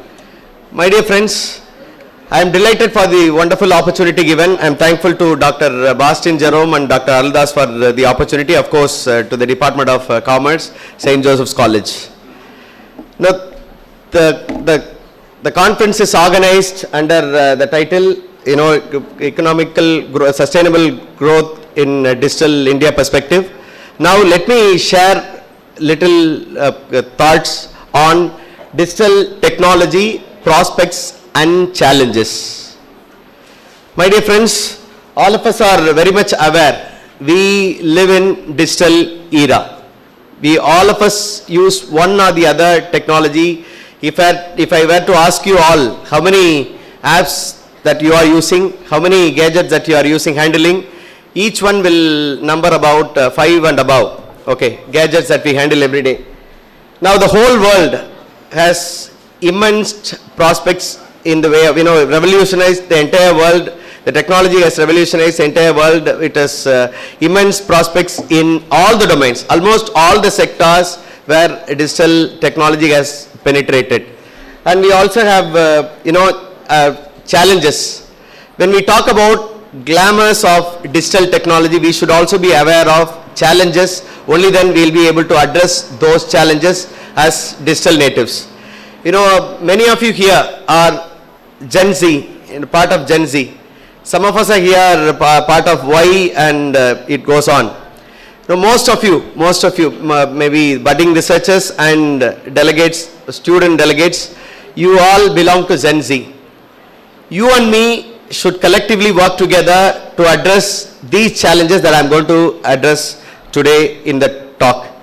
My dear friends, we are all very much aware. The whole world is synced into a small village.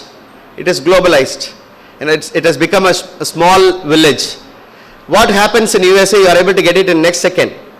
You are also able to transfer something to somebody, whoever is part of any part of the world or any part of the country. You are able to share anything. You are able to communicate people from any part of the world. And my dear friends, you ask all the senior faculty members here, talking to somebody who is in Delhi, it was a tough task. It is not a tough task now. We are able to do it in a simple manner. But talking to people, somebody at Delhi, you need to book a call and you need to wait until until your line is free, until your line becomes free. Only then you are connected with the person whom do you want to communicate. But now things have changed. You and me are able to see people, communicate people face to face, free of cost, thanks to technology. Earlier, 10-15 years before, to just check the results, it took 5 minutes, but now within fraction of second, we are able to get our results. We are, walking with internet. We are living with internet. And all that we do manually have become, technology has paved the way and has made our life smarter. Yes, booking tickets online, those days standing online, booking railway tickets was tedious job. You won't get tickets when you move towards the counter. But now you sit in front of a computer or with a smart gadget, you are able to book your tickets, whether it is air or train or any mode of transport. And if you want to buy some commodities, maybe clothes or jewels, whatever it may be, all that is possible sitting at home. These days you even get food online.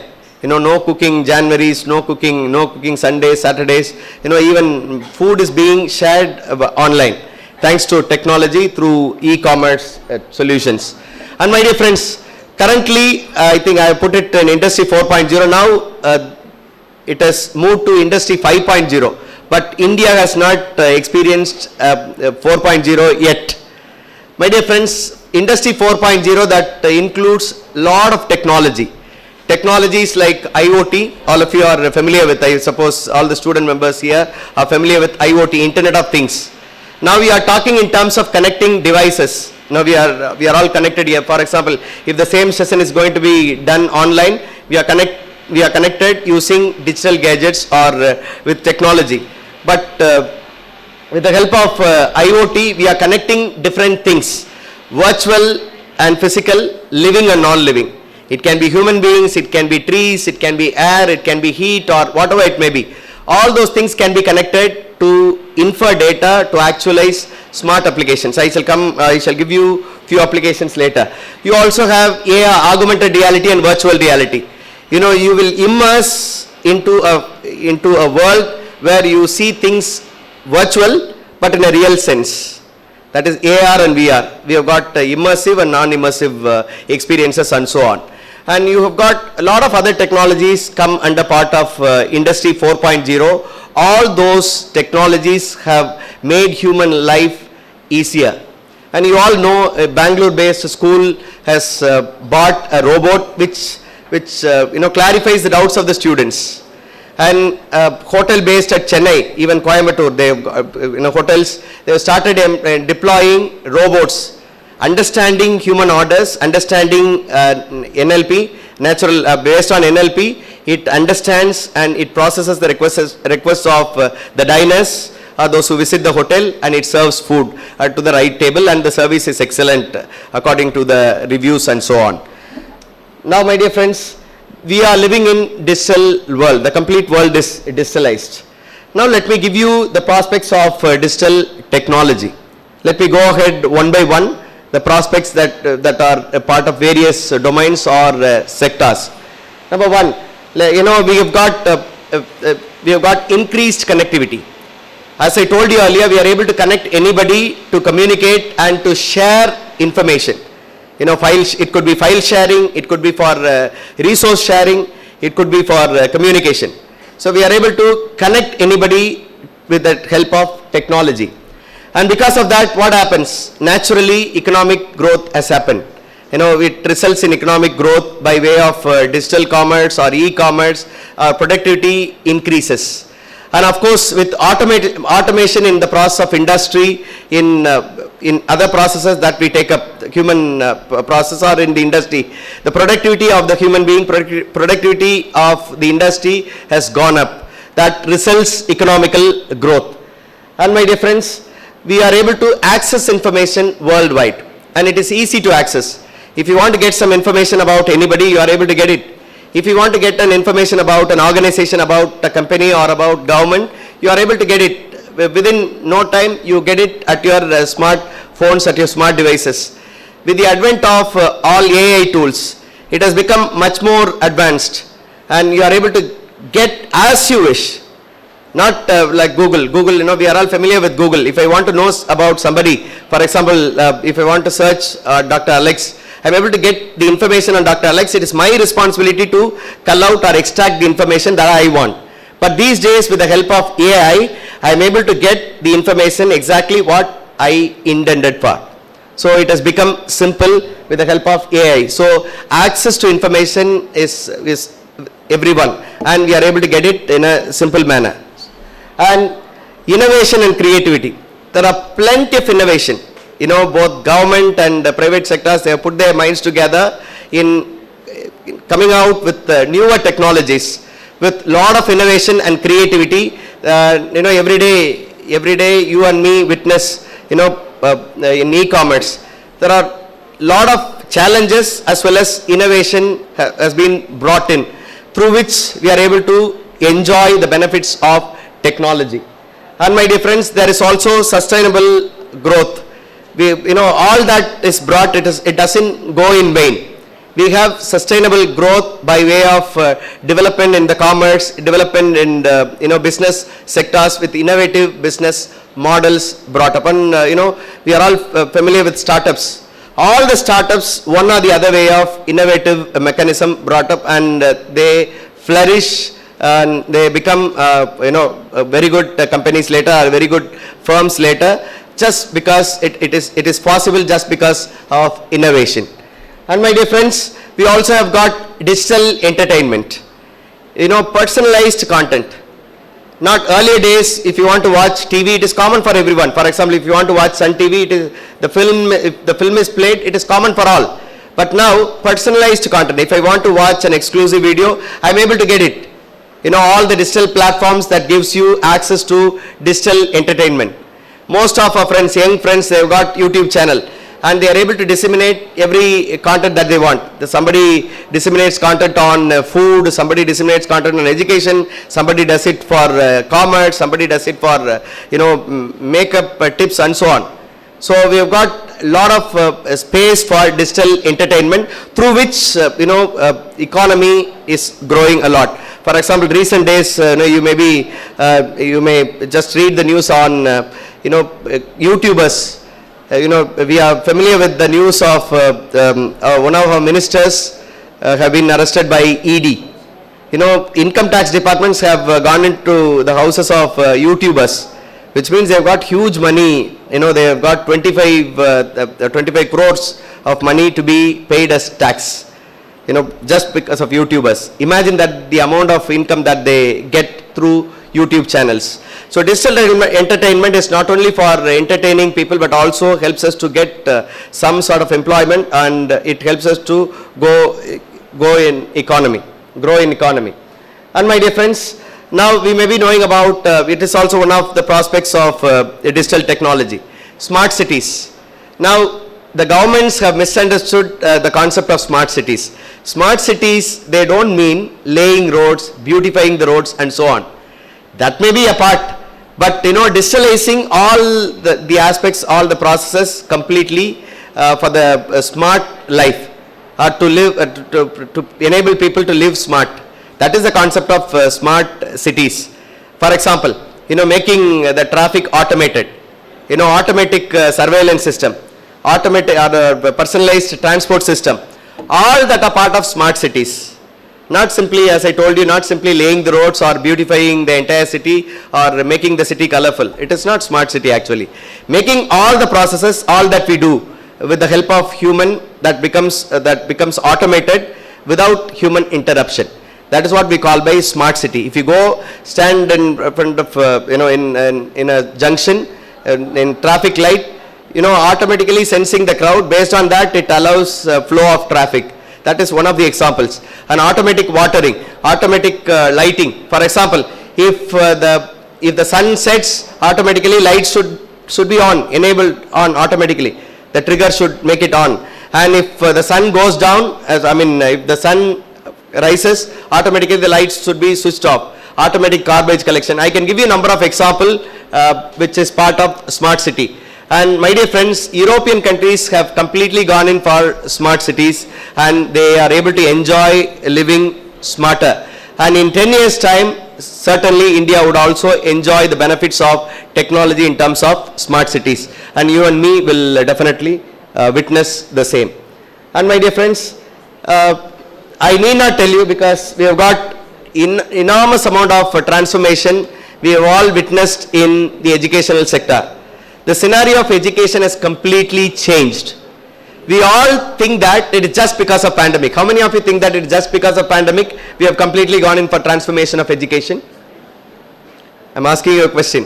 How many of you think that just because of pandemic we have gone in transformation of education into digital based from the conventional teaching, learning, evaluation? Do you all? Some of us may think, you are all not raising, but many of us think that it is just because of the pandemic. It is not so. It is not so. Even the pandemic has not happened, or even the COVID has not come, automatically this transformation would have taken, but it would have taken some time. My dear friends, during the pandemic, European countries, they did not have any difficulty because they already enjoyed the privilege of technology. They were able to connect with people at any time, and they were learning without any problems or without any issues. My dear friends, you got, with the help of AI, artificial intelligence, and with the help of other technologies, similar technologies like, IoT and so on, we make all the processes of, education completely smart. For example, smart library. When you walk into the library, automatically your attendance is registered, your entry is registered. Automatically, without any human, you need not even scan something, automatically. When I take up a book and when I walk out of the library, automatically the book will be credited into your account. When I place back the book after some time after the reading, it will automatically debited. Automatic library. Automatic attendance. For example, your eyelash can be put into database. And when I enter into the campus, your parents will be sent an information that you have come into the college.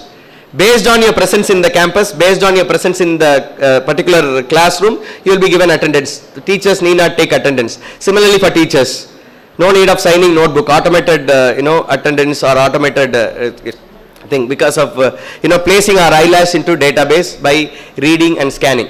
I can give you, for example, you have beautiful trees here. You need not have waterman. I'm sorry, I'm not talking against welfare of employees or laborers, but I'm just talking in the prospects of digital technology. Now all these plants can be watered automatically with some connectivity sensors. For example, some sensors can be fixed at the soil to measure the wet level of the soil. Humidity and temperature can be calculated 24/7. They all get measured over cloud online. When the soil reaches the saturated level, automatically water pumps in, and once the water gets the level of saturation, once it's okay, the pump gets disconnected. Automatically it stops. So these are all some of the examples where you can make the campus automated. This is something in general. But with regard to teaching learning practices, you can make automated assessments of the students with the help of intelligent learning environment, ILE, intelligent learning environment. Teacher need not bother about paying attention whether the students pay attention or not. Need not bother. You go on present, automatically the AI technology will assess every student, assess the constant involvement of the students, and it will also assess based on some assessment methods and so on. Automated, everything is automated. Teacher's job is reduced. But after pandemic, we all feel that our job has increased, faculty here. It is not so actually. See, when we actually deploy in the correct manner, our job becomes reduced. That is a feature of technology.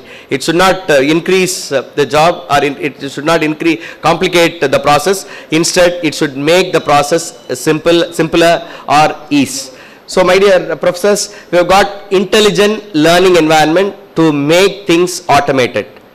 If I want to teach some science or scientific experiments, you have simulations. For example, I want to teach about maybe heart, functioning of heart. It is not relevant to commerce, but still, I want to teach the children about functioning of heart. I can show the children the real heart, not the heart of human being directly, but virtually they will feel the heart and how ventricles pass on blood or pumps the blood one to the other ventricles. 4 walls of ventricles. All that can be, they can see. They can see with a virtual view, with AR and VR. And my dear friends, recently you all are very much aware of ChatGPT. It writes projects, it writes articles, it writes all that you want. It gives you, for talks, it generates talks based on NLP, natural language processing. With the help of that, we are able to do anything. Machine translations. We've got beautiful tools to translate something beautifully well. And you've got AI tools. I tell you a tool, you may be aware of the tool called Lens, Google Lens. How many of you are aware? If I have got a paper which is in Hindi, if I do not know Hindi, if I want to read it in English, I am able to read it with the help of Google Lens. I have the option to read it in Hindi or Tamil or whatever language. If I see a picture with a quote, I can just extract the quote in my mobile with the help of OCR tool. And there are so many other prospects that you can look in through, or you can get it through various digital tools and apps available. The recent one is ChatGPT. Are you all aware of ChatGPT, everyone? And my dear friends, teachers, for example, you load the syllabus, load the complete syllabus. It sets question paper. You just tell how many part A, how many part B, how many part C with K1 level, K2 level, specify everything clearly with prompts. We call it as prompts. And the whole question paper is set within 2 seconds, 2-3 seconds, few seconds. If you want to generate MCQ, 500 MCQ based on a syllabus, it generates within no time. Taking MCQs, it consumes a lot. These are all some of the prospects that we have in the educational sector, and we are witnessing alarming rate of transformation in education, and in the time to come we have plenty of changes to come with regard to education. And my dear friends, we are not experiencing blended learning. Blended learning will be enforced by the Government of India sooner, for which it should be of both online, offline. It is not completely going online, but with the conventional teaching and learning, we have to incorporate technology, technology-based evaluation, technology-based teaching, learning, smart learning, or remote learning, and so on. We call it as ODL. The colleges are insisted by UGC to offer ODL programs, online distant learning programs. These are all some of the changes, and I can go on list number of digital initiatives by the Government of India under National Mission on ICT, NME ICT, National Mission on ICT. Plenty of schemes are there, plenty of schemes, under which you have got, Swayam is one of the schemes. E-Kalpa, Sodh Ganga, Sodh Sindhu, connective DTH channels, Suprabha, DTH channels, each subject a channel. Earlier one channel, taking care of all the subject, each channel a subject, each subject a channel. I can go on, give you a number of schemes that have been brought by NME ICT by the Government of India in education. My dear friends, now we've got remote work opportunities. People after pandemic, we have got a new way of working. You remain at home, but I am able to do my job. Productivity increased. You just check with the researchers, check with some reviews. Productivity has increased. I am able to complete my task at home, simply at home, not being connected to my office, but I am connected to the office remotely. I am able to communicate people, I am able to get instruction from people, my boss, but all the jobs are done. Both the end, for the employer, they need not spend much time in the infrastructure, accommodating people at the office. Similarly, for employees, I am not able to commute, I need not commute. The expenses are reduced. I need not spend time traveling one place to the other place. So that is also part of it. So remote working is also a prospect of digital technology. And my dear friends, we have financial inclusion. Once banking was rare commodity or rare service for general public. Very few people will have. Now everybody has one or more accounts. It is feasible just with the help of technology. I need not visit a bank, but I am able to get the services of bank. To be very frank, I have not visited the bank for about 2-3 years continuously. I am able to enjoy all the services, all the benefits given by the bank. I am able to transfer, I am able to get the products of the bank, I am able to get the services of the bank, I am able to enjoy e-commerce facilities of the bank without visiting the bank. All that you do, you just get connected with the bank and you are able to do it. And you even need not visit a bank for starting an account. It is all done online.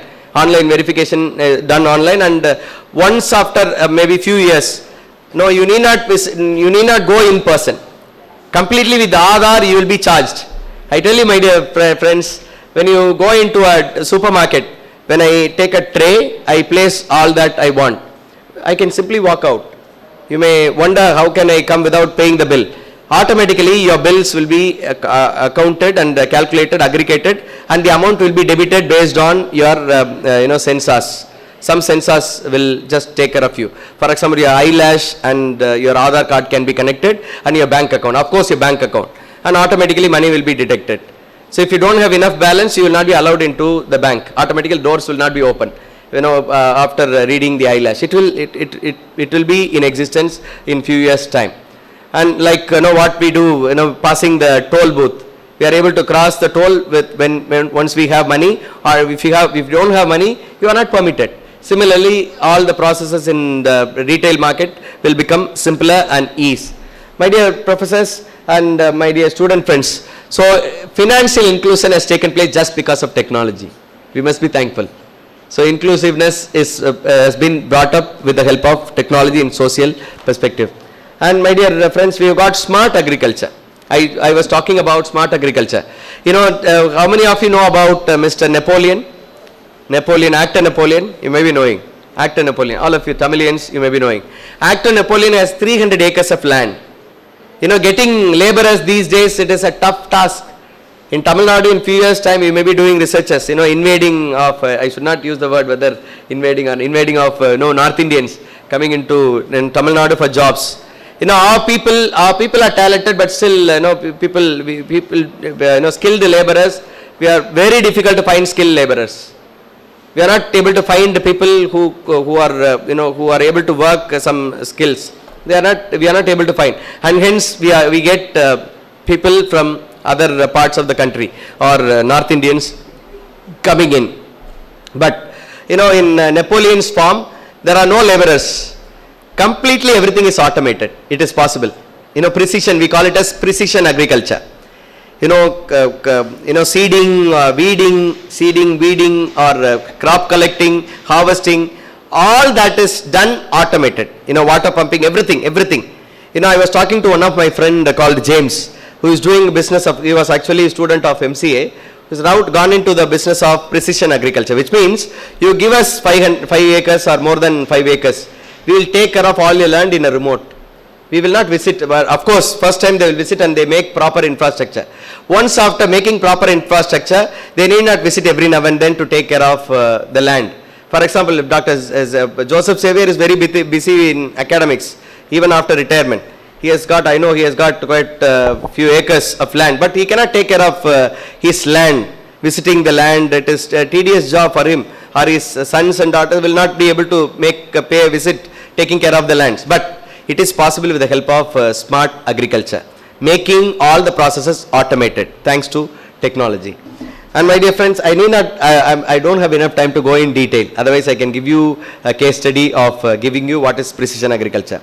And smart transportation. These days, all of a sudden you get a challan from police department saying that with photo, you have violated traffic rules. You have to pay this and you have to pay that. You need not even hereafter will get the challan manually. You will get automated messages, automated debits will go on. All our Aadhaar will be saved, and your while you take a license, while you register your vehicle, everything will be integrated. So whenever you go violate traffic rules or traffic system, automatically you will be fined or you will be given tickets. So everything has become automated. If you go violate the speed, it is known. How many of you have noted on the road, if you are driving a car, you just see on the top of the road, some boards will show you what is the speed of your limit, what is the speed of your vehicle.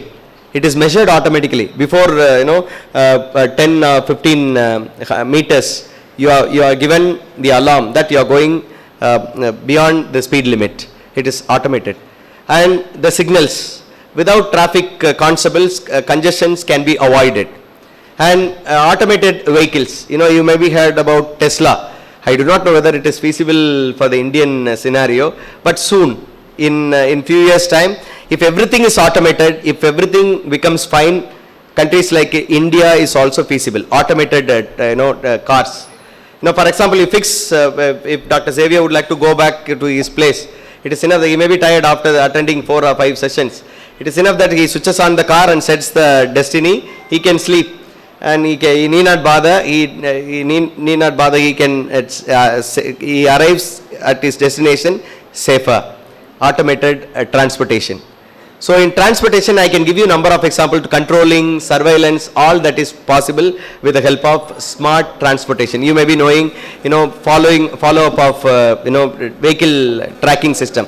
For example, if you have boarded a vehicle, you are given an alarm. Railway system is giving you an alarm before half an hour. You are supposed to get down. So be alert or get up or something like that. So all that are done automated thanks to technology. This is also one of the prospects of digital technology, my dear friends. The major work of smart transportation is reducing congestion. And of course, there are other benefits I have given you. I will share the presentation. You can take it up and you can read. And smart healthcare. I can give you a number of examples, starting from diagnosis, operation, automatic operation, automated, the theater, automated environment, health environment. I tell you, my dear friends, for example, if elderly person at home, maybe sometimes if unknown, if we all at home have gone for job or they walked out of the house for some business, if elderly people unattended, the valuable human life we lost. Instead, if you fix a chip or wearables, you need not fix it, at least a wearable. You just give them a watch or something like that. It infers 24/7 with a health parameter such as blood pressure. You can also measure body temperature and other heart pulse and so on. All that are measured 24/7. It goes into cloud. Cloud is capable of measuring, sensing all your physical parameters. If something goes wrong, for example, your normal heart pulse rate is supposed to be, if it goes beyond 50 or 60, automatically something wrong. So automated, alert will go to the ambulance, emergency vehicle owner. The emergency vehicle will reach out without anybody calling the ambulance. Sometimes we wonder whether when we call 108, it does not reach on time. But hoping all that will come up, all that will be overcome in the course of time. My dear friends, automated, alert will be sent to the emergency vehicle and a doctor will be ready. See, based on these physical parameters, specialists will be ready in the hospital to treat the patient who is going to be taken to the hospital. On time it reaches and the doctor will also be ready, and one of the relatives, close relatives, will be informed that so and so is not well, so reach out to the hospital, we have admitted him in the hospital. It is because of integration of Aadhaar and other technology. This is one. And one of my relative, when he was admitted in the hospital, unattended, he was died at night. Nurses were not there. I do not know where they have gone. All of a sudden, with few fraction of second, he is dead and gone, unattended. At that time, if you have fixed some alarms or monitoring system, patient monitoring system, automatically it would have given an alert to the physician or the nurses who is at the floor, take care of the patients. So this is also one of the flourishing area where digital technology is slowly penetrating. Country like India, slowly we are giving change, or we are witnessing changes. But in 10 years time, all that I am just giving you here will be actualized, and we will definitely enjoy the benefits. And my dear friends, we have got customer experience. All the banks, all the ISPs, internet service providers, or any digital services, or any companies, when you want to talk to the customer care, do you think that they talk to you in person? All the companies, they have got their own chatbots. Are you all aware of chatbot? Chatbots could be connected with ChatGPT. Chatbots, for example, if St. Joseph's College would like to opt ChatGPT along with the chatbot. For example, if somebody would like to join St. Joseph's or join research program at St. Joseph's, if somebody would like to know what are the research programs offered at St. Joseph's College, it gives you full details. If you ask Google, Google will give you so many links and you don't know what is the right link. But chatbot will give you right options. Sometimes the experience will be much more interesting. Somebody will talk to you in a voice of a gentleman or a lady who could answer all your queries, all robots. Chatbots, and with the help of other AI technologies. So it enables better or enhanced customer services. It will help the business to grow or boom. And my dear friends, We also have, in social perspective, when we talk about the changes or prospects in digital technology, we are all very much happy. Only for those who are with wealth, those who are with assets, all these are possible. It is not so. Even a common man can enjoy. Look at here, increased productivity and increased technology access to information will bring down poverty when liberalized. When everything is enjoyed by a common man, we are able to eradicate poverty. And my dear friends, we are also able to empower marginalized. By enhancing their digital skills and so on. By bridging the digital divide. And we also have digital ecosystem. When we have an ecosystem, every common man enjoys the benefit of the technology uninterrupted. And we also have easy access to everyone. It is not that those who have rights, it's not that those who have wealth. Everybody commonly will be able to access all the information. Once internet was a rare commodity or rare service, now we are able to enjoy, everybody. Even people who work at the field, they are able to watch videos. If they are illiterates, sorry I use the term illiterates, because those who are not exposed to technology, they are able to access mobile phones. They are able to watch what they want in YouTube, typing in their own language or whatever language like English and so on. So it has reached everyone in the social perspective. And my dear professors, now so far I have given you the prospects of digital technology. Right now I would like to list you the challenges. My dear friends, you and me are responsible overcoming these challenges. What are we going to do? Let me give you few ideas. Let me give you the challenges, then few ideas to overcome these challenges. Now we have got cyber security. When everything is connected, lot of data is being generated. Huge amount of data is being generated. Without your knowledge, you are being traced. Without your, when we think of connecting, things, whole world, if all the things are connected, imagine that some billions of instruments are being connected for our betterment, for deploying smart applications. We have huge data, we call it as big data. How are we going to secure those data? If unauthorized access is permitted, or some attacks or some hackers access the data, then the purpose of technology will go in vain. So we need to certainly secure the data. That is what we call by cyber security. How do we secure the data? We secure data by strong encryption techniques. Scientifically, some of you may be aware of encryption techniques, making them stronger so that no hacker would breach the data, would be able to access the data. Strong security measures can be taken. And secondly, privacy concerns. My dear friends, without your knowledge, you are being accessed. Your data is being traced. For example, Google knows where I am going right now. Google will tell you, for example, at the end of a month or a quarter of an year, you will be given a note that you have visited this tea shop and you have spent 2 hours. And in future, who knows, Google may tell you whom you have spent time, where you have spent time. All that are traced, because with closer proximity, for example, if I meet professor, for example, sir, if I meet him, it will tell me my phone and his phone is close proximity. It will tell me how long that I have been conversing. Later they would also even judge what that we spoke and so on, all that. So privacy is a bigger concern these days with technology. Without our knowledge, without my consent, my data should not be taken away. My dear friends here, student friends here, any link that comes up, please do not click until you are sure of the link, until you are acquainted with the sender. Any link. No company, I tell you, no company will give you anything free of cost. All that, some of us send, when you send to 5 people, you will get free shoes. Nobody will do that. Has anyone got here? Then why are we sending those links? Those links, sometimes it will harm you like anything.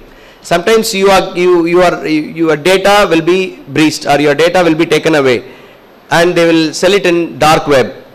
That is why you receive all unwanted mails, unwanted phone calls. Somebody will call you, I am from HDFC Bank, would you like to have loan? Every time they will be calling, sir, we do not know, we don't want. But next day somebody will call, not that lady, but different lady will call from different company. So all that, this is okay at least, annoying calls are okay, we are able to overcome. But by getting your data, by getting some links, all your personal data will be hacked, your photos, including your photos. Particularly for female children, particularly for female women, they will morph and they will have a lot of money, money negotiations and so on.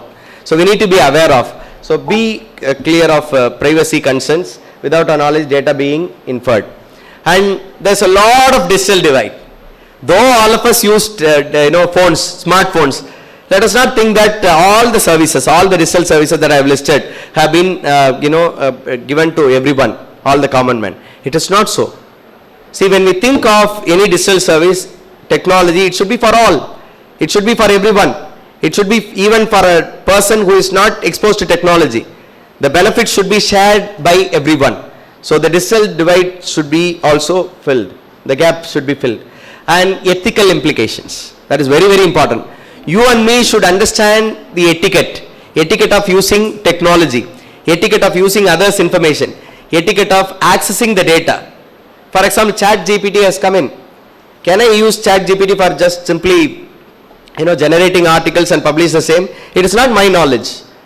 If I write an article, if I upload it in ChatGPT, ask it to correct or rephrase, it's better.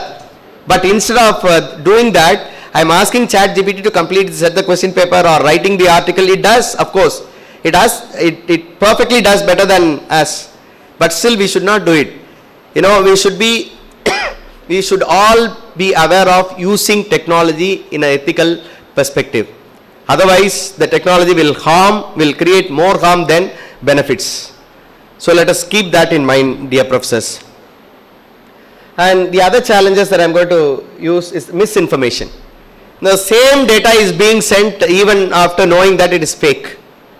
Sometimes you receive information which you will not be able to believe, but when it comes continuously, recent days there was an announcement by Reserve Bank, Governor of Reserve Bank, stating that Reserve Bank has one of the announcement. What is that? What was that? I just forgot. I'm able to just trace it back. 30,000 rupees. If your account has SB has 30,000 rupees, your bank account will be suspended. How is it possible? But we all thought that it is by Reserve Bank. So misinformation is also possible in technology because any information can be spread or disseminated to anyone without any interruption. So misinformation is also one of the concerns. And now, let me give you a few ideas to overcome the challenges that I have listed. Now, the first one, I told you about strengthening. I've told you about cyber security. Strengthening the cyber security through robust protocols. I told you robust protocols that creates a safe environment. And you and me should make use of open source tools. Are you all aware of open source tools? When we use open source tool, you are much secured. Our data is much secured. We call it as FAST tools. You can log into FAST, FOSS, free and open source. Free means any tool or any software that goes two types. One is free, proprietary, we need to buy. Windows OS, do you think that is it free? Is Windows free? Is Windows OS free? Students here, is Windows OS free? You take up to a person to put OS, you give him 300 rupees. Do you think that this is the cost of OS? 8,000, more than 8,000, minimum 8,000 rupees. But we do it with 3,000, which means there is something wrong. It is not free, proprietary. Free means there are some tools which could be used freely, but you cannot change anything. You cannot change any of the aspects of the software. Open source means you are given complete freedom to change anything. The code is with you. You can change completely. Okay, that is what we call by free and open source. You have Windows, you have Linux, free tool. You have Microsoft Office, you have Star Office, completely free. You have Photoshop, you have GIMP, free, completely, all the features are there. Only thing is that we are completely accustomed to all these paid tools. That is why we are not able to move out of. That prejudices should be removed, taken away, right? So, my dear friends, with the help of robust protocols and strong encryption and decryption techniques, we are able to secure the data with the help of continuous monitoring as well. That is with regard to cyber security. we also should think of legal frameworks. You know, with regard to India, we have no strong legal framework or structure. Laws are not there. For example, if cyber crimes, slowly we are spreading awareness on cyber crime. Now, very few cases are filed against cyber crime, and none of us go forward to file cyber crime. You know, every now and then I get false, notices through social media. For example, my students call me sometimes asking, they think, sir, have you asked for some money through social media, either Twitter or Facebook or something? I said always, no, I don't. I don't ask you money. If at all I need, I will call you in person.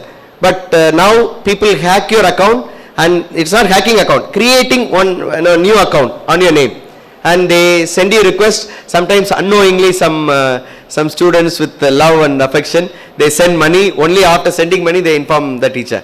That should be safe. So we need to develop a legal framework to secure the privacy and ensure privacy of every user or every user of technology. And we need to have bridging the digital divide. I have told you already.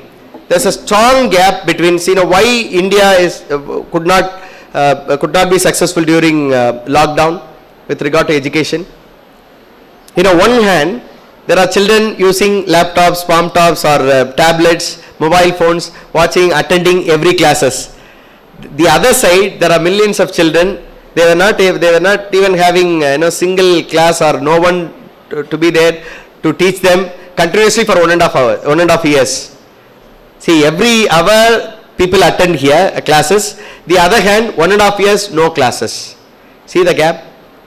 In one place they have got so many devices. They are able to watch TVs. They are able to play video games using internet. They are able to have space station and so on. The other hand, they are not even able to know what is happening in the entire world. Digital divide. And my dear friends, one of the villages, you may be aware, people climbing on the tree, over the tree to get the signals. Even some of our students had difficulty of uploading answer scripts. They were not able to upload answer script because of the data speed. They will have to go up and down here and there where they get the tower and they upload the answer scripts. Digital divide. It is not only during the pandemic, it is still felt. There are some villages still they have not reached out, power, electricity. There is no electricity. When there is no electricity, how can you think of, enjoying these benefits? So digital divide has to be filled. I am sure the government of India is taking a lot of measures. In 10 years time, like we are moving with internet, it will be, everyone will be able to have smart devices, phones to enjoy the smart applications. And my dear professors, we should also emphasize digital literacy. As commerce professors, I humbly request all of you to please go into villages, measure the digital literacy. It is also very much important. Digital literacy doesn't mean that if I am able to access internet, that's all. If I am able to access classes over LCD, it is not digital literacy. You and me should be able to do anything on our own. For example, without reaching out to one of the digital e-services center. If there are no e-services center, if every individual is able to, get the benefits of government or any services on their own, then it is real, real benefit is enjoyed by every citizen. So I request you as commerce teachers and professors, go into villages, go into educational institutions, measure the digital literacy of different levels, teachers, students, common people. Then accordingly you just give some proposals that could help the government to make policies to empower the digital literacy of villages or a common man. So we need to do something. It is not that schemes like Digital India simply investing money only on people who know already, who are already exposed of technology, but we should also reach out to people in the villages, reach out to the people in the underprivileged sections. We should also encourage responsible use of technology, promoting ethical consideration. As teachers, as students of commerce, as researchers of commerce, we can just read the ethical aspects of usage of technology. We call it as netiquette. Etiquette we all know, how do we behave with people. How to behave in internet society, we call it as netiquette. So we should all be aware of netiquette, respecting others' privacy and so on. So we should encourage people using in a responsible usage with a ethical perspective. And we should also collaborate with stakeholders. We should collaborate with government, we should collaborate with private players, we should all, you can bring them closer.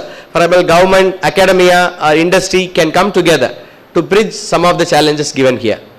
So when we collaborate, some of the challenges can be eradicated. For example, I tell you, with digital divide, you and me cannot directly help, only the government. But for the government to make them understand there is a digital divide, we need to go with the projects and help the government to make policies on digital technology to reach out to unreached. And my dear friends, we have the government to play crucial role to address these challenges. Not only the government. See, government can address these challenges only with the help of researchers and scholars like you and me. So as I told you, I appeal to you again and again.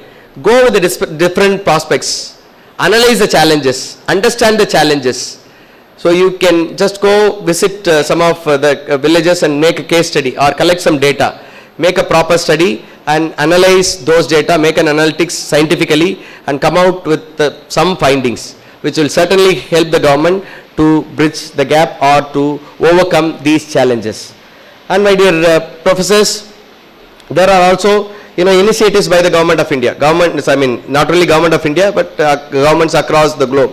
They have got huge funding to bridge all these challenges, through research projects. So government can also just be generous enough offering projects in different perspectives so that they can address the challenges. And as I told you earlier, industries can collaborate. Maybe a production based industry can collaborate with IT based industry so that processes can be automated. Academic institutions like us and an IT industry can collaborate and overcome some of the challenges that I have listed. Similarly, the government sector and an IT industry can collaborate so that we can overcome some of the challenges that I have listed. So collaborative efforts should also be taken to overcome these challenges. And we should also, given as academicians, we should emphasize giving them digital exposure to all our students so that they are not deprived of any of the benefits of this technology or technological based teaching, learning, evaluation.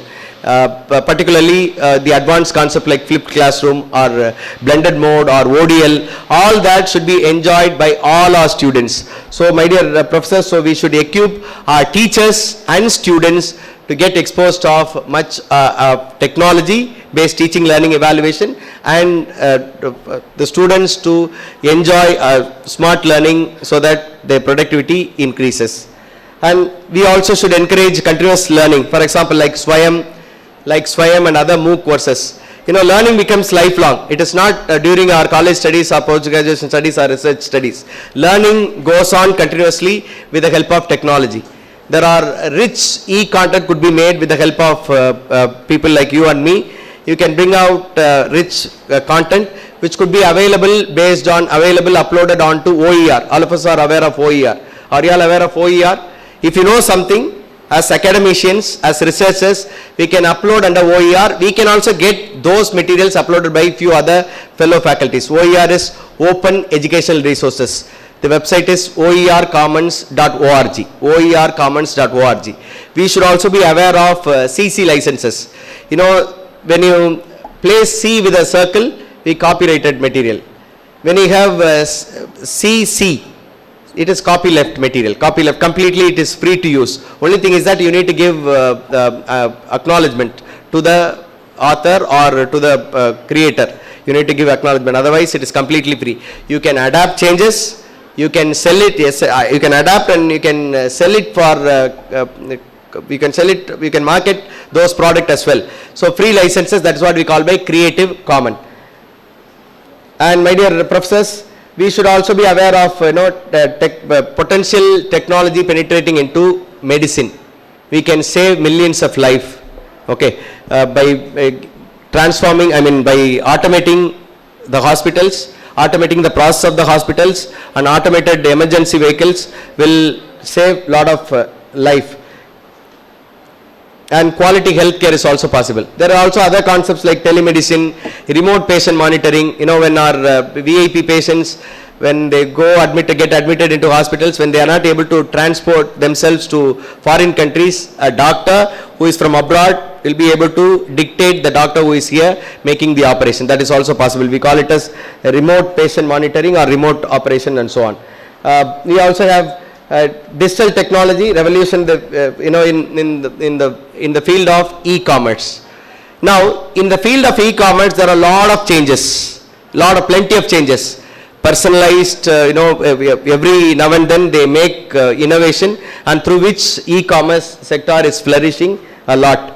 And we should also have, personalization with the help of data analytics, and we can also have targeted audience. Instead of sending some product to everyone, for example, making right analysis based on sentiment analysis or based on some marketing analysis, we are able to find the right targets. For the right target, you send your advertisements or the product based advertisement. For example, if I like shoes, it could be sent to people who like shoes, a particular brand and so on.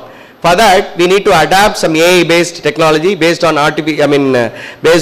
sentiment analysis. We'll be able to drive in a conclusion, and we'll be able to target a particular group of audience so that it could be sent to the right person whom they want.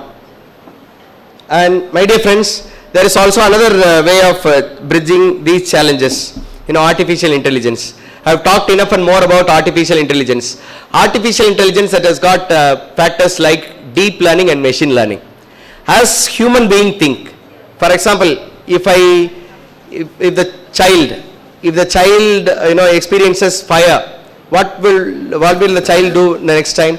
It will certainly avoid, because it harms. It knows that it harms, fire harms. Similarly, the computer learns automatically like human being. The way as we think, that is what we call by machine learning. As we learn, the machines or computers or robots learn on its own. It is not that all the instructions given to the robot that it does. No. Like human being, it also analyzes your emotions. It is able to understand your emotion. For example, if a robot is set in Dr. Justin's house, robot will understand the feeling of Dr. Justin and it will not disturb. If he is tired, or if he is tired, automatically the robot will bring a cup of coffee without asking him that he is in need of coffee. If he is in need of some medication, automatically robot will give him a medication. That's what we call by the machine learning. And my dear friends, machine learning, a very good example is ChatGPT. It works based on deep learning, which means, for example, if I make a mistake, at the beginning, when the children, when they are at childhood, they will use all sorts of grammar. For example, enga appa naaliki laddu vaangittu vandare. See, present, past tense, future, everything they put together and they use. But are we speaking the same way as we do at childhood? No, we improve a lot. Similarly, the machine also improves. Now you go and ask ChatGPT to write Tirukural, it does. But you ask explanation for Tirukural, it makes hell a lot of mistakes. But after 6 months, it will not be. It learns on its own. It learns all the languages based on NLP, natural language processing. Slowly, when it learns and it overcomes the mistakes, and you will have perfect translation maybe in 6 months. I expect in 6 months. Let us see, wait and see. It will be better. The translation will be better. So machine learning and deep learning is involved. And my dear professors, this artificial intelligence could be involved in all the fields, wherever it is possible. Whether it is in a production industry, whether it is manufacturing industry, or whether it is agriculture, whether it is transportation or health or government services, everywhere this technology can be involved so that you can get precision based data, error free data. Only thing is that we accumulate data, those data should be handled properly or analyzed properly with the scientific algorithms with the help of some people who is from IT. It can be done. For that, the policies can be made by people like you. What policies for AI? You cannot simply allow AI to be inducted in every corner or every sector. There is also alarming. For example, when you involve ChatGPT into the field of education, if I am generating question paper using ChatGPT, the student will also check. check, they will also upload the entire syllabus. They will ask what are the possible questions. They will also come to know whatever questions that is generated by chat GPT. There is also challenges. So how are we going to make use of these tools in an ethical base or in an order? So you and me should help the government or should help different stakeholders in administrative positions to control the usage of these technology or artificial intelligence in a controlled manner. That is very important, and that is what I have given here. So dear professors, I have told you enough and more. We need to behave responsible citizen, digital responsible citizens, number one. And we need to practice online etiquette. We need to respect the privacy of others. We should not peep into others' data. We should not exploit the data uploaded by others. We should not make use of the data without their knowledge. That is what we call by etiquette in using. We need to protect the privacy of everyone, every individual, and we should also be mindful of using technology without affecting anybody. Now dear professors, I am going to wind the talk. Now in future, it is going to be this Internet of Things, AR, VR will pave the way for another technology where in 10 years time we will not use mobile phones. Certainly we will not use mobile phones. Instead, we will all wear a goggle, it covers your eye. And for example, if a professor would like to talk to his wife, she will appear in front of his eyes and you can converse to your wife directly in person. If you want to meet somebody, you can meet, metaverse. Have you all heard about metaverse? Metaverse, for example, this conference is done, physically. For example, if Dr. Bastian Jerome would like to organize it in online mode, you need not come here, but you will all be present in the hall with the help of metaverse. You will wear a goggle. All of you will wear a goggle. We will get a feel that all of us are here, and you will be able to meet the delegates nearby. Everyone who is nearby, you can talk to them, you can meet them, and so on. All that is possible as you do it in real conferences or offline conferences. That is going to be possible. So no phones. Without phones, a newer technology with the help of IoT, VR and AR. You all are aware of AR and VR. It gives you immersive. Immersive means you go into it. For example, I would like to have a feel of 5 millionaires, they have lost their life just plunging into water with submarine. But now if you want to have the same feel, it can be done virtually. For example, as we plunge into water, deep sea, and you will be able to see shark, swimming here and there and so on. You will get, that is immersive. Non-immersive means you are from outside. I told you about functioning of a heart or anatomy. Anatomy could be done without touching the body. For example, if a doctor, a physician would like to just teach the medical students about autopsy, for example, post-mortem. Many would not like to do it at the first time, but it can be done virtually. That is a non-immersive. From outside we are able to see as it is alive.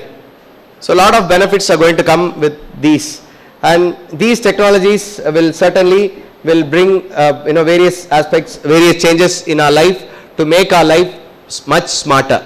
What we are now, and it will be much smarter. Earlier days we were using, have you ever thought of having transfer of money from our mobile phones? At the beginning we were all worried. I do not know where my money goes actually. Now when I just give, still some of our professors, senior citizens, they don't use all these technology. But thanks to technology, even grandma who is selling guava at the roadside, some tomatoes or something, everybody has QR code, UPI scanner, and people buy money. Even if I pay, get a vadai here in the canteen, I am able to pay it with UPI, thanks to technology. And my dear friends, much more than this, we will certainly have numerous changes, alarming changes, which will certainly benefit the human beings, but still there are these challenges have to be looked into. These challenges cannot be overcome only by industrialists. These challenges cannot be overcome only by the government.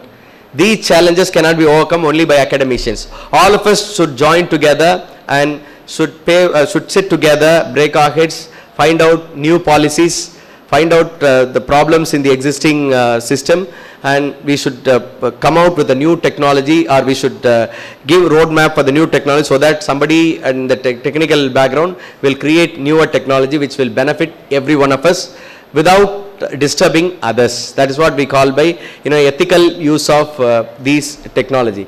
So my dear friends, I would like to conclude. The technology offers tremendous changes with regard to these three. We got enough growth, we have got enough and more innovation and creativity, and we have got connectivity. We are able to connect with anybody, we are able to get any benefits just because of the connectivity. These are all three major key factors for the technology or the technological offerings to the human being. And it is also crucial. Now we are all very much familiar with the benefits of technology, but we should look up to the challenges in the perspective of security, in the perspective of inclusiveness, including everybody, or making the service available to everyone, including the underprivileged, and we should also use ethically. These three challenges have to be met or taken into serious consideration. By all these that I have listed, we can make use of the potential use of technology for the benefit of the human being at larger society. So my dear friends, thank you very much. Before I leave, I humbly appeal to all of you once again, please get to know each aspects, each prospects. Whatever that I have told you, each prospect has got number of challenges. Go into it. I have not listed everything clearly. Go into it. Learn on your own. If you want to know something, for example, if you want to know precision, I have told you about precision agriculture. There are very many challenges in precision agriculture. Whether it is feasible to India, just check it. Just go with the help of AI tools like ChatGPT and so on. Give your idea, ask it to correct it. Get ideas from ChatGPT so that your idea and the machine's idea can work together, and you can go in a new perspective so that you come up with a new concept for projects. Get involved, get guided by your professors, senior faculty members, and apply for funding. ICSR is giving lot of fund, even other bodies. Even you can even apply TNSCST. TNSCST for students, I am telling you. TNSCST offers you projects of 10,000 rupees. Just a small project. Digital literacy in my classroom. You can just take up 50 students. Make a questionnaire and find a study and analyze the digital literacy of your own classmates. You can give the findings. Certainly the government would take up if it is a real research, if it produces real analysis, it will help the government to make policy of training the students or exposing the students to digital technology. If not for your students, you can reach out to small primary schools where there are 50 students all together, 1 to 5th. Analyze and just give your findings to the government. Government will certainly take care. Otherwise, you can approach industries based on CSR. They will also help you. When you give them a beautiful concept for deploying something new, innovative, new business model, certainly your project will be awarded by R&D units of bigger companies. Only thing is that you need to approach with a wonderful plan, properly guided by your professors. And for professors, I request you can think of in a larger circle so that you can understand, analyze these challenges so that technology could penetrate every village, even unreached villages, and everyone should enjoy the benefits of technology with the help of all of our projects. Thank you very much. All the very best. Any clarification? Thank you, Professor. I know all of you are tired. Speaking is very easy, but listening is very tough. You are most welcome to ask for any clarification. I have completed, I think, on time. Till 4:30 I am given time. So 2 minutes remaining. If anybody would like to ask for any clarification, you are most welcome. Students, have you got something? At least. So if you like anything, please just have a study on your own. It will give you some ideas. You will get some research ideas, research problems. You go into it. And with regard to ChatGPT, for students, don't ask ChatGPT to generate assignments for you. Don't ask ChatGPT to create address for you, talks and so on. You create it, upload it, ask ChatGPT reframe it. That would be better. Then compare. Where have I to improve? Compare. Then your improvement starts. Instead, if you depend everything on ChatGPT or any AI tool, that is the end of humanity. Sorry to state. Yeah. In paid version, you will wonder, in paid version, you can even have analysis. Analytics are done by ChatGPT. It produces even graphical representation, table-based representations, and in future, graphic visualization, data visualization is also possible with the help of ChatGPT. Project will be created completely by ChatGPT, and everything will be created. All that is created is new, but at one point of time, everything will be saturated. And we will not think, we will always depend on ChatGPT. For example, if power goes, imagine that if power goes, my presentation is off. If I am well prepared, I should be able to converse. Otherwise, I am helpless. That will be the case. If I depend on ChatGPT, I will be nervous. If without ChatGPT, like students or young children, one of the girl child, he was trying to jump from the second floor. Their parents, told her strictly that she should not use mobile phone. She is ready even to give her life than using mobile phone, but for using mobile phone. That is, we are addicted. So if you are addicted to ChatGPT, if the ChatGPT is not available, then that's all. So I am just giving you a friendly, not warning exactly, a friendly appeal to all of you to make use of ChatGPT in an ethical base. Thank you. Any clarification before I leave? Time is up. So I would like to take this opportunity to thank the organizers, the Department of Commerce, starting from head of the department, deans, and the organizing secretaries, Dr. Bastin Jerome and Dr. Aruldas, who have made a lot of efforts. I know the amount of work that they have done for the past 2 months. They have communicated me even 3 months before about their plans and so on, and they have communicated you all, and they have made us assemble here for understanding, listening, sharing our expertise. Thanks to them, and shall we give them a big round of applause in giving them a note of thanks, gratitude. Thank you, and of course all the delegates, we are thanking you personally because I am from the home institution. I am from St. Joseph's College. I welcome you all. Very happy to have a good number of delegates from other institutions and professors from other institutions for sharing your expertise. Thank you very much. Students, thank you very much for being part of this workshop. Thank you. Thanks a lot. Thank you, sir, for your enriching session on digital technology.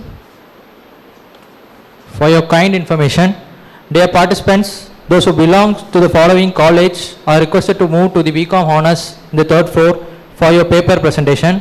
The following colleges are CARE College of Engineering, Congo Arts and Science College, Holy Cross College, SRC College, National College, Bardiyar University, Coimbatore, Avinashi Lingam Institute of Home Science and Higher Education, Idea College for Women.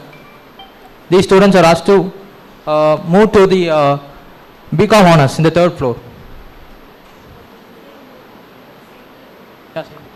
Same building.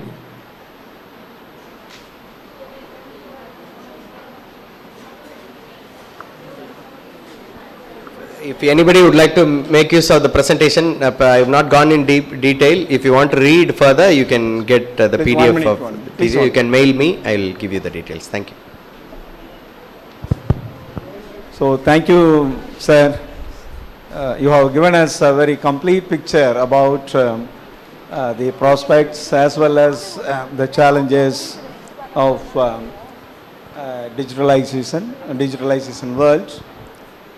Through your lecture, you have touched almost all the key areas of economy, particularly finance, agriculture, healthcare, and almost all other aspects, prospects, under prospects, and also under challenges. You have beautifully narrated and explained the whole things which are very much required for the community. And in addressing challenges also, you have come out with pragmatic approaches that are very much essential for the community like us to cope up with. So sincerely, it shows that you have gone into an enormous amount of work to prepare and to present this. on behalf of the audience, I extend my sincere thanks to you for having come out with a very, very nice presentation, and it will be very much useful for the academic community. I am also belong to academic community from Gandhigram University, and doing a project on digitalization. So thank you very much. Your lecture has given a lot of inputs at various sectors. Thank you very much. Thank you. And in the first session also, our friend who is sitting in the first row has given the industry side and the practical, entrepreneurial aspects. Really, these are all very much useful for us as well as for the young community like you. If you adhere to his words, definitely you can come up as an entrepreneur or entrepreneur, and you must fail. You might have underlined those words. You can take efforts, and if you fail, now you are not going to lose anything. So thank you very much for your efforts in preparing and coming out in a nice presentation. Thank you very much. Thank you. Thank you, sir.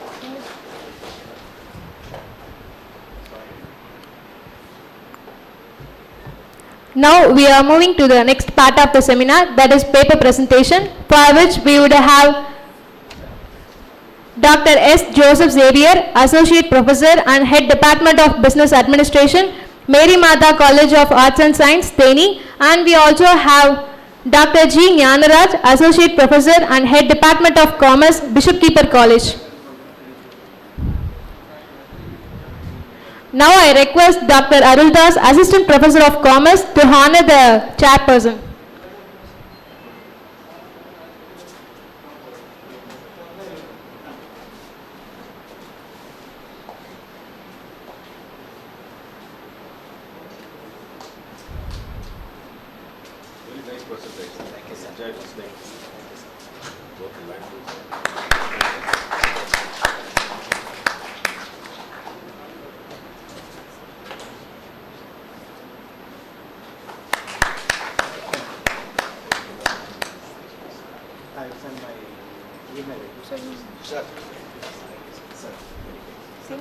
Yes, sir. Paper presentation. Yeah, paper. Sir. Just a moment.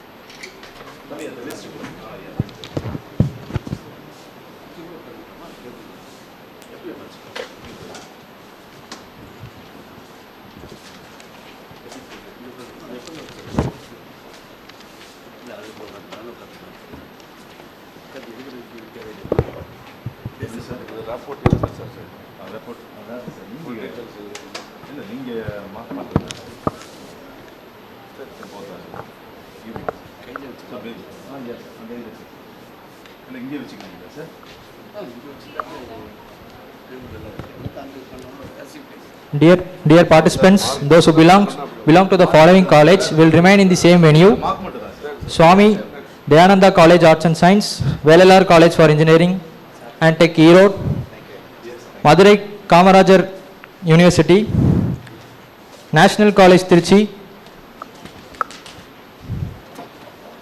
Gandhi Garam Rural Institution deemed to be university, Jabas College, SRM College, MCET College of Engineering and Technology, Pondicherry University, Karaikal, Government Arts and Science College, Srirangam. These students are asked to remain in the same venue. First one, Abhirami. Yes, Abhirami. Swami Dayananda College. next one. Lakshana. Danuja Shri from Velalar College.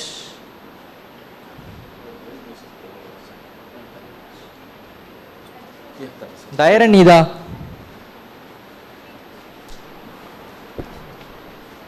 Hazira Banu, Aarti Ji, Baki Lakshmi, Surya S,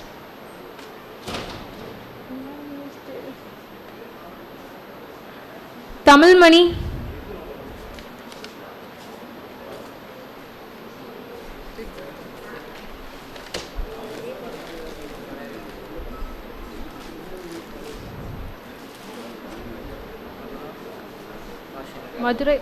Madhura Bashni, Lokesh,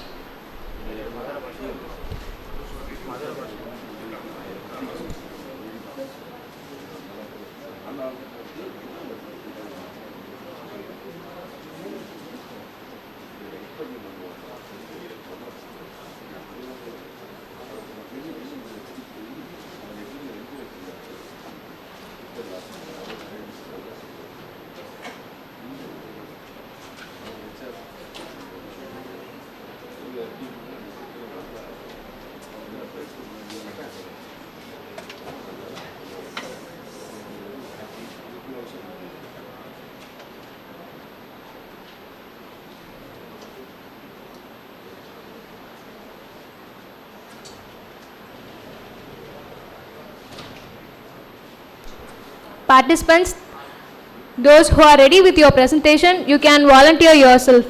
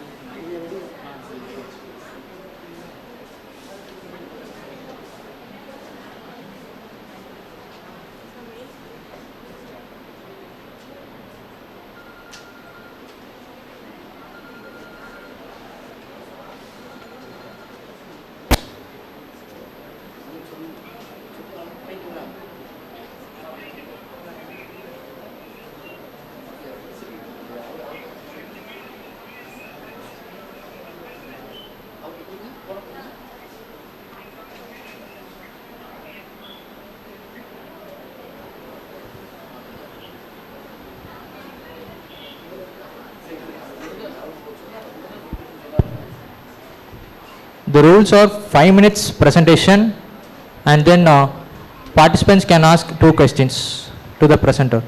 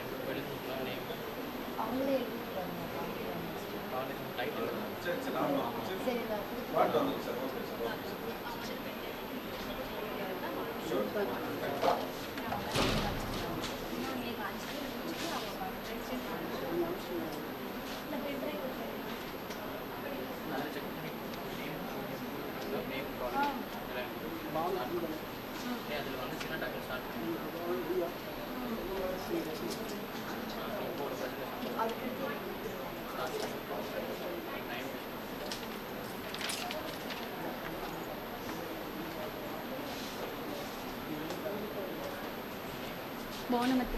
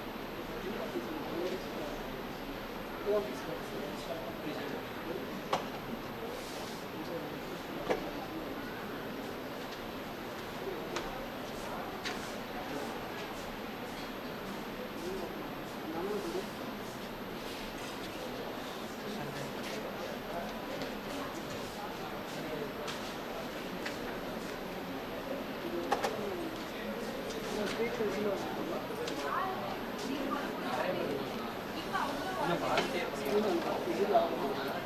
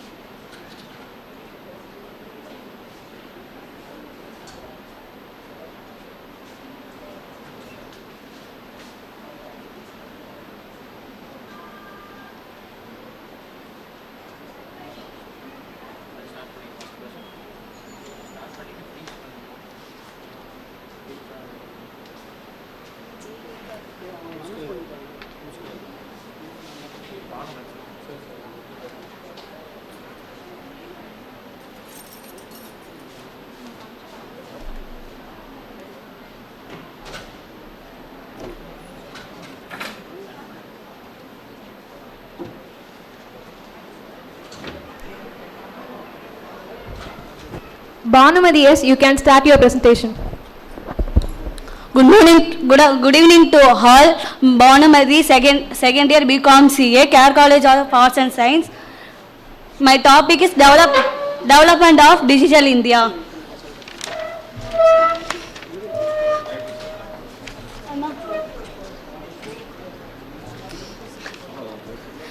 The Digital India program has been provided with as point a changing the nation into a carefully engaged sociality and learning economy. The Digital India world granted the government attentions as accessibility to negative electronically.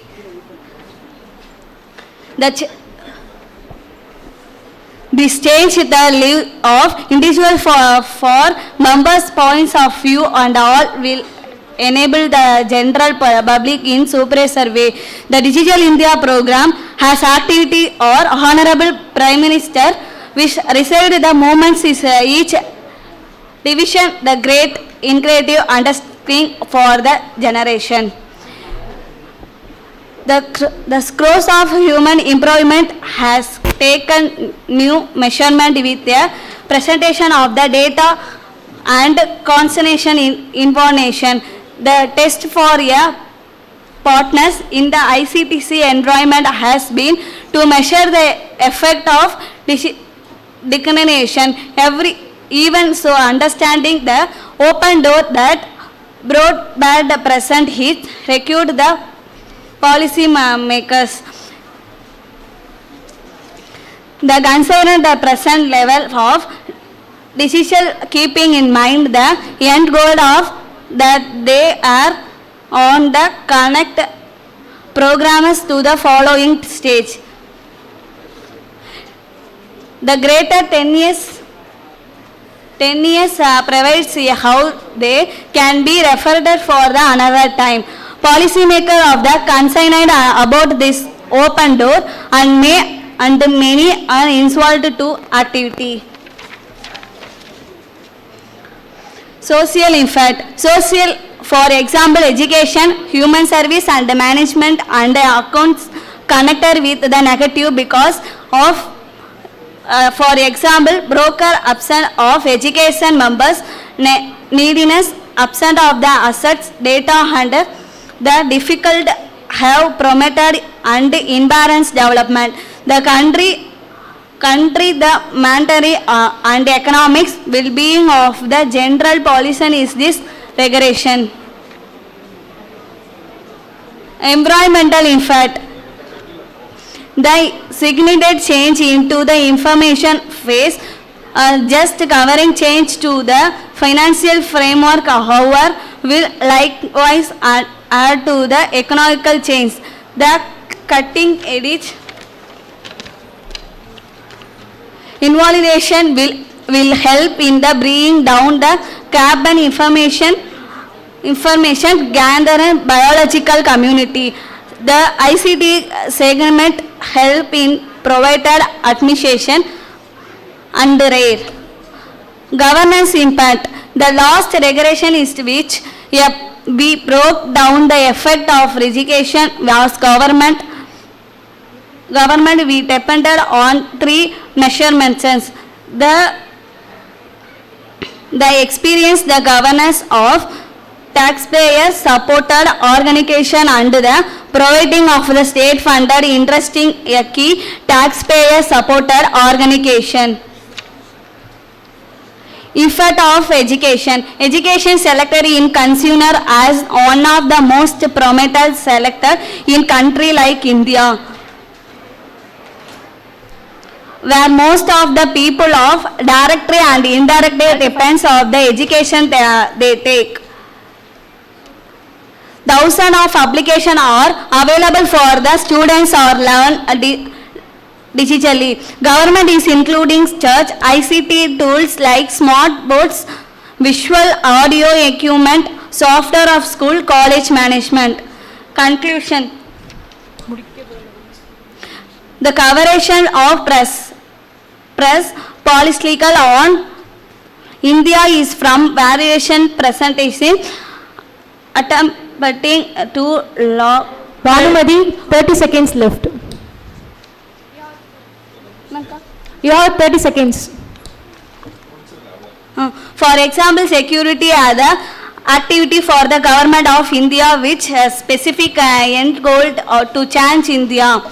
Carefully empowered sociality and learning economics is an activity.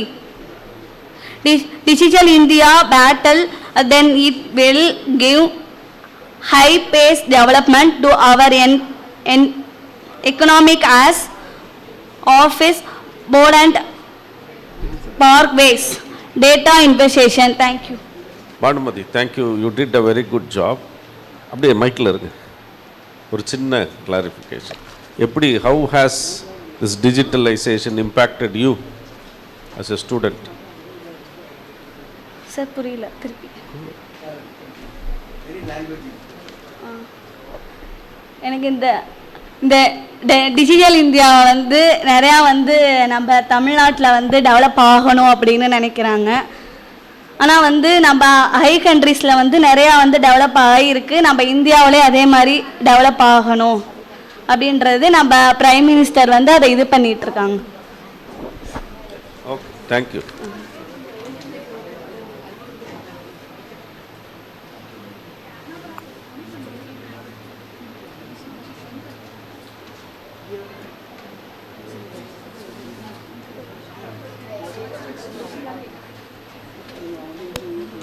Next, Jeevitha.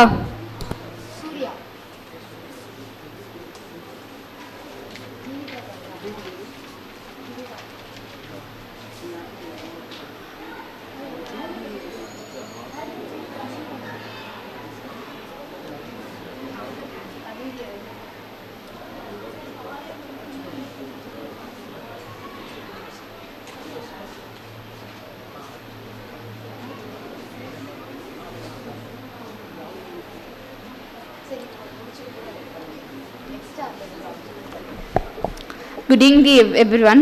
Development in the digital economy. Me, Jeevitha, Bachelor of Commerce Computer Application at Kara College of Arts and Science, Tiruchi. It is a well-known factor that Digital India is the outcome of many innovation and technology advancement. This transforms the people in many ways and will empower the society in the better manner. The Digital India programming and initiative, the Honorable Prime Minister Narendra Modi will be made a new progress in every sector and generate the innovation for the next generation. This motive below the concept to build the participative, transparent and responsible system. The Digital India drive the dream project of the India government to remodel India into the knowledgeable economy and developing empowered society. Will be good governance for the citizen, bringing the coordination in public accountability, digital connecting and driving the government programs and service to mobilization to the capacity information technology across the government department. Today in the every nation wants to be fully digitalized and program this straightly to provide equally benefit to use the service provider. Hence, accept as being made to this paper to understand the Digital India as the campaign where the technology and connectivity will be together make the impact on aspected governance to improve the quality of the citizen. Introduction. Digital India is the launched by the government of the India to ensure that the government service are the made for availability to the citizen electronic through the improve the online infatuated by the increasing internet connectivity to make a country digital empowered to the technology.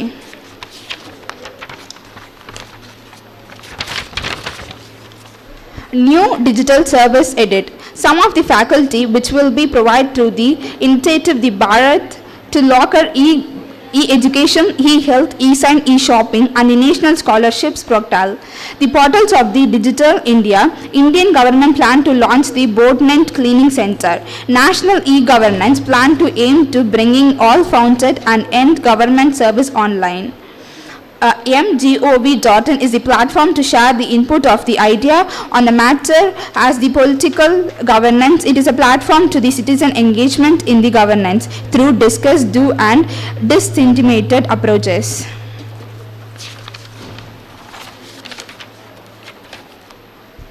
Back and digitalization, black money integrations in 2016, the union budget of the Indian announcement 11 technology initiative include the uses of data analytics to nab tax that evaporated, creating the subtle opportunity. It is the company to build out the system that will be required. Digital literacy missions will be cover 6 crore rural people householder. It has been planned to connect 550 farmer markets in a country through the uses of technology. Faculty to the technology empower citizen. Digital locker faculty will be help citizen to the digital store the important document in the PAN card, passport, mark sheet and degree certificate. Digital locker will be provided secured as the government issued document. It is the authenticity service provided by the Aadhaar card. BOP and job growth. The government is the planning to the 28 seaters. BOP is the various state and set up at least the common service center in each of the Gram Panchayat in the state. eSnap Park merge for the out of 10% English speaking Indians, only 2% reside the rural the area. Research everyone depends on their language for all living their lives. Jeevita, your time is up.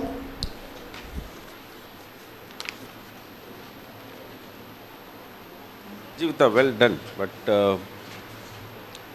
there are many villages in our country without even electricity. How do you think this digitalization will? நம்ம நாட்டில் நிறைய கிராமங்கள் electricity கூட இல்லாமல் இருக்குது. எப்படி அந்த digitalisation அவங்களெல்லாம் ரீச் ஆகும்னு நினைக்கிறீங்க? ஸோ மைக்கில் தமிழ் அழகாக சொல்லுங்கள். நிறைய வில்லேஜ்லஸ்ல வந்து கரண்டே இல்லாம இருக்கு. அது வந்து எப்படி ஆகும்னு சொல்லி எப்படி நம்ம டிஜிட்டலைஸ் பண்ண போறோம்? டிஜிட்டல் இந்தியாவில் அவங்களையும் எப்படி இணைக்க முடியும்னு நினைக்கிறீங்க? ஆனா இன்னுமே டெவலப் ஆகாம தானே இருக்காங்க வில்லேஜஸ்ல. இன்னும் கொஞ்சம் பேர் தான் இதாகிட்டே வராங்க. அதனால கொஞ்சம். Very good, thank you, great.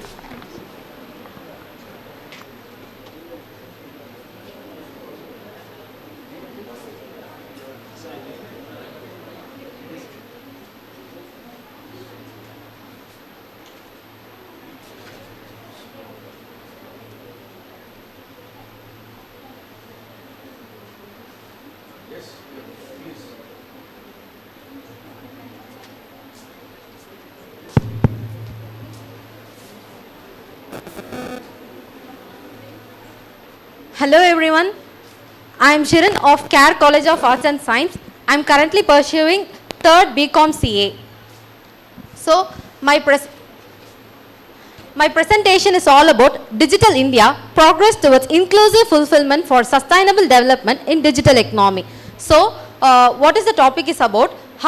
What is the part of Digital India, or what is its contribution in the development of digital economy? So first of all, what is Digital India? The Indian government launched the Digital India campaign to make government services available to the citizens electronically by online infrastructure improvement and also by enhancing internet connectivity. So campaign is nothing but a plan of series to achieve a goal. So the government has planned to make India Digital India. India's digital transformation has been remarkable in recent years with the rapid adoption of smartphones, increased the internet connectivity and the government's push towards a digital economy. So the Digital India is now many people like us are using smartphones. So it will be more useful for the Digital India to become a Digital India. Objective. So what is the objective of Digital India? The objective of the program is to establish better connect between citizens and the government via e-services and deliver government services in a cost-effective.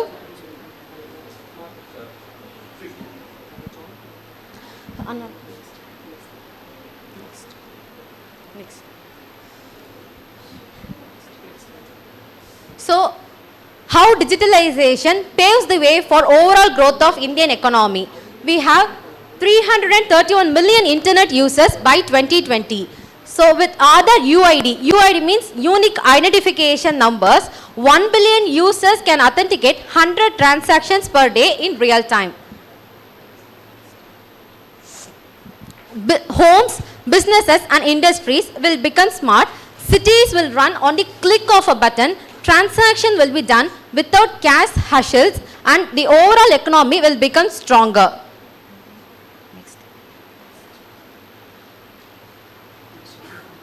So, how can Digital India pave way for sustainable development of digital economy? So, I have covered only just 3 topics since I have only limited time. First one is e-commerce. Increased internet access among Indians have driven this growth, which has led to the more people shopping online and more businesses selling their products online. For example, Amazon and Flipkart. Financial services.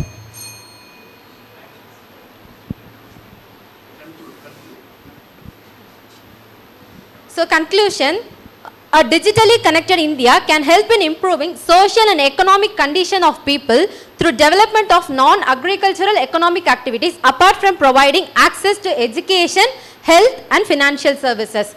Adopting digital technologies such as automation and robotics has helped increase manufacturing efficiency and productivity, enabling Indian manufacturers to compete more effectively in global markets. So, in recent years, digital technologies have made India an attractive destination for investment.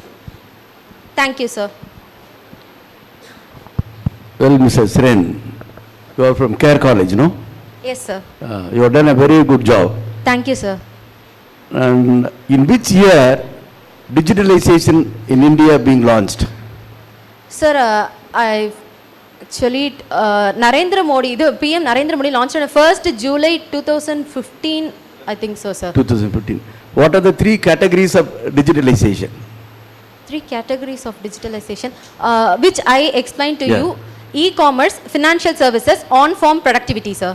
Whether we need only knowledge on digitalization with reference to awareness or digitalization with reference to infra? Sir, can't get you. Whether we need knowledge on digitalization simply with respect to awareness, whether we need only awareness on digitalization or digitalization with reference to a greater infra in India. Greater infra, sir. Fine. Thank you, sir.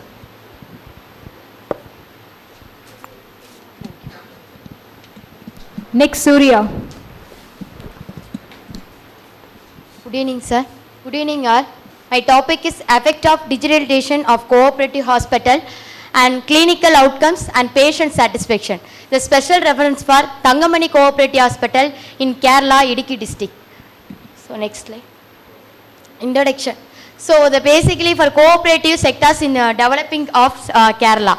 So now the cooperative hospital in only one, the Virudhunagar district in Tamil Nadu, but not at all the working. So cooperative hospital in developed by private and government hospital in specifically for cooperative hospital in peoples also the poor peoples and middle peoples also to the discount the medical and a lot of things. So digitization in India. So developing the digital normally for private hospital in appointment for the any patient needs and wants the online therapy and online medical equipments and technology development, and to the any doubts and ask to call for patients and ask to answers for the doctors.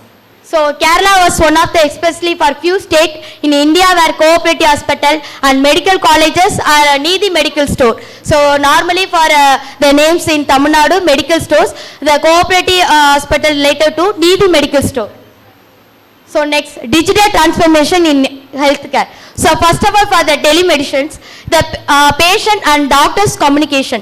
Patient and doctor communication means the already they told in example for any doubts and needs and wants or to the test report. The recently for in cooperative hospital in one pneumonia patient and take for a home. But any doubts and come to the take test in blood test and urine and any test and report for directly for patients in cooperative hospitals for this one. So next the patient monitoring. Patient monitoring means Surya, you have 1 minute left. Okay. So patient monitoring for BB and sugar, and I already told for smart healthcare system in this college for computer science department, sir. So next, IoT, information and technologies. So remote patients monitoring for the spot result for patients' needs. So next, risk assessment. Risk assessment for emergency wards and ambulance services, and test report immediately for after COVID time period.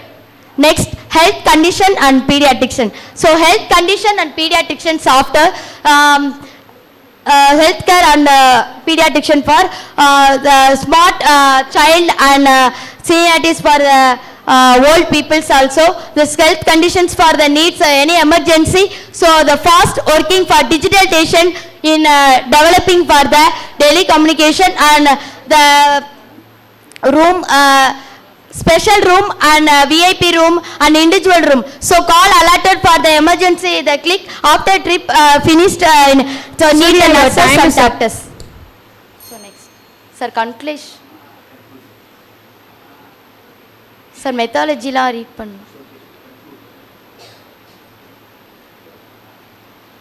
So limit so that's the country.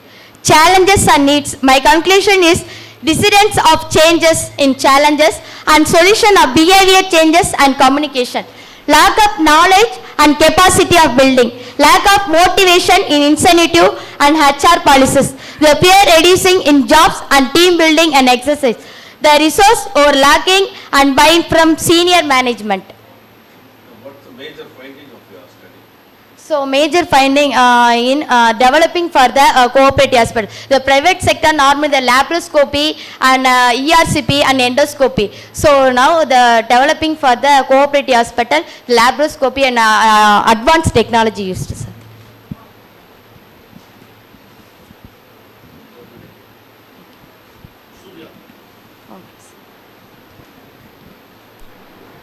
So research methodology.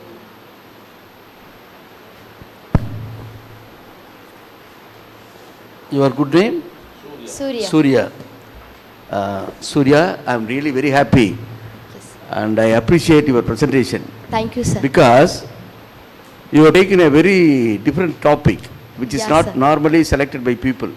Yes, You know, could you please say, being a commerce candidate, could you please say, Sir, management. management, of course. Okay, sir. I mean, who is the, can you say the name of the person who launched the idea of cooperative in India after independence?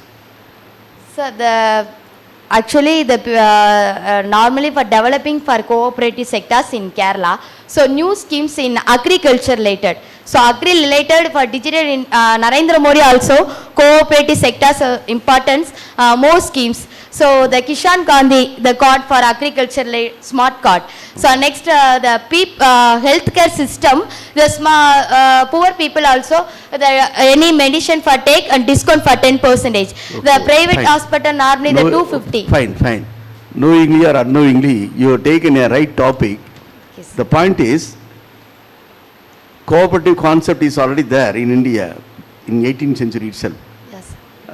But that particular concept being launched in India after independence by George Fernandez in Mangalore. He is the first man to launch a cooperative bank in India. After that, that sort of bank spread over all over India. Yes. You have taken the right topic, digitalization in cooperative form of organization. Yes, sir. Knowingly, the things are coinciding with each other. I am happy that you have selected the right topic. Thank you. And you have rightly pointed out what are the problems that may be faced by the hospitals Yes, sir. when there are cooperative farms. Yes, sir. Good, you proceed, fine. Okay, sir. Good. Thank you, sir. Next, Venkat Rami Reddy.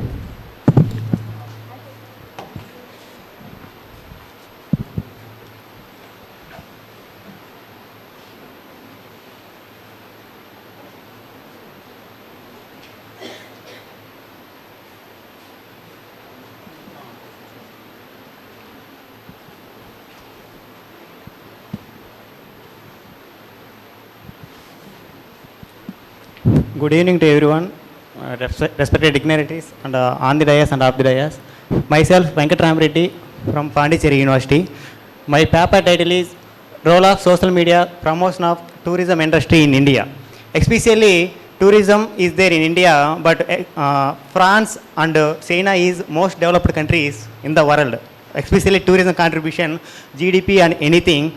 Before COVID-19, 2019, tourism industry is very big success in before 2019. But after COVID, tourism having suffered the losses of the jobs and everything. Next slide. My objective of the study is to understand the extent social media platforms role in the tourism promotion and marketing. It means the enlargement of the tourism industry through social media. Social media means we are daily using cell phones like Facebook, Instagram, Snapchat and everything. All platforms comes under social media. This is the promotion of the tourism industry. Next. My abstract, how to promote the tourism industry using social media. The main theme is attitude of the tourists and designing the competitive marketing. It is based on everything based on nowadays everyone using mobile phones minimum 6 hours or 7 hours in everyday day-to-day life. At least for example we are reaching one destination, for example in India, in Google Maps just giving the ratings is like that. The government of India, they know the how to develop the destinations, for any feedbacks is like that.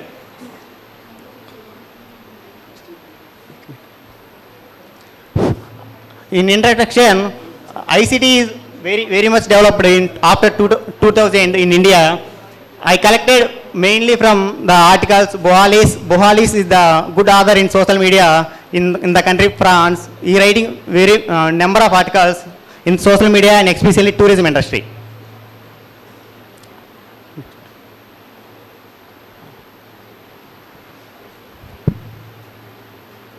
I am collecting 10 literature reviews. Actually, I studied 24 articles.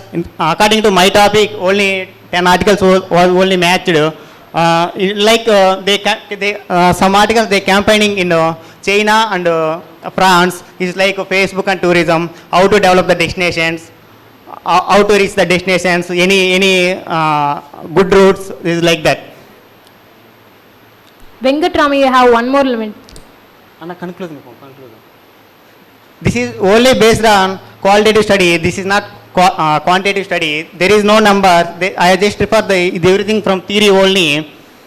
In tourism industry, especially in service sector, they contributing more. Before 2019, they contributing 9.1%. In financially, and this is comes under management studies. But this is one of the part of management studies in industry in our country. Improving service quality or infrastructure, increasing of customer satisfaction, they going to different destinations, gathering everything, sharing information through anything from digital means anything from online only. Online the sharing information and the knowledge. This is very much impact. Social media is very much impact in the tourism industry. Not only 2023, it will more impact in after 2025 or 26 in future. Thank you.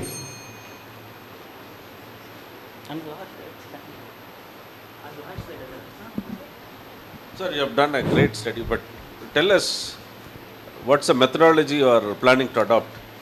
The topic is good. Qualitative, sir. Qualitative. What do you propose to do? That is just secondary data only I collected from journals and articles, sir.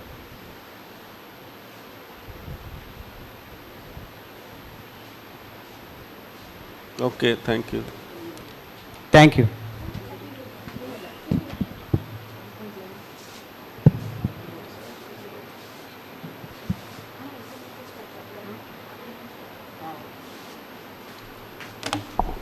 Good evening, everyone. I am Subhashi from CAD College of Arts and Science, pursuing BCom CA final year.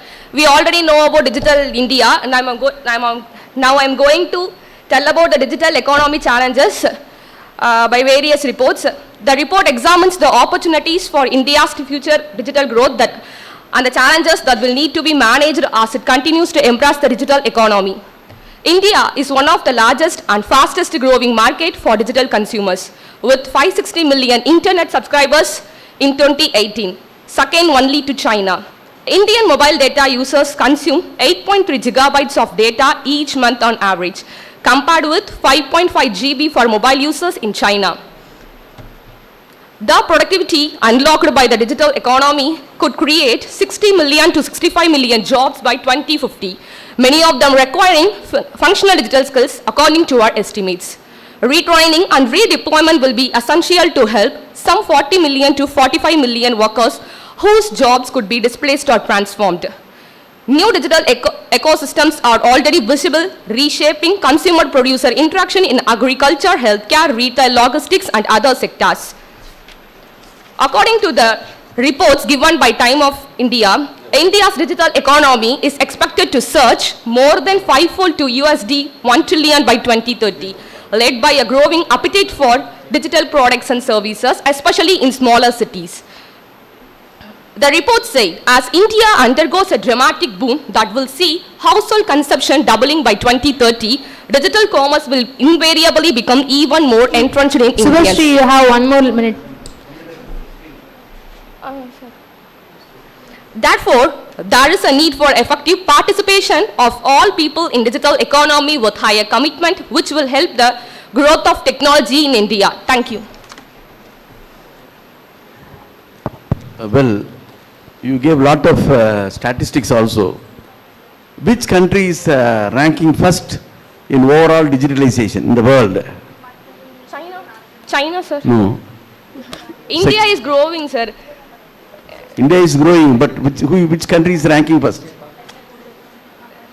In 2022. Sir, India is the first in mobile users, sir. India is number 1 in payment. Payment and the internet, sir. Payment wise only ranking first. But all together for the digitalization, which country is ranking first this year? Is it USA? I have to study, sir, about that. It's a Denmark. Denmark is ranking first. Second, USA is ranking.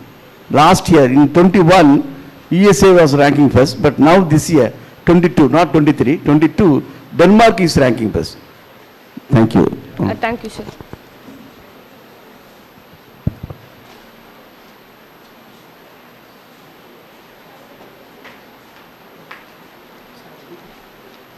Good morning to all. My name is Harry Ganesh. Care College of Arts and Science, second year become CA. My topic is a study of 9 pillars in Digital India. I will explain the uses of Digital India and history of Digital India. Keyword: introduction of 9 pillars of Digital India. Introduction: Digital India was launched by Prime Minister of India Narendra Modi on 1st July 2015. Was an objective of connecting rural areas with a high-speed internet networks and improving digital literacy. The vision of Digital India program is inclusive growth in areas of electronic service, productives, manufacturing and job opportunities. It is centered on 3 key areas: digital infrastructure as a utility to every citizen's governance, services on demand, and digital empowerment of citizens. 9 pillars of Digital India. Digital India aims to provide the needed thrust to the 9 pillars of growth areas, namely broadband highways, universal access to mobile connectivity, public internet access program, e-governance,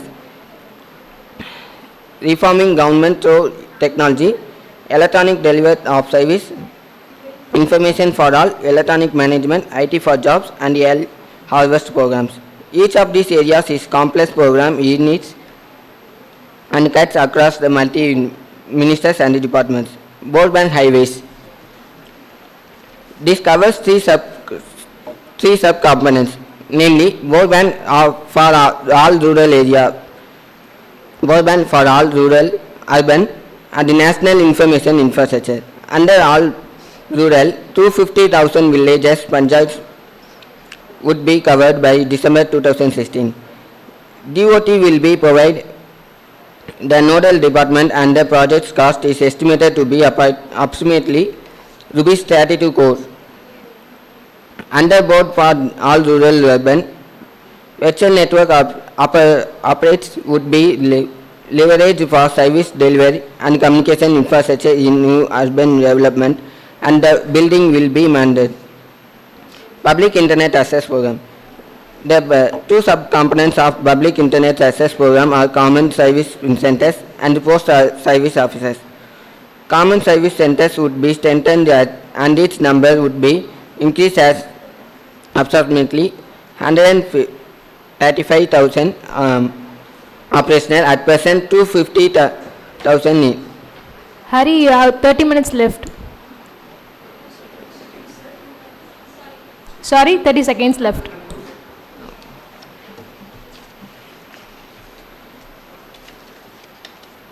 My conclusion is a digital India connected can result in a growth of the social and economic status of people.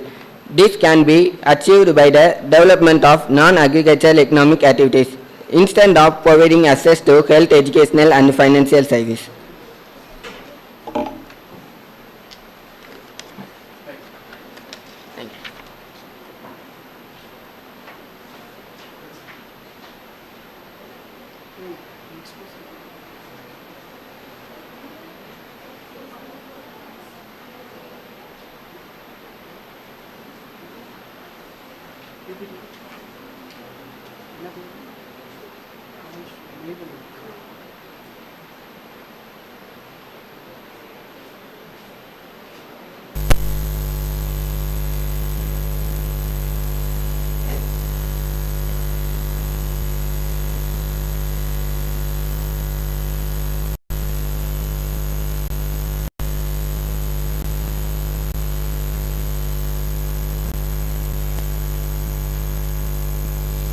Good evening to one and all present here. So this is Kalishwari, PhD Research Scholar from Bharatiya University, along with my co-scholar Navita and my guide Dr. M. Jagadishwaran, Associate Professor. We are presenting a research title on awareness level of citizenaries in Tamil Nadu on Digital India program. So we all know about Digital India program, which was launched by our Prime Minister Narendra Modi, and this paper is personally dealing with the awareness level of Tamil Nadu citizenaries, how much they are aware about Digital India program and what all the Digital India program they are aware about. The statement of the problem. So the thing is, like we know, like people are using Digital India program, the government schemes which are availed under the Digital India program, but it's not like that. Even many people around the Tamil Nadu, not even only Tamil Nadu, in India, are not aware about most of the programs launched under Digital India program. So this paper is considering that concept as a statement of the problem, and we have analyzed with the statistical tools for knowing whether there is any difference in kind of the awareness level, and we have also taken the relationship between the awareness level and the demographic factors selected for the analysis.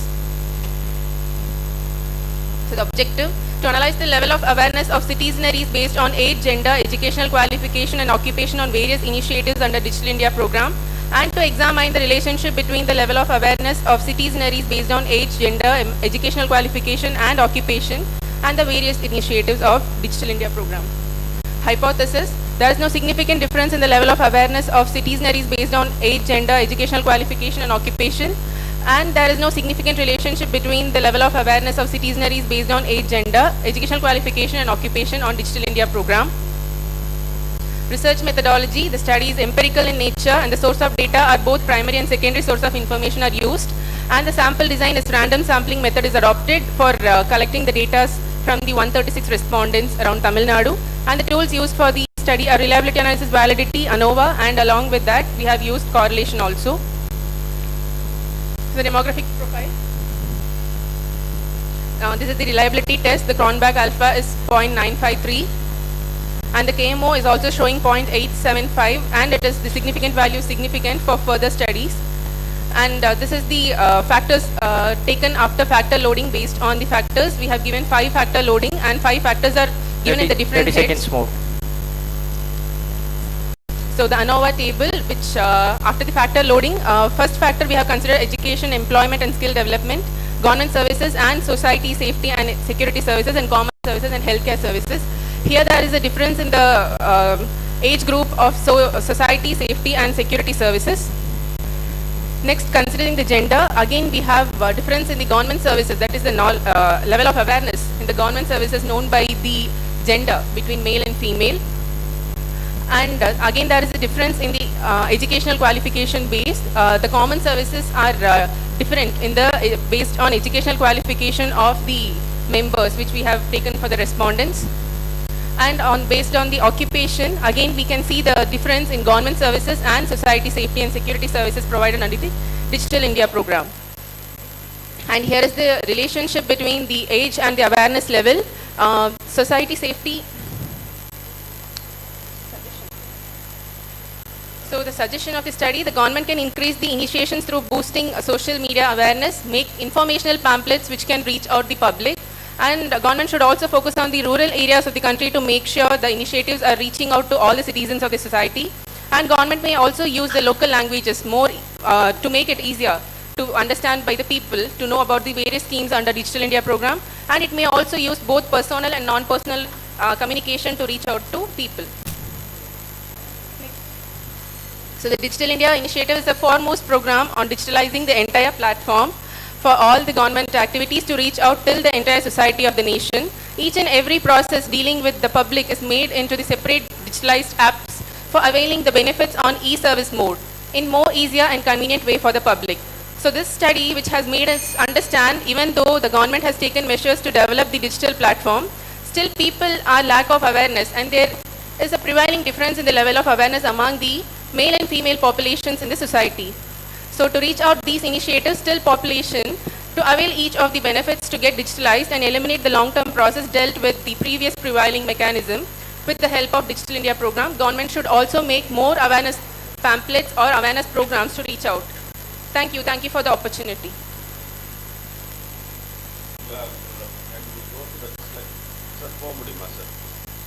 Can we go to the data on gender? See, generally, ANOVA is done when you have more than groups. When you have two, male and female, it's better to go for t-test. See, sir, we have two different groups here, male and female. Understand. When we have only two groups, male and female, the more appropriate tool of analysis would be t-test. Okay, sir, sure. Not ANOVA. Okay, ANOVA, sir. we would generally go when we have more than two groups.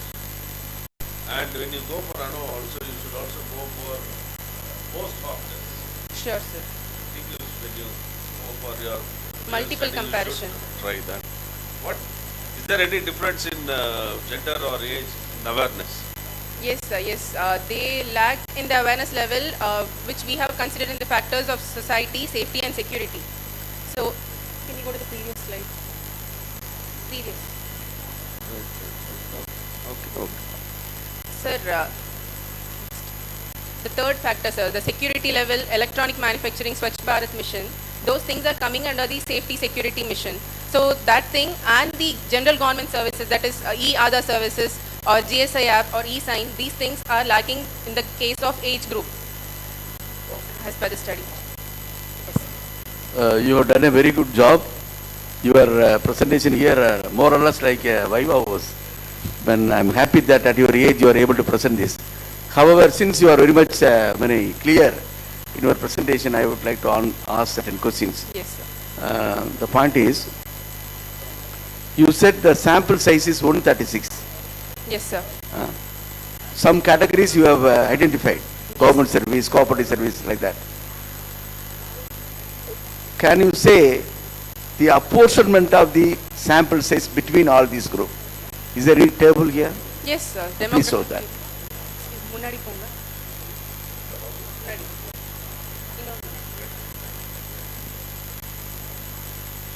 It's only, age and gender wise you are classifying. Next. Sir, demographic factors, you have considered only 4, sir. Age, gender. No. I would like to say the sample size is 136. Yes, okay, sir. from among that 136, how many of them are from government service? How many of them are from cooperative service? Sir, how many of them are self-employment? So unemployed we have 70 respondents. Okay. Self-employed we have 40 respondents. Government employees only 2, sir. Okay. And private employee we have 24. Okay, why did you select 26 from undergraduate? This is an education qualification. I'm asking you the classification table classified between the different groups. Say for example, my sample size is 500. I would like to select 500 from 4 sector. Okay, sir. From first sector, how many I select? From second sector, how many I select? Totally it comes to 500. Similarly, your sample size is 136. Understand? How did you select the sample size from each sub-segment? Sir, this sample is not based on that criteria, sir. It is not like stratified random sampling. It is a random sampling. Random sampling, even if it is random sampling, it need to be very much reasonable, no? Yes, sir. Yes, From sir. one segment, you cannot select more. It has to be equal, so that the conclusion when you say it could be justifiable. I don't find any table for that.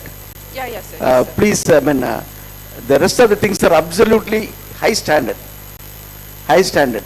The simple question is, you have to justify on what ground you are selecting the particular frequency from a particular class. Understand? Then, being a bright student, I'd like to ask one other question.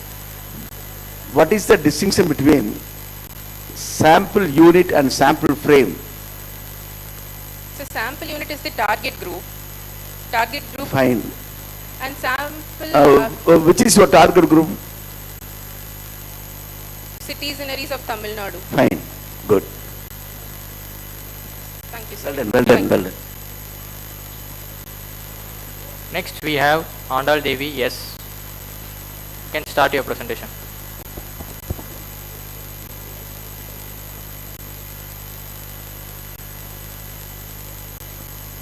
Next candidate, please get ready. Next candidate. Next, There are two more, next please candidate, get ready.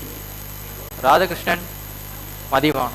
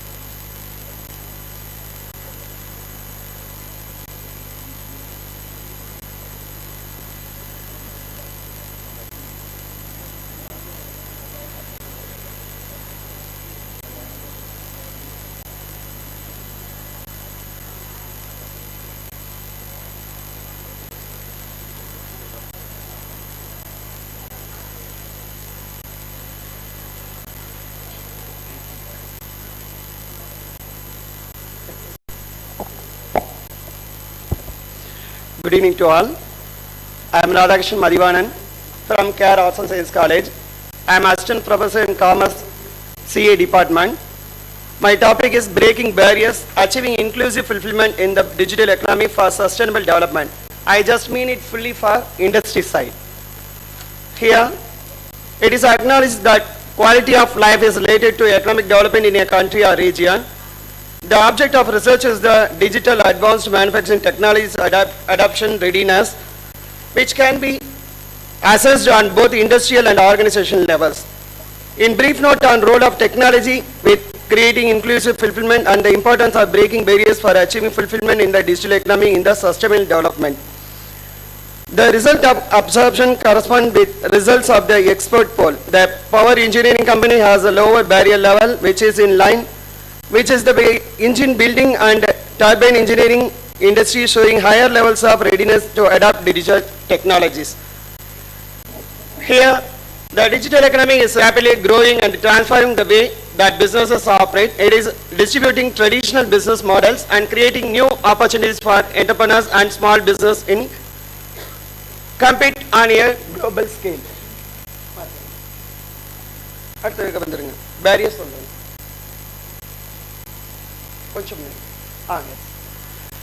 Here I state, lack of knowledge, expertise and awareness on digital technology implementation, lack of infrastructure, security challenge, the negative perception towards new technology adoption, immaturity of technology, unclear government policies, depend on third-party technology providers, limited scalability, lack of roadmap for successful implementation of industry, disruption to exciting jobs, difficulty and complexity in changing organization culture, investment cost, unclear benefits. These are the barriers which affect the digital economy of industries. Here, lack of knowledge, expertise and awareness. So, this is in an international market, several organizations are not able to capitalize on their prospects as they lack of the fundamental principle of industry and thus do not realize the advantages of implementing Industry 4.0. Lack of infrastructure. The lack of high quality infrastructural resources plays an important role in moving forward in Industry 4.0 implementation. With the lack of quality system and infrastructure, interfacing different components in the system would be challenged, thereby making it difficult to interact with the physical world. Security challenges. Hacking, incorrect information pose a lot of security challenges as they are embedded with a lot of critical information. The negative perception largely focuses on the public image, which plays a large role in adapting or implementing a newly technology towards Industry 4.0 development. Sir, you have 1 more minute. Finish. Sir, could you please give the suggestions and the conclusion? Yes, sir.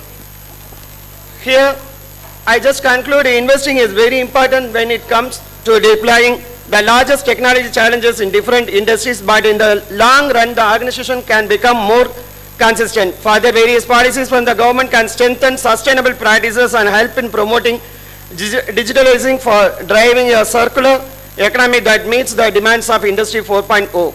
The adoption managers can focus on eliminating the barriers to the successful implementation of digital technologies. Once the barriers are eliminated, the technologies could be implemented in industry.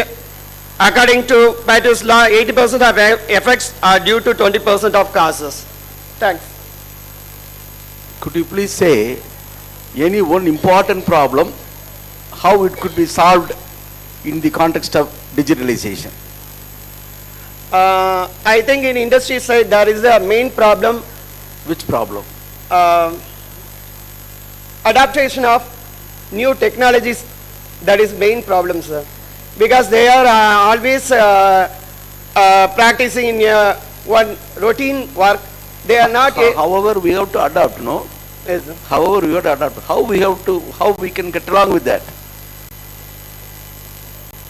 What is the strategy to get along with the modification of the? Some giving Because at the end of the conclusion, you have said 80% of the effects are due to 20% causes only. Yes, sir, sure, sir. Because we give the continuous training to the peoples and some meetings, and we try to clear the goal of the company with the sustainable development for the economy. Thank you. Sir. Thank you, sir. Thank you. Thank you. Good. Thank you.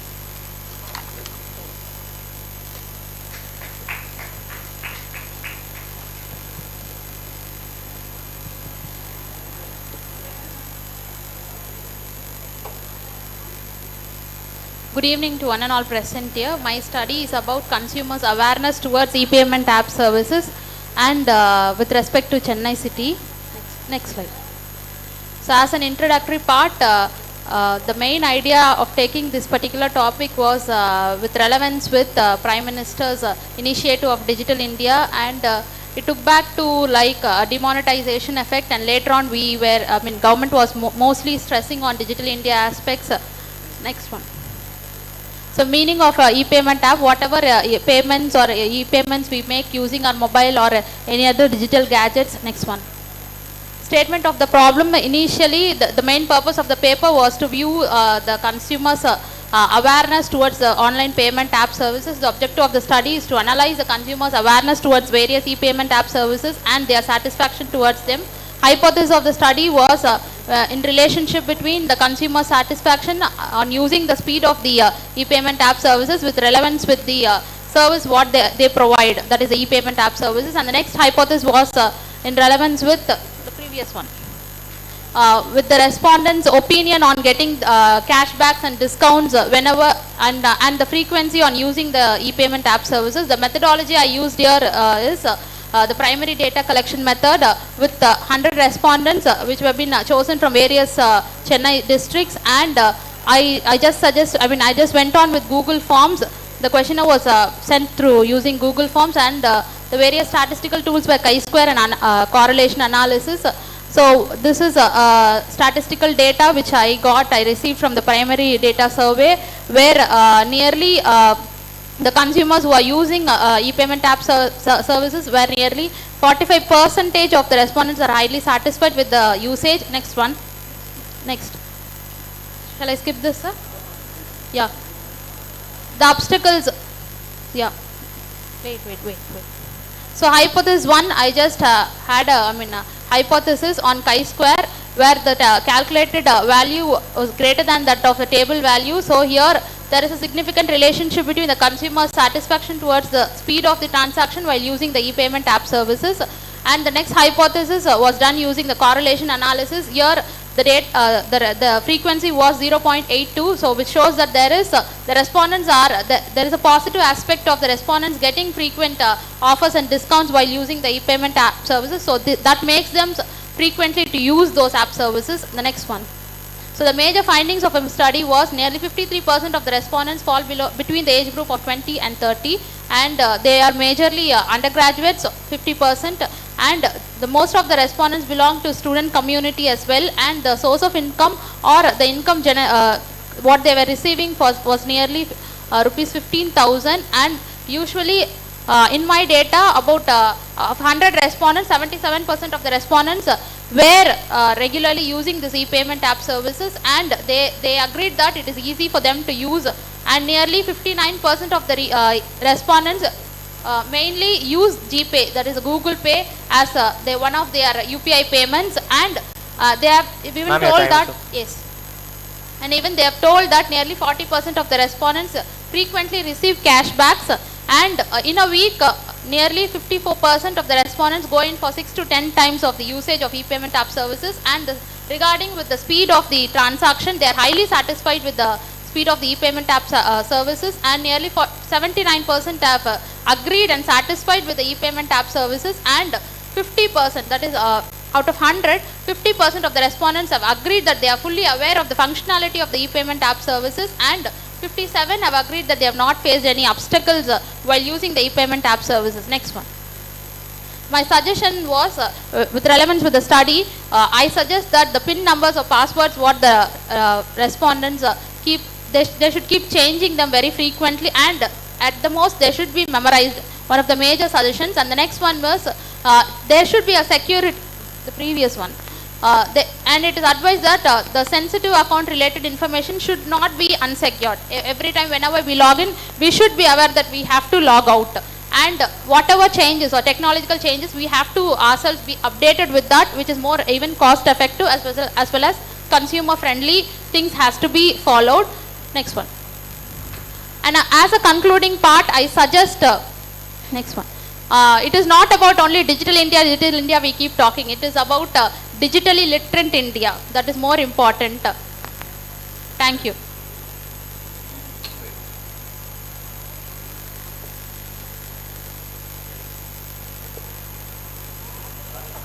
Okay. The balance presentations will be done by tomorrow. Yes, ma'am. Let's. Thank you, sir.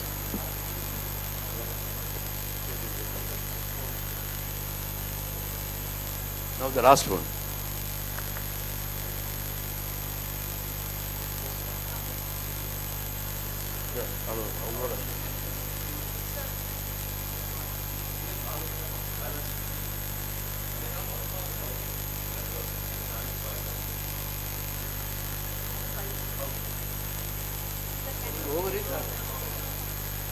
Tomorrow.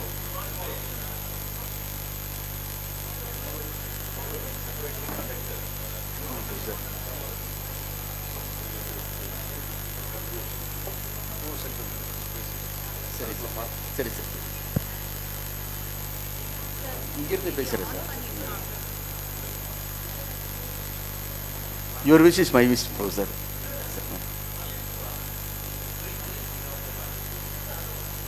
Then 3 we can complete, sir. Okay. Come.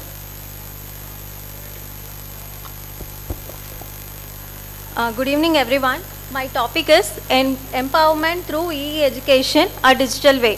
So empowerment through e-education is like digitally how we make the students learn. As we experience a drastic change from time to time, the digital way of learning and heading towards e-learning and empowering the women students to become future entrepreneurs is very much important in the society. So through e-learning, to convert India into a global knowledge hub, the implementation of national education policy is very much important, in which everything is covered for student basic needs. Like in that, for women entrepreneurs, to create the intentional level of the women entrepreneurs, the new education policy has implemented various skill development programs, innovative and pre-incubation activities, etc. So the research, the review of literature is mainly based on how what are the importance for an university to become an entrepreneurial hub, and the research gap is the gap between the academics and the industry. So next. The research methods is, my samples are female students from government aided institutions, and it is, I have collected primary data and secondary Andal Devi, data. you have 30 seconds left. The results, the women students are mainly have entrepreneurial capacity, attitude, and through pre-incubation activities, their intentional level can be increased where the skills can be incorporated. This is my suggestive model to the higher education institutions, so they can develop EDC, industry linkage cell, etc., through which the corporate, they can produce CSR funds, and the government support through project fundings and innovative ideas like projects, through which the ecosystem, effective ecosystem for students and startups can be created. So to conclude, national education policy is a key player here. National education policy is turning into learning, learner-centric, learning-centric. Fine, thank you. Next.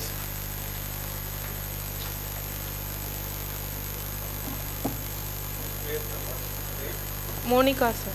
Your name, please. Good evening to one and all gathered here. This is Monica. I am a research scholar under the guidance of Dr. T. Unnamalai, Bharadasan University. The topic which we have chosen for this study is choice of consumer regarding online purchase of instant food products, with special reference to consumers of Tiruchirappalli district. Actually, we all know instant food products are available in wide ranges in supermarket as well as in online platforms. Consumers are more intent and they are very attracted towards instant food products. After pandemic, consumers are more attracted towards instant food products, and they are regularly buying it on monthly basis. And this study is purely based on primary data, and both primary and secondary data have been collected. And India is the second largest grocery market in the world, and it has 72% of online marketing. And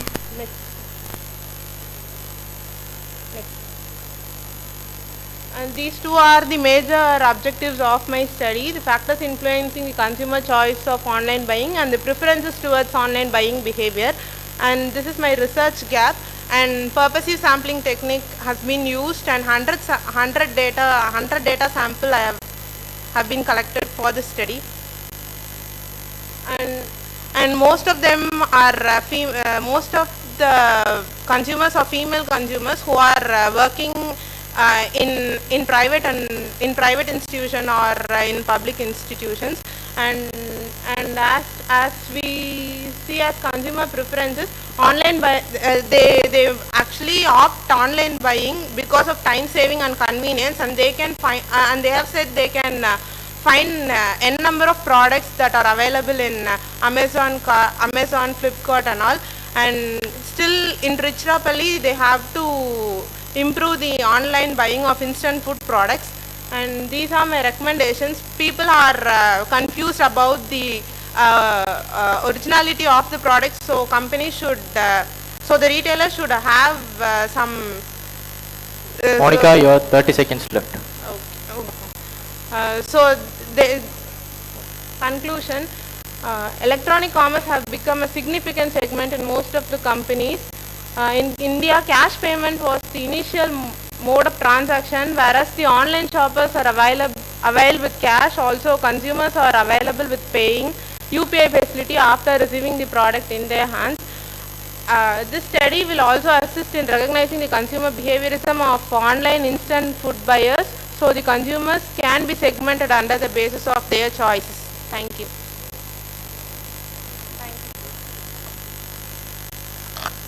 Next. Good evening, everyone.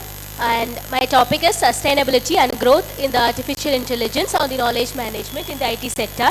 As well, I am Ajita, research scholar, Bardar University, under the guidance of Dhanabhagya ma'am. Introduction. As we know, all four delegates morning they were speaking about the industry 4.0 as a digitalization in the format. But the India is implementing a little by little as an industrial 5.0, which is an robotics and artificial intelligence. So robotics, in which is mainly concentrated on health centers, IT sectors, as well as educational and education institute, which is three sectors which is morely concentrated in artificial intelligence. Next. Okay, and this is what I'm saying.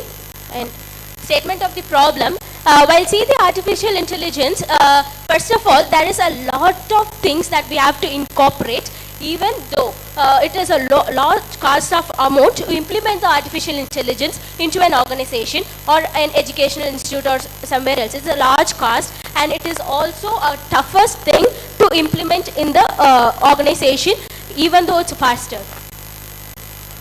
And the objective first to identify the various knowledge management techniques used by the IT sector, which I have used for descriptive statistics, and to study the employment perceptions on the various knowledge management used by the IT sector, which I used for one-way ANOVA, and to analyze the relationship between the artificial intelligence and knowledge management practices in the IT sector, which I used for correlation. And the methodology I used is descriptive and empirical method, and the primary and secondary data is used, and especially I collected the questionnaire from the IT people who are working, and how I collected is to a model which is said by Morgan's model with a large population number in the IT sectors with 110 people, which I calculated for this paper. Ajita, you have 1 more minute. Okay, and this is a descriptive analysis which is morely concentrated on the cloud computing, which is more, it's overall artificial intelligence. It's more than that. The cloud computing in IT sectors, they was concentrated.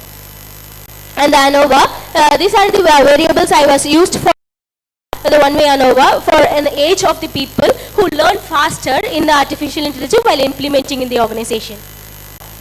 And the correlation, and in the correlation, the dependent variable I used as a knowledge management, and the independent variable is an artificial intelligence technology, and the mediating variable I used as an ICT. And the conclusion, and other findings, finding which I was finded is that a lot of employees are making effort to learn or develop their skills day by day to making effort to learn about the artificial intelligence or upcoming digitalization works. So almost the conclusions which is the human must has nature, perception, skills and work practices to be able to take advantages of the artificial practices of the knowledge management, since it has a large of cognitive mind people to work in the artificial intelligence as well as the digitalizations in the IT sector as well as the education sectors too. Thank you, sir. Any questions, sir? Thank you, sir. Thank you.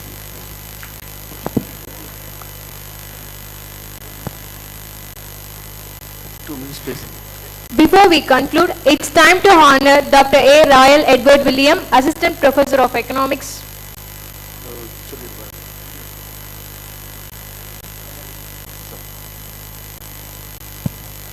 The most respected Principal Secretary for Rector in absentia, Honorable, beloved HOD of Commerce, St. Joseph's College, Dr.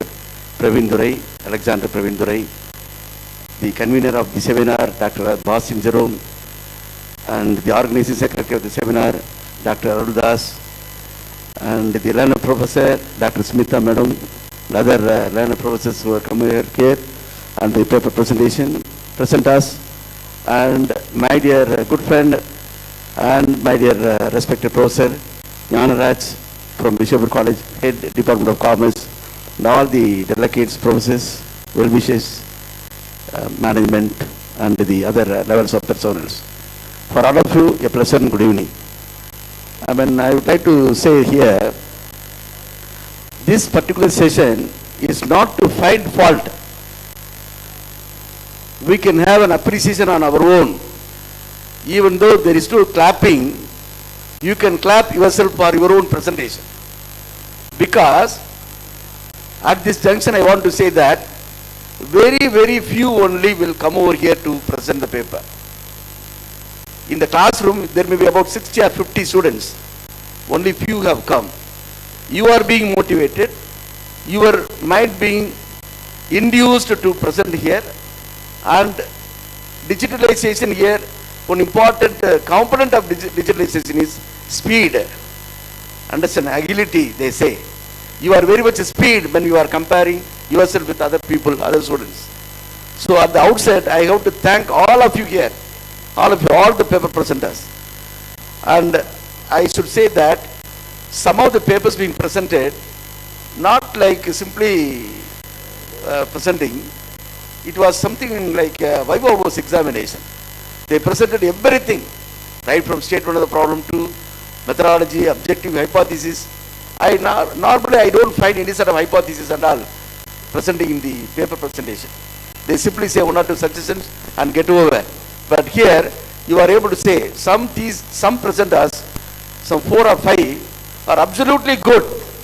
With a small correction you can even go for a degree awarding or a PhD degree awarding. It is right hard work.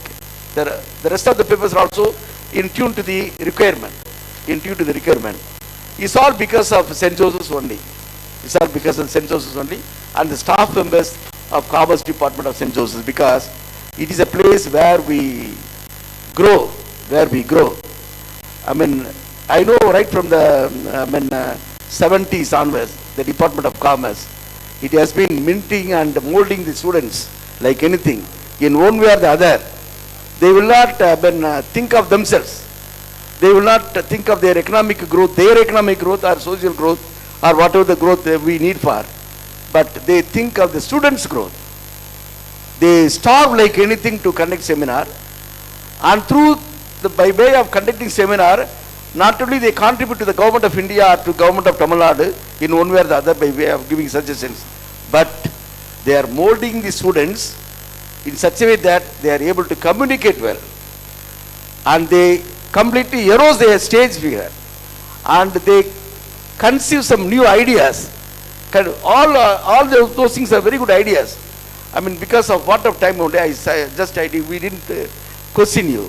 Otherwise, when we are questioning means, no, I rightly remember, sorry I take one more minute, Mr. Professor. I rightly remember Dr. Smita is there. From Bombay, she has come. Tomorrow morning she will be giving the address. See, she was presenting the thesis here, PhD thesis, defending the thesis here. Almost in the same auditorium, sale auditorium, the registrar, controller of examination, the principal, rector, everybody presented, and all of them raised lot of questions. The examiner too raised lot of questions, and people got irritated. Why he is raising lot of questions? Examiner told, she is having lot of knowledge, that's why I am raising lot of questions. I want to see the level of knowledge she is possessing. It cannot be measured. Such a very great amount of knowledge she is carrying, and she is able to convince everybody by answering every time, very spontaneously and very enthusiastically.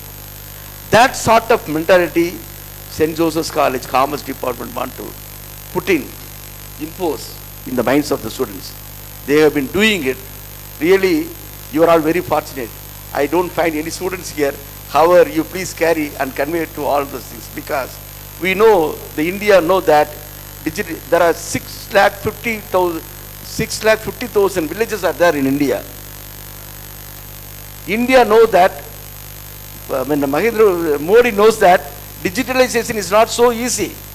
In spite of that, they have taken up a policy, digitalization. Why? Because in course of time, everything will come. I told you now, there are 3 types of digitalization. Number 1 is digitalization awareness. Number 2 is digitalization in infra. Number 3 is digitalization in providing services. We are not providing services in digitalization. Dr. Bimal Jara told how we can educationally provide, how we can socially provide, how we can provide in hospital. All such things Dr. Bimal Jara explained. Those things we are not in touch with that. When we are going by bus, still now the police people are stopping and they are imposing fine. No digital imposition of fine taking place in on an average everywhere, maybe in 1 or 2 places.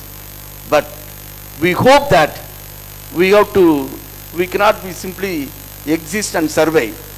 One philosopher says, existence and survival will hold good only when there is a growth. When there is no growth and development, existence cannot be. Simply making ourselves, ensuring ourselves for existence will not hold good. The ensurement of existence and survival will hold good only when there is a greater amount of growth and development. That is possible only by knowledge management and knowledge sharing, and that is taking place here. Thank you a lot to all the organizers, especially to the process, my mentor, Dr. Praveen Durai. Thank you so much. Thank you so much. Thank you, sir. It's time to honor Dr. A. Royal Edward William, Assistant Professor of Economics, Sacred Heart College, Tirupattur. I request Dr. Praveen Durai to honor Dr. Royal William Edward with a shawl and memento.